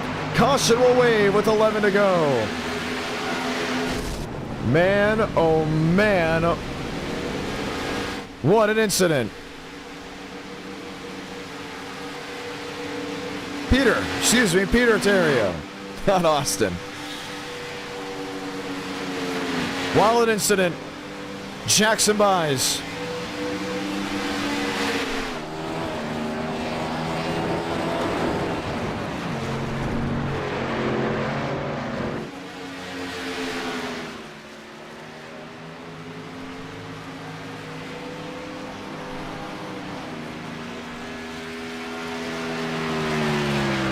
And it all happened just on the front straight. Let's watch again. Donskoy comes down, jams into the outside wall, goes up and over. Right in front of Riker Byram goes Jackson Buys, clears the wall, and tumbles to a rest, which would then be just past the safety truck. It was Peter Terrio, excuse me, not Austin. Let's watch back.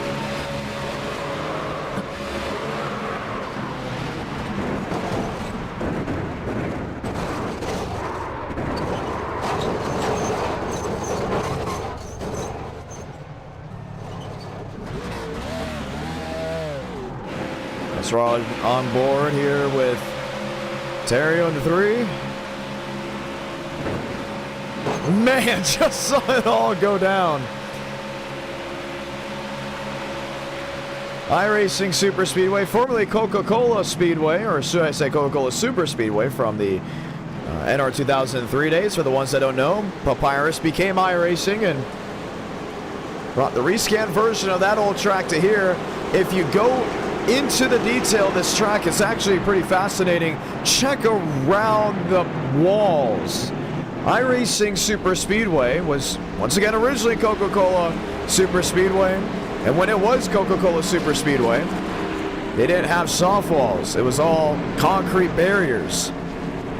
So what iRacing did was add the old lettering from the Coca-Cola Super Speedway days. Not sure if they actually put Coca-Cola in it. It may just say iRacing. But it had the old words behind it, and it looks all faded. Almost like they just put safer barriers over an abandoned track and then went ahead and repurposed it. So we'll have to find where it is on that track, but I have seen it before. Let's go ahead and talk. Probably once again to Riker Byram because he had a big view of it. Well, Byram, you're back and you had a car upside down in front of you. Yeah, that was something to see. I saw it fly all the way into pit wall. It looked like it hit the pit box. So that was, I was all over the place, I'll be honest. All right, well, you are restarting, let's see. Coming out of the pits right now.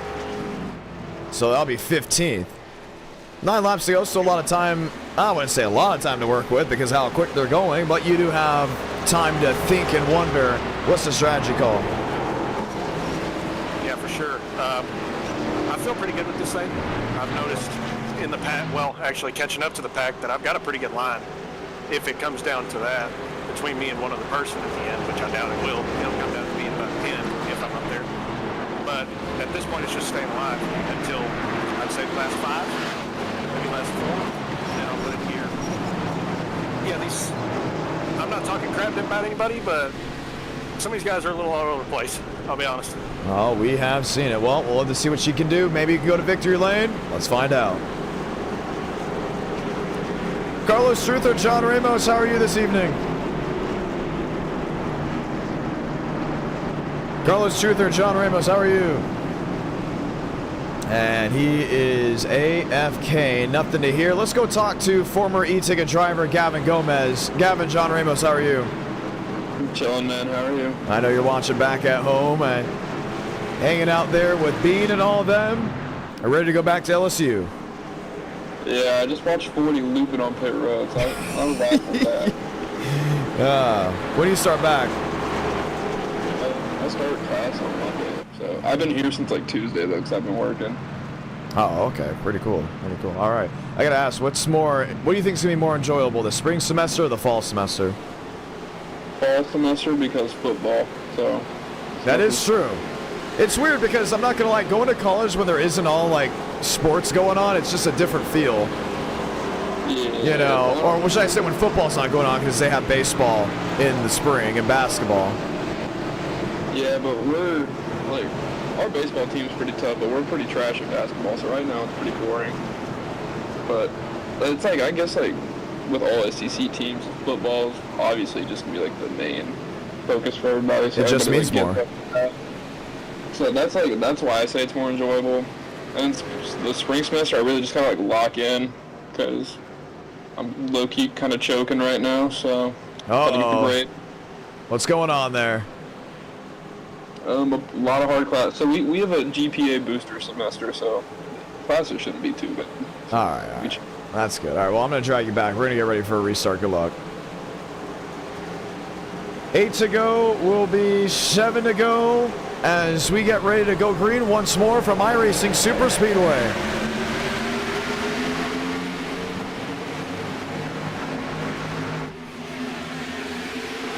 Zachariah Cartledge finds himself now in line with Frank Horley.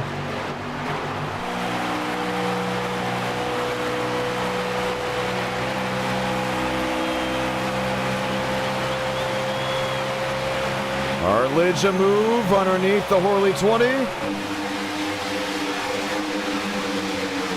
Carter Kingsley to the outside. You got to give it to Carter. I mean, he has just been on it this entire race. While others struggled, the Michigan State machine has been almost near flawless.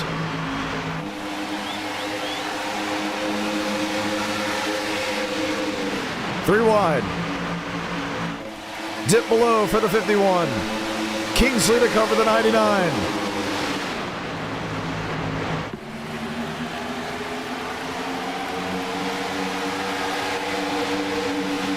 A lot of sweeping, a lot of moving. Connor Murphy, there he is. Third position, Sean Rowe doing what he can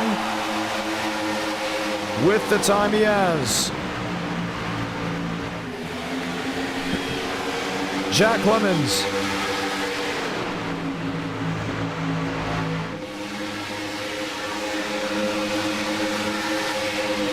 Peter Terrio. Peter's just trying something, whatever it could be. Mose in the middle. Horley way to the outside now with a 98 of Riker Byram just underneath him. Nearly midnight now on the East Coast. 2 minutes till that. 5 to go here from iRacing Super Speedway. Peter Terrio.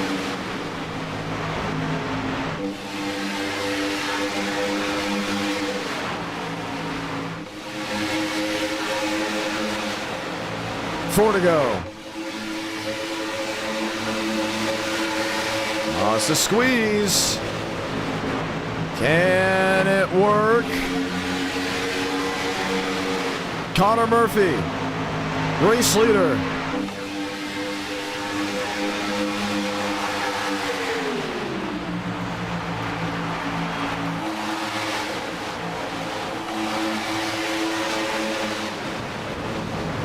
One spinning down onto the apron. It's Murphy. He'll take out Byram.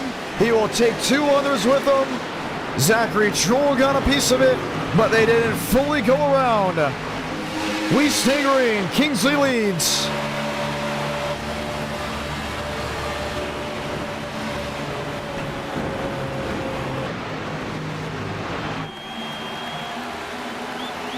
Oh, Horley into Terrio. What a save by the 17.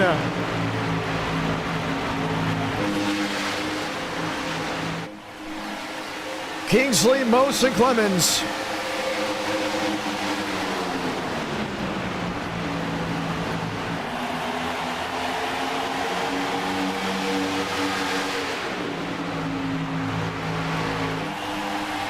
Mosteller the crossover.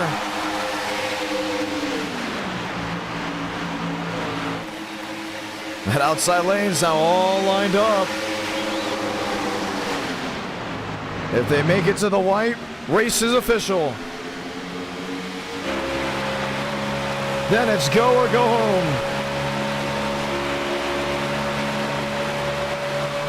Clemens wants it. Mosteller the move. Bold move to the inside for the 87. Mosteller not leading to turn 3. Jack Clemens in 99. And this race will be official. Salamanca, 1 to go from iRacing Super Speedway. Mosteller on the bottom. Lines up with Sean Rowe. Horley tight through 1. Even through 2. Carlos Truther, where did he come from? He's up the 3rd. He could get a run. He's going to need help. Can Sean Rowe find his way around this 87?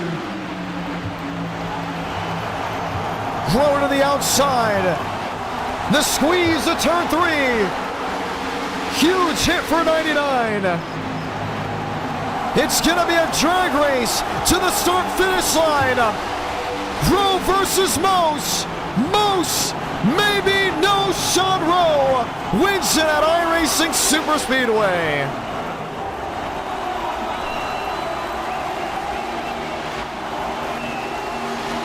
Wow. Truther 4th, Scott 5th, Lipin 3rd.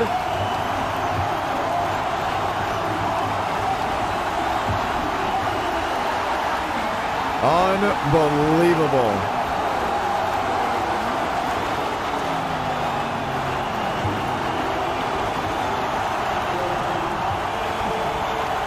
And it's Sean Rowe. As of this moment, the race winner will watch back again. This was the finish that will be discussed. Did Mose hit him first? Yes, he did. And Rowe said, "You're not going to push me around."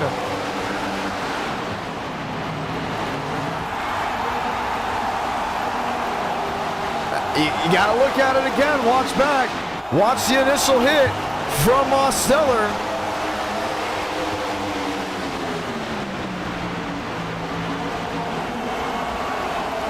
Clemens in 99. And when Mosteller hit Rowe first, Rowe said, "That's not going to work." Fun way to end this race. Here at Daytona, we'll go talk to Sean Rowe. Rowe, John Ramos, congratulations. That was close. Well, he hit first and you hit last, and it ended up having to be you going to victory lane. Yeah, he hit me, and got to play the same game. All right, talk to me about that final restart. Final restart's all setting up for the last lap. You got to be in the right spot, and I was lucky to be the second car on the backstretch, and going into turn 3 was a Hail Mary because I was on the outside. I cranked the wheel as much as I can to get it to turn, and I saw them wrecking behind, and I knew it was going to be like Atlanta this past season. And man, that was so close.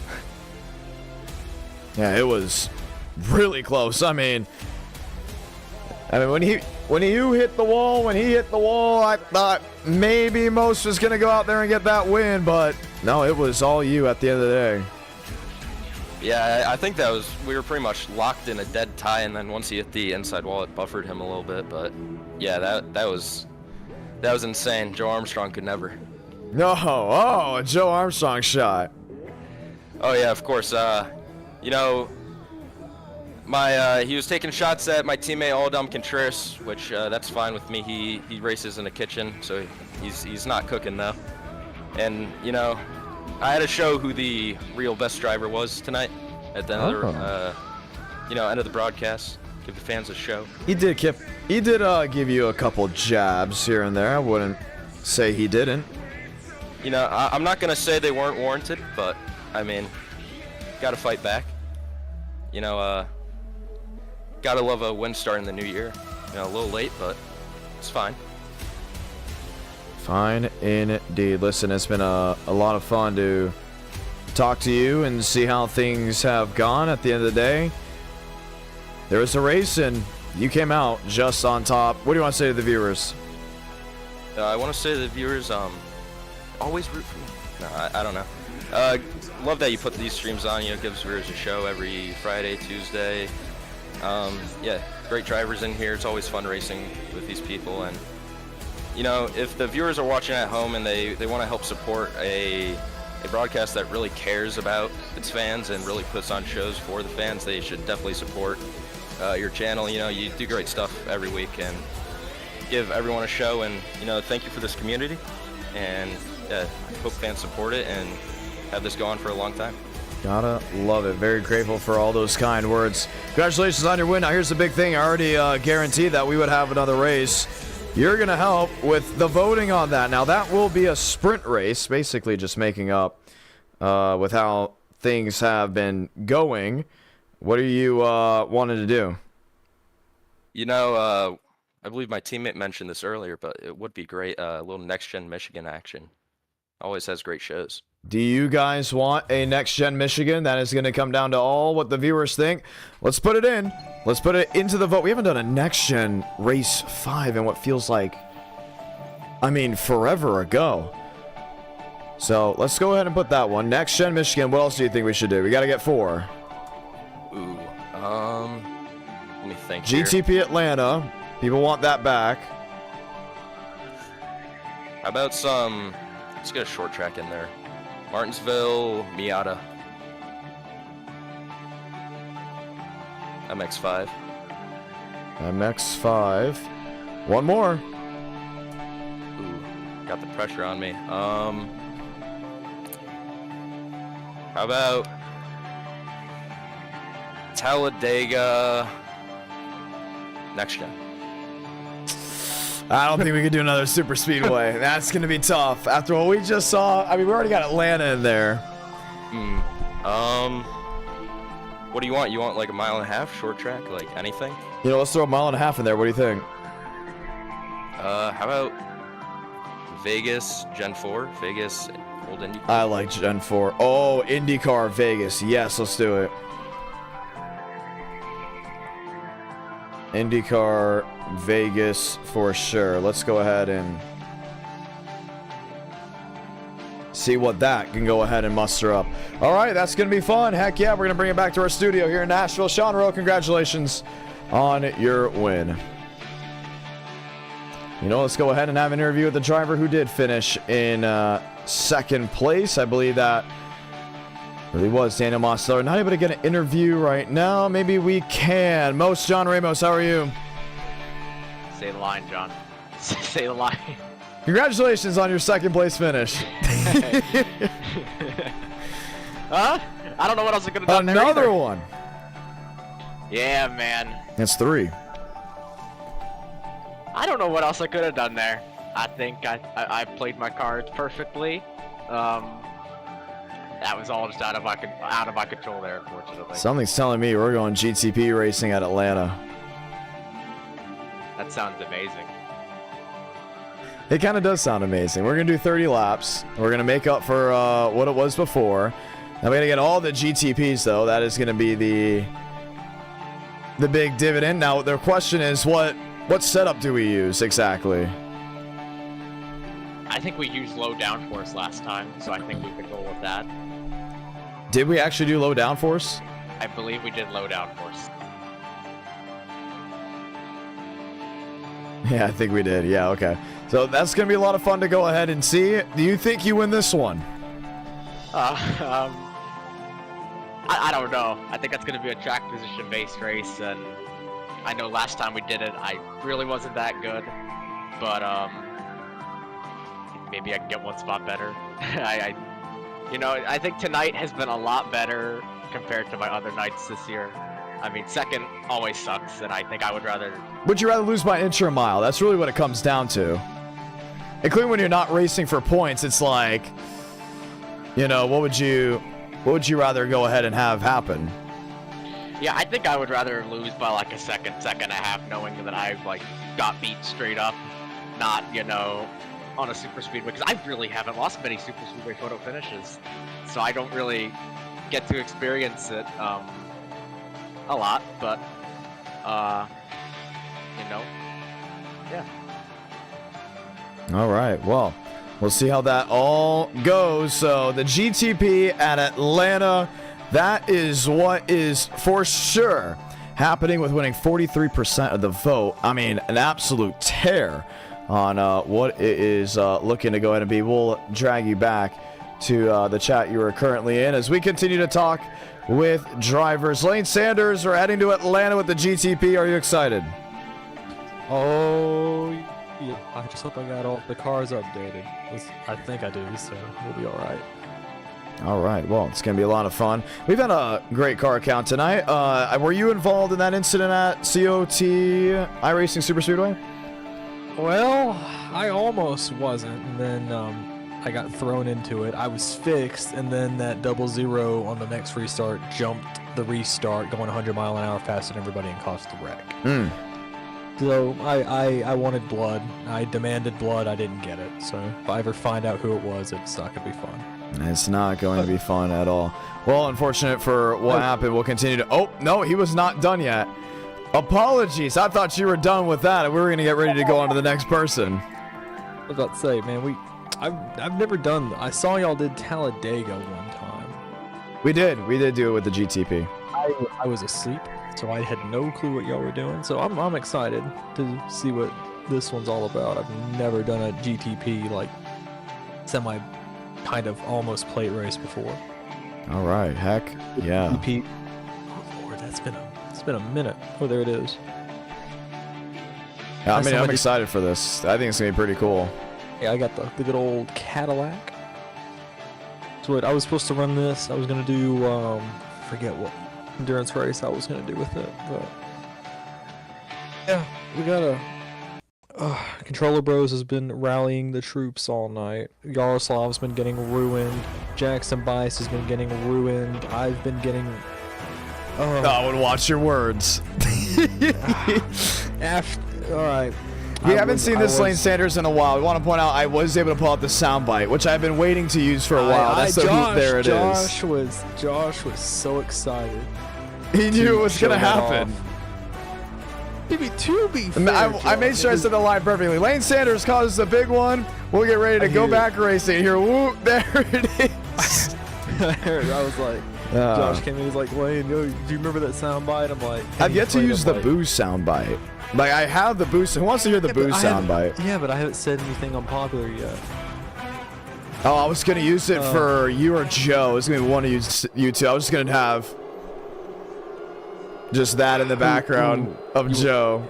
I was thinking about just having this in the background of Joe or Lane. Do I got any unpopular opinions? I don't know. I think I got for you to use it on me. Yeah, you have had unpopular statements. I wouldn't say opinions, more statements. Just like I'm a visionary. There we go. I'm a visionary.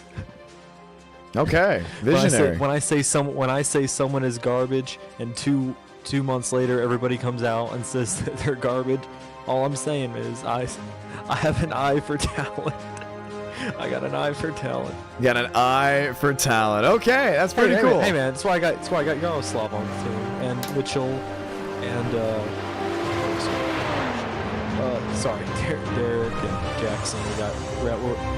We'll be here. Hopefully, I'll get some of them and me in the Florida 500. I hope I'm within my good runs from 2024.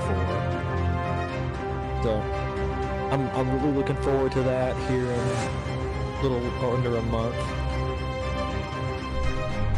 And yeah, just never know. Things could be changing.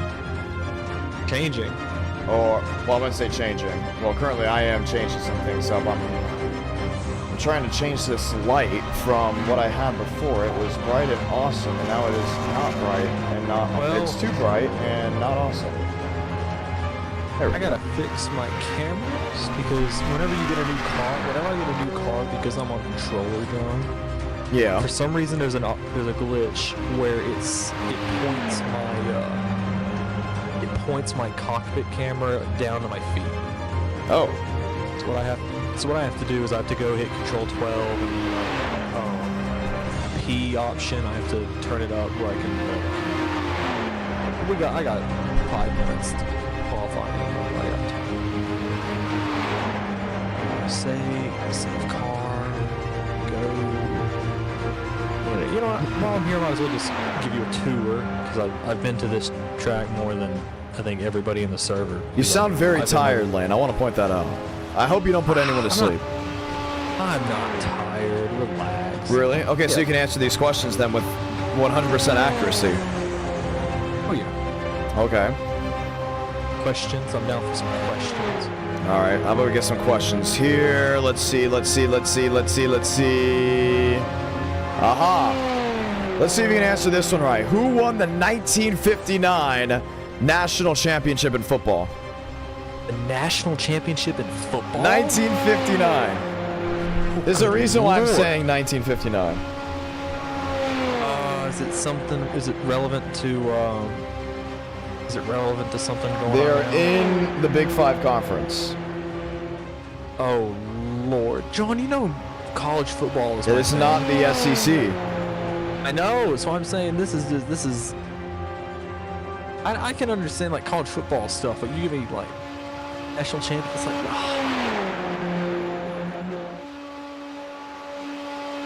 Okay, they're from the Northeast. Northeast? Northeast. Someone already got it. Oh my gosh, it's the only one that actually said anything. It's Jerome. Yes, it's Syracuse. You know why? So we did a national championship, like all the teams that have won a national championship, Mulvick and I, from 1959 to modern day, we did every single one. And in the final moments, we didn't know which one was 1959. And finally, he said Syracuse. I go to type it in, and time ran out, and the answer was Syracuse. Oh. You could drive on the apron? I didn't know you could drive on the apron. You can drive on the apron. All right, how about this? Let's see. Aha. What airline? Airline? Yeah, we're doing an airline one. What airline in the early 2000s merged with Delta?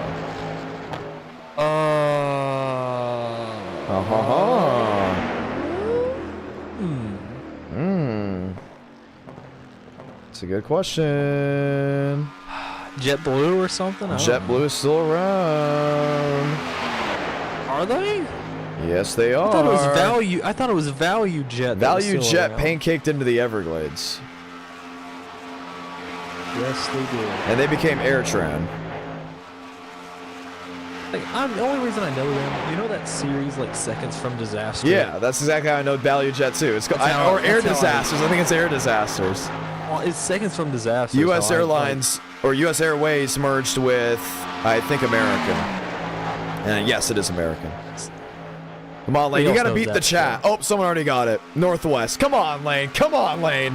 What's going on here? I thought we were Northwest doing, Airlines. Give me like. All right, racing questions. You give me racing questions. Oh, you're screwed. Which two NASCAR drivers? No. Let's not do NASCAR questions. I feel like the NASCAR questions are too easy. Okay, no, there's probably some harder NASCAR questions you don't know. But we'll keep the music off so people can listen and try to figure it out. Let's see. NASCAR questions that I for sure know. I feel like nobody else will know.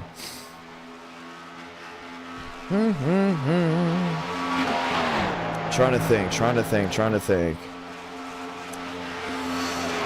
Okay, what NASCAR Cup Series driver is racing the Pro Late Model portion of Speedfest next week? I will be calling that race. Of Speedfest. That is Ross Chastain. Which Cup Series driver is racing super late models? Super late models? Yes. I'll be on pit road for that race.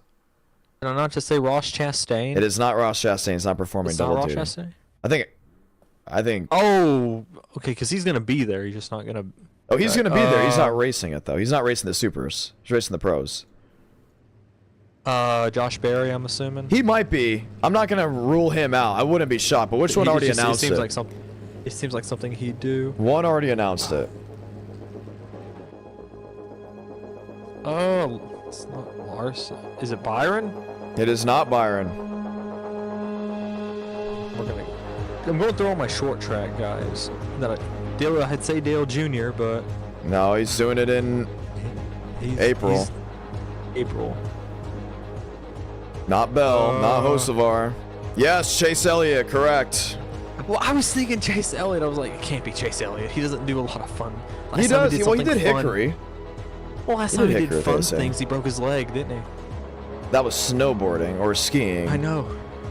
Which I have considered doing, by the way. I will give you one, John. Okay, go. Who was the first Who was the first NASCAR driver to win a championship in 2 divisions? Oh, can't be Kyle Busch, obviously. In 2 divisions, obviously, yeah. You're going to have to go way back. Yeah, we got to go way. David Pearson? No. Dale Earnhardt. I'll give you a hint. This driver drove before 1960. Okay. Lee Petty? He has a really badass name. Oh, okay, hold on. Fireball? No.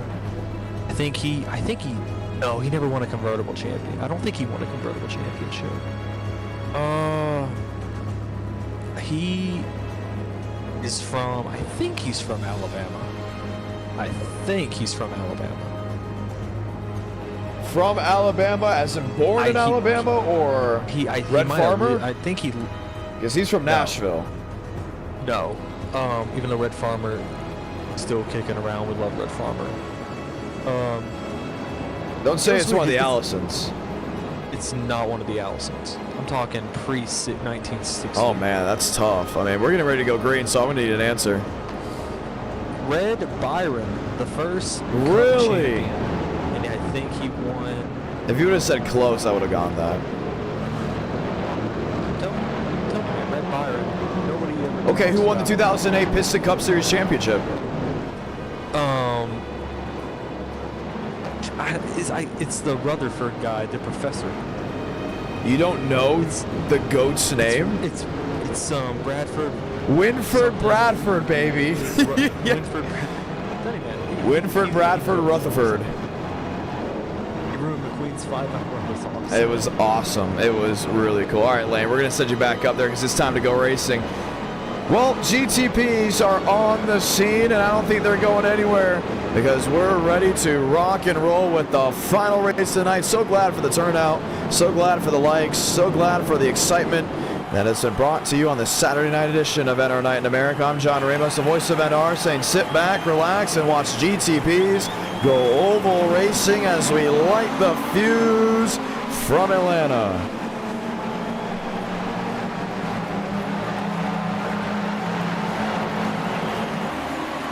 Already onto the apron they go.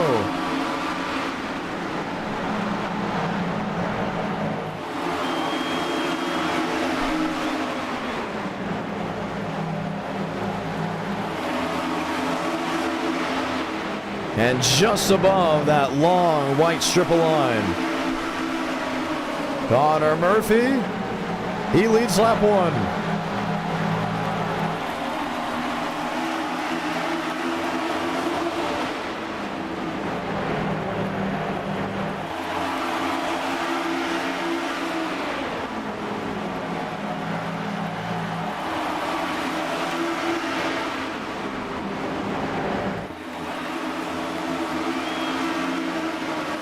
Caravallo, Hornish buys Mosteller, Hall, Byram, Cobbs, Donskoy.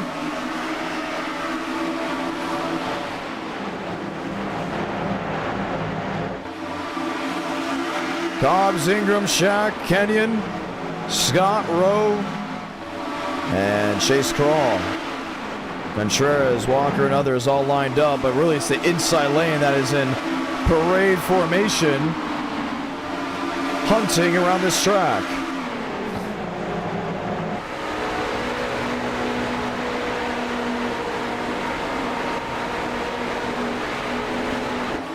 Aravalo. Should I say Aravalo? We're going to go Aravalo. Avalo. Not sure just yet what the newcomer's last name is, but that is Hayden. They're sitting in 4th. Chad Hornish to the outside lane trying to make something work. He may be lined up that with Jackson Mize. And these GTPs are just sealed to the ground.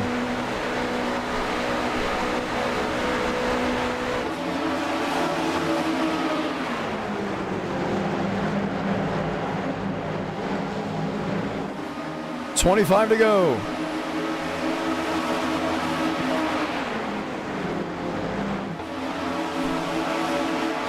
I mean, all of the racing surface is being used.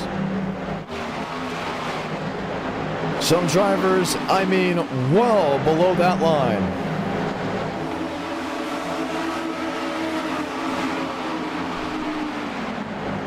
Track limits? What's that? Now, they're still bumping 191 miles per hour.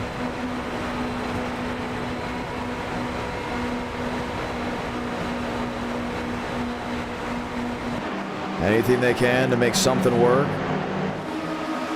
Well below the bottom of the track.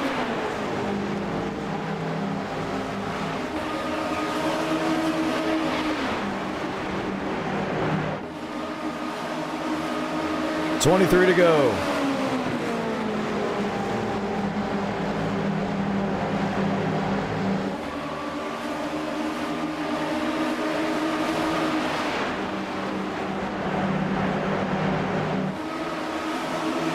Shaq Hall, Byron Walker, Ingram, Contreras. All outside that top 8. You're watching the top 4 that have broken away. Here's Yaroslav Donskoy, who's now in a line on the bottom of the track. Lined up, lined in. Will Shaq there as well. Jaden Hall, Riker Byron. Oh, trouble. 2 machines outside wall. The name of Josh Kenyon. No, may have actually been Eladon Contreras. Contreras and Chase Kroll. Coming to a slowage. 21 to go. Race leader now, that of Chad Hornish, who is fighting his way with Jackson Mize. Mize with Murphy. Murphy way down on the flat.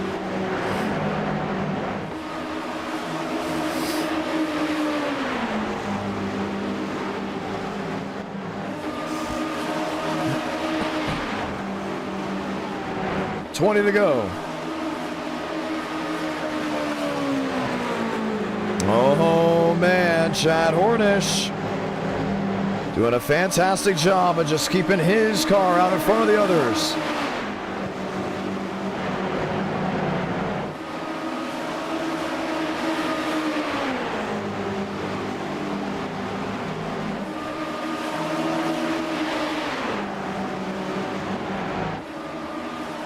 Buys P2.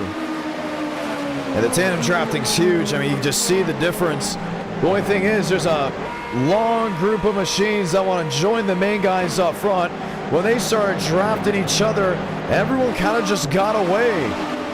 And right now, below the red line is where you want to run, unless you're the top 4, because they're right now above the red line.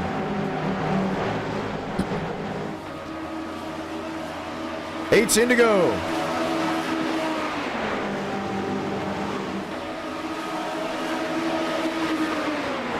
Look how low Murphy goes. All the way near the grass. Ooh, man, got loose coming up the track. He's got Mosteller now in the 4th position. Mize in a 2nd. Hornish into the lead. Things are changing. Things are shifting as well. As we continue to watch on, wait on to see what happens. How does it happen? 17 to go. Will be 16 laps to go when they get to the line. Hornish and Murphy. Top 4. Oh, wiggle. But while they continue to fight, they've actually been able to pull away from the rest of the drivers. I wonder if running in a line on the bottom is actually not helping with momentum. At one point, they were 2 seconds back. They're now switching up. 16 to go from Atlanta. Every single race tonight we've had has been really, really bold with wrecks and wildness, or it has been the exact opposite, where it's just been green all the way through. And now there's 4 drivers battling here at Atlanta, trying to see if they can go to victory lane. Connor Murphy, Demos, Hornish, Mize, all 4 rocking and rolling.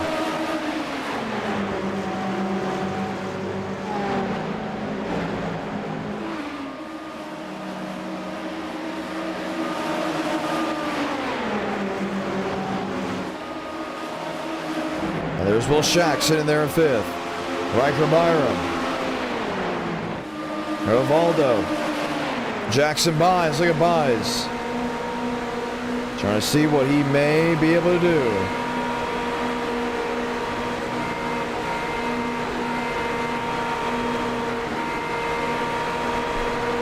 A little bit out of the gas.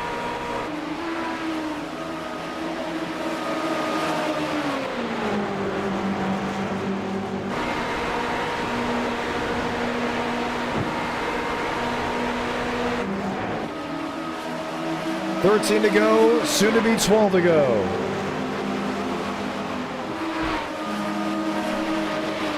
Ingram P5, this is the big group of machines, 5th on back. And they're just all the way down to the bottom, nowhere near the outside retaining wall. Byram P6, Heath Ingram P5. Mosteller, he's P2 with Byes at 3rd. The Porsche with the Chevys and others all lining in. Having one heck of a night, having one heck of a race.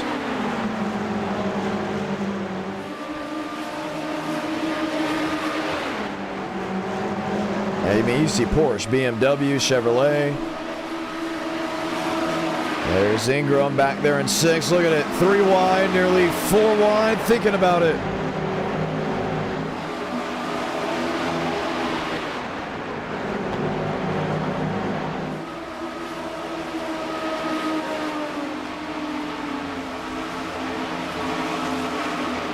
Cadillac.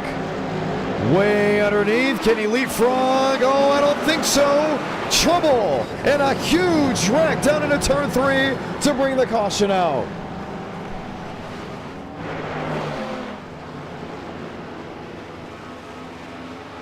Aiden Everado, Justin Connor, Josh Kenyon involved in that mess, and we are going to have a restart.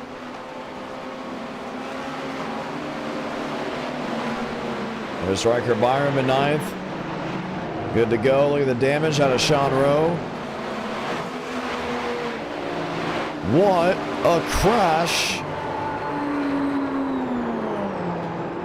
to slow things down. First caution of the race. We're going to have a sprint to the finish.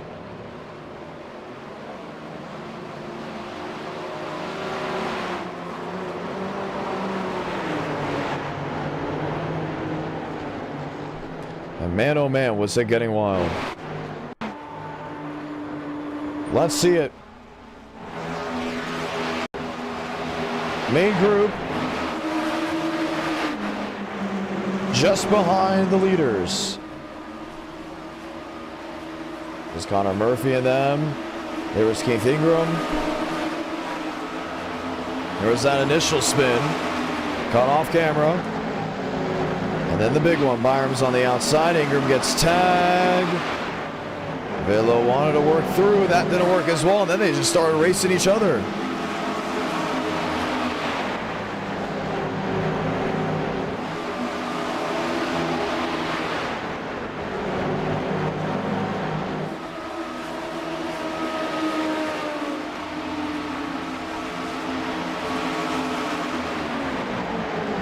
Ingram went all the way to the bottom.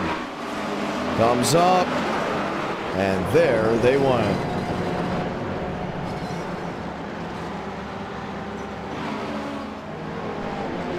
Heavy hit. Couple drivers, should I say a ton of drivers now out of this race, and we're going to restart with just 6 laps to go. We'll get the 1 to go this time by as they work their way through 3 and 4.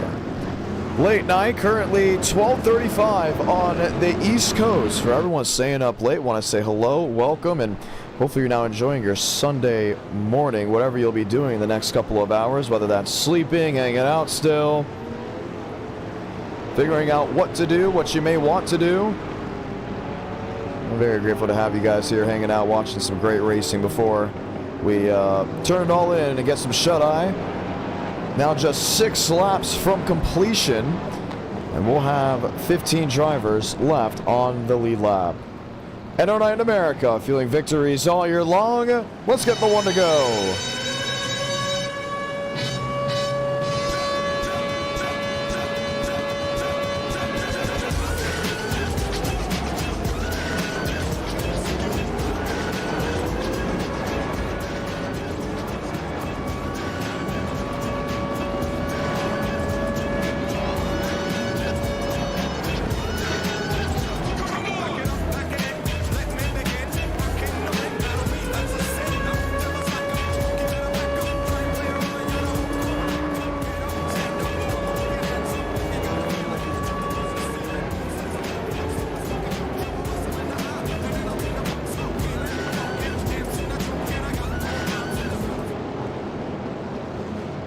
Time to go green. Lining up 2 by 2. This is what you have for a finish.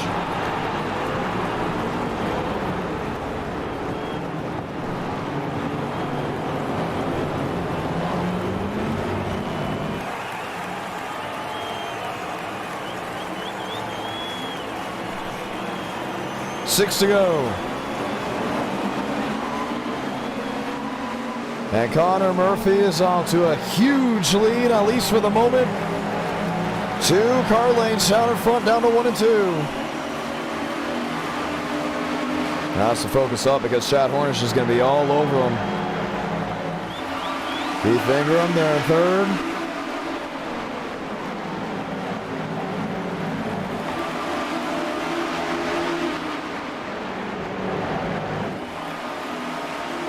Five to go. He's hauling the hay. Chad Hornish has never won a race in NO9 in America. Ingram has won. That came from iRacing Super Speedway. He currently sits in the 3rd position.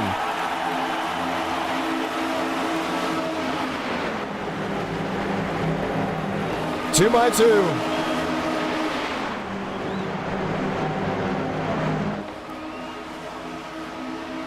Murphy on the outside. Should I say Hornish on the outside? Murphy on the bottom. Ingram inside. Mosteller. Watching in line by Shaq and others.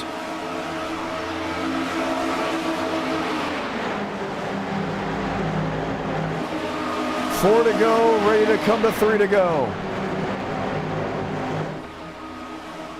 Hornish leads. Cuts them all down. Contact deeper in the field. Jonah Espy. A lot of damage with him. Eladam Contreras damage as well. We're watching for the finish.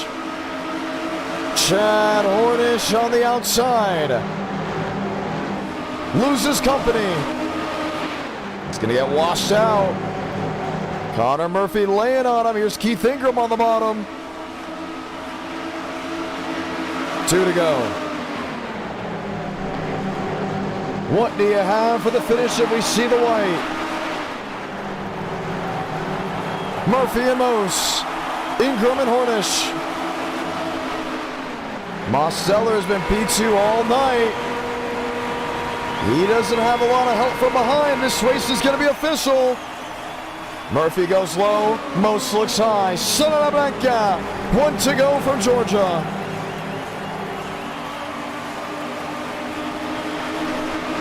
What's the move?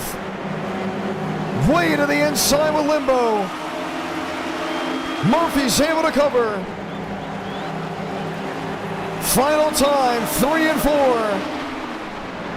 Keith Ingram is there, shoving Mosteller wide. Connor Murphy's gonna win this race, victorious from Atlanta.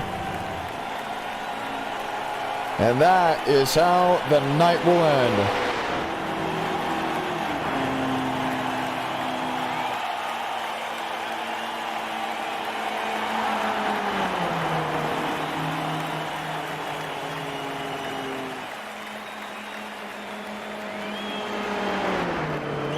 NO9 America feeling victories all year long, and Connor Murphy will come out the race winner. I want to say thank you to everyone that has tuned on in tonight, everyone that hung out with us and enjoyed their time because it was a blast. With that, we want to say goodnight and hello to Connor Murphy going to Victory Lane. Happy Sunday, wherever you may be. If you're on the East Coast, now Student Central Time. Just 19 minutes till top of the hour. And hopefully you guys do get some shut-eye and have an amazing Sunday afternoon into evening. I'm John Ramos, the voice of NR. I'll see you Tuesday night at 8 Eastern, 7 Central for some more sim racing action. Till then, good night, folks, and I'll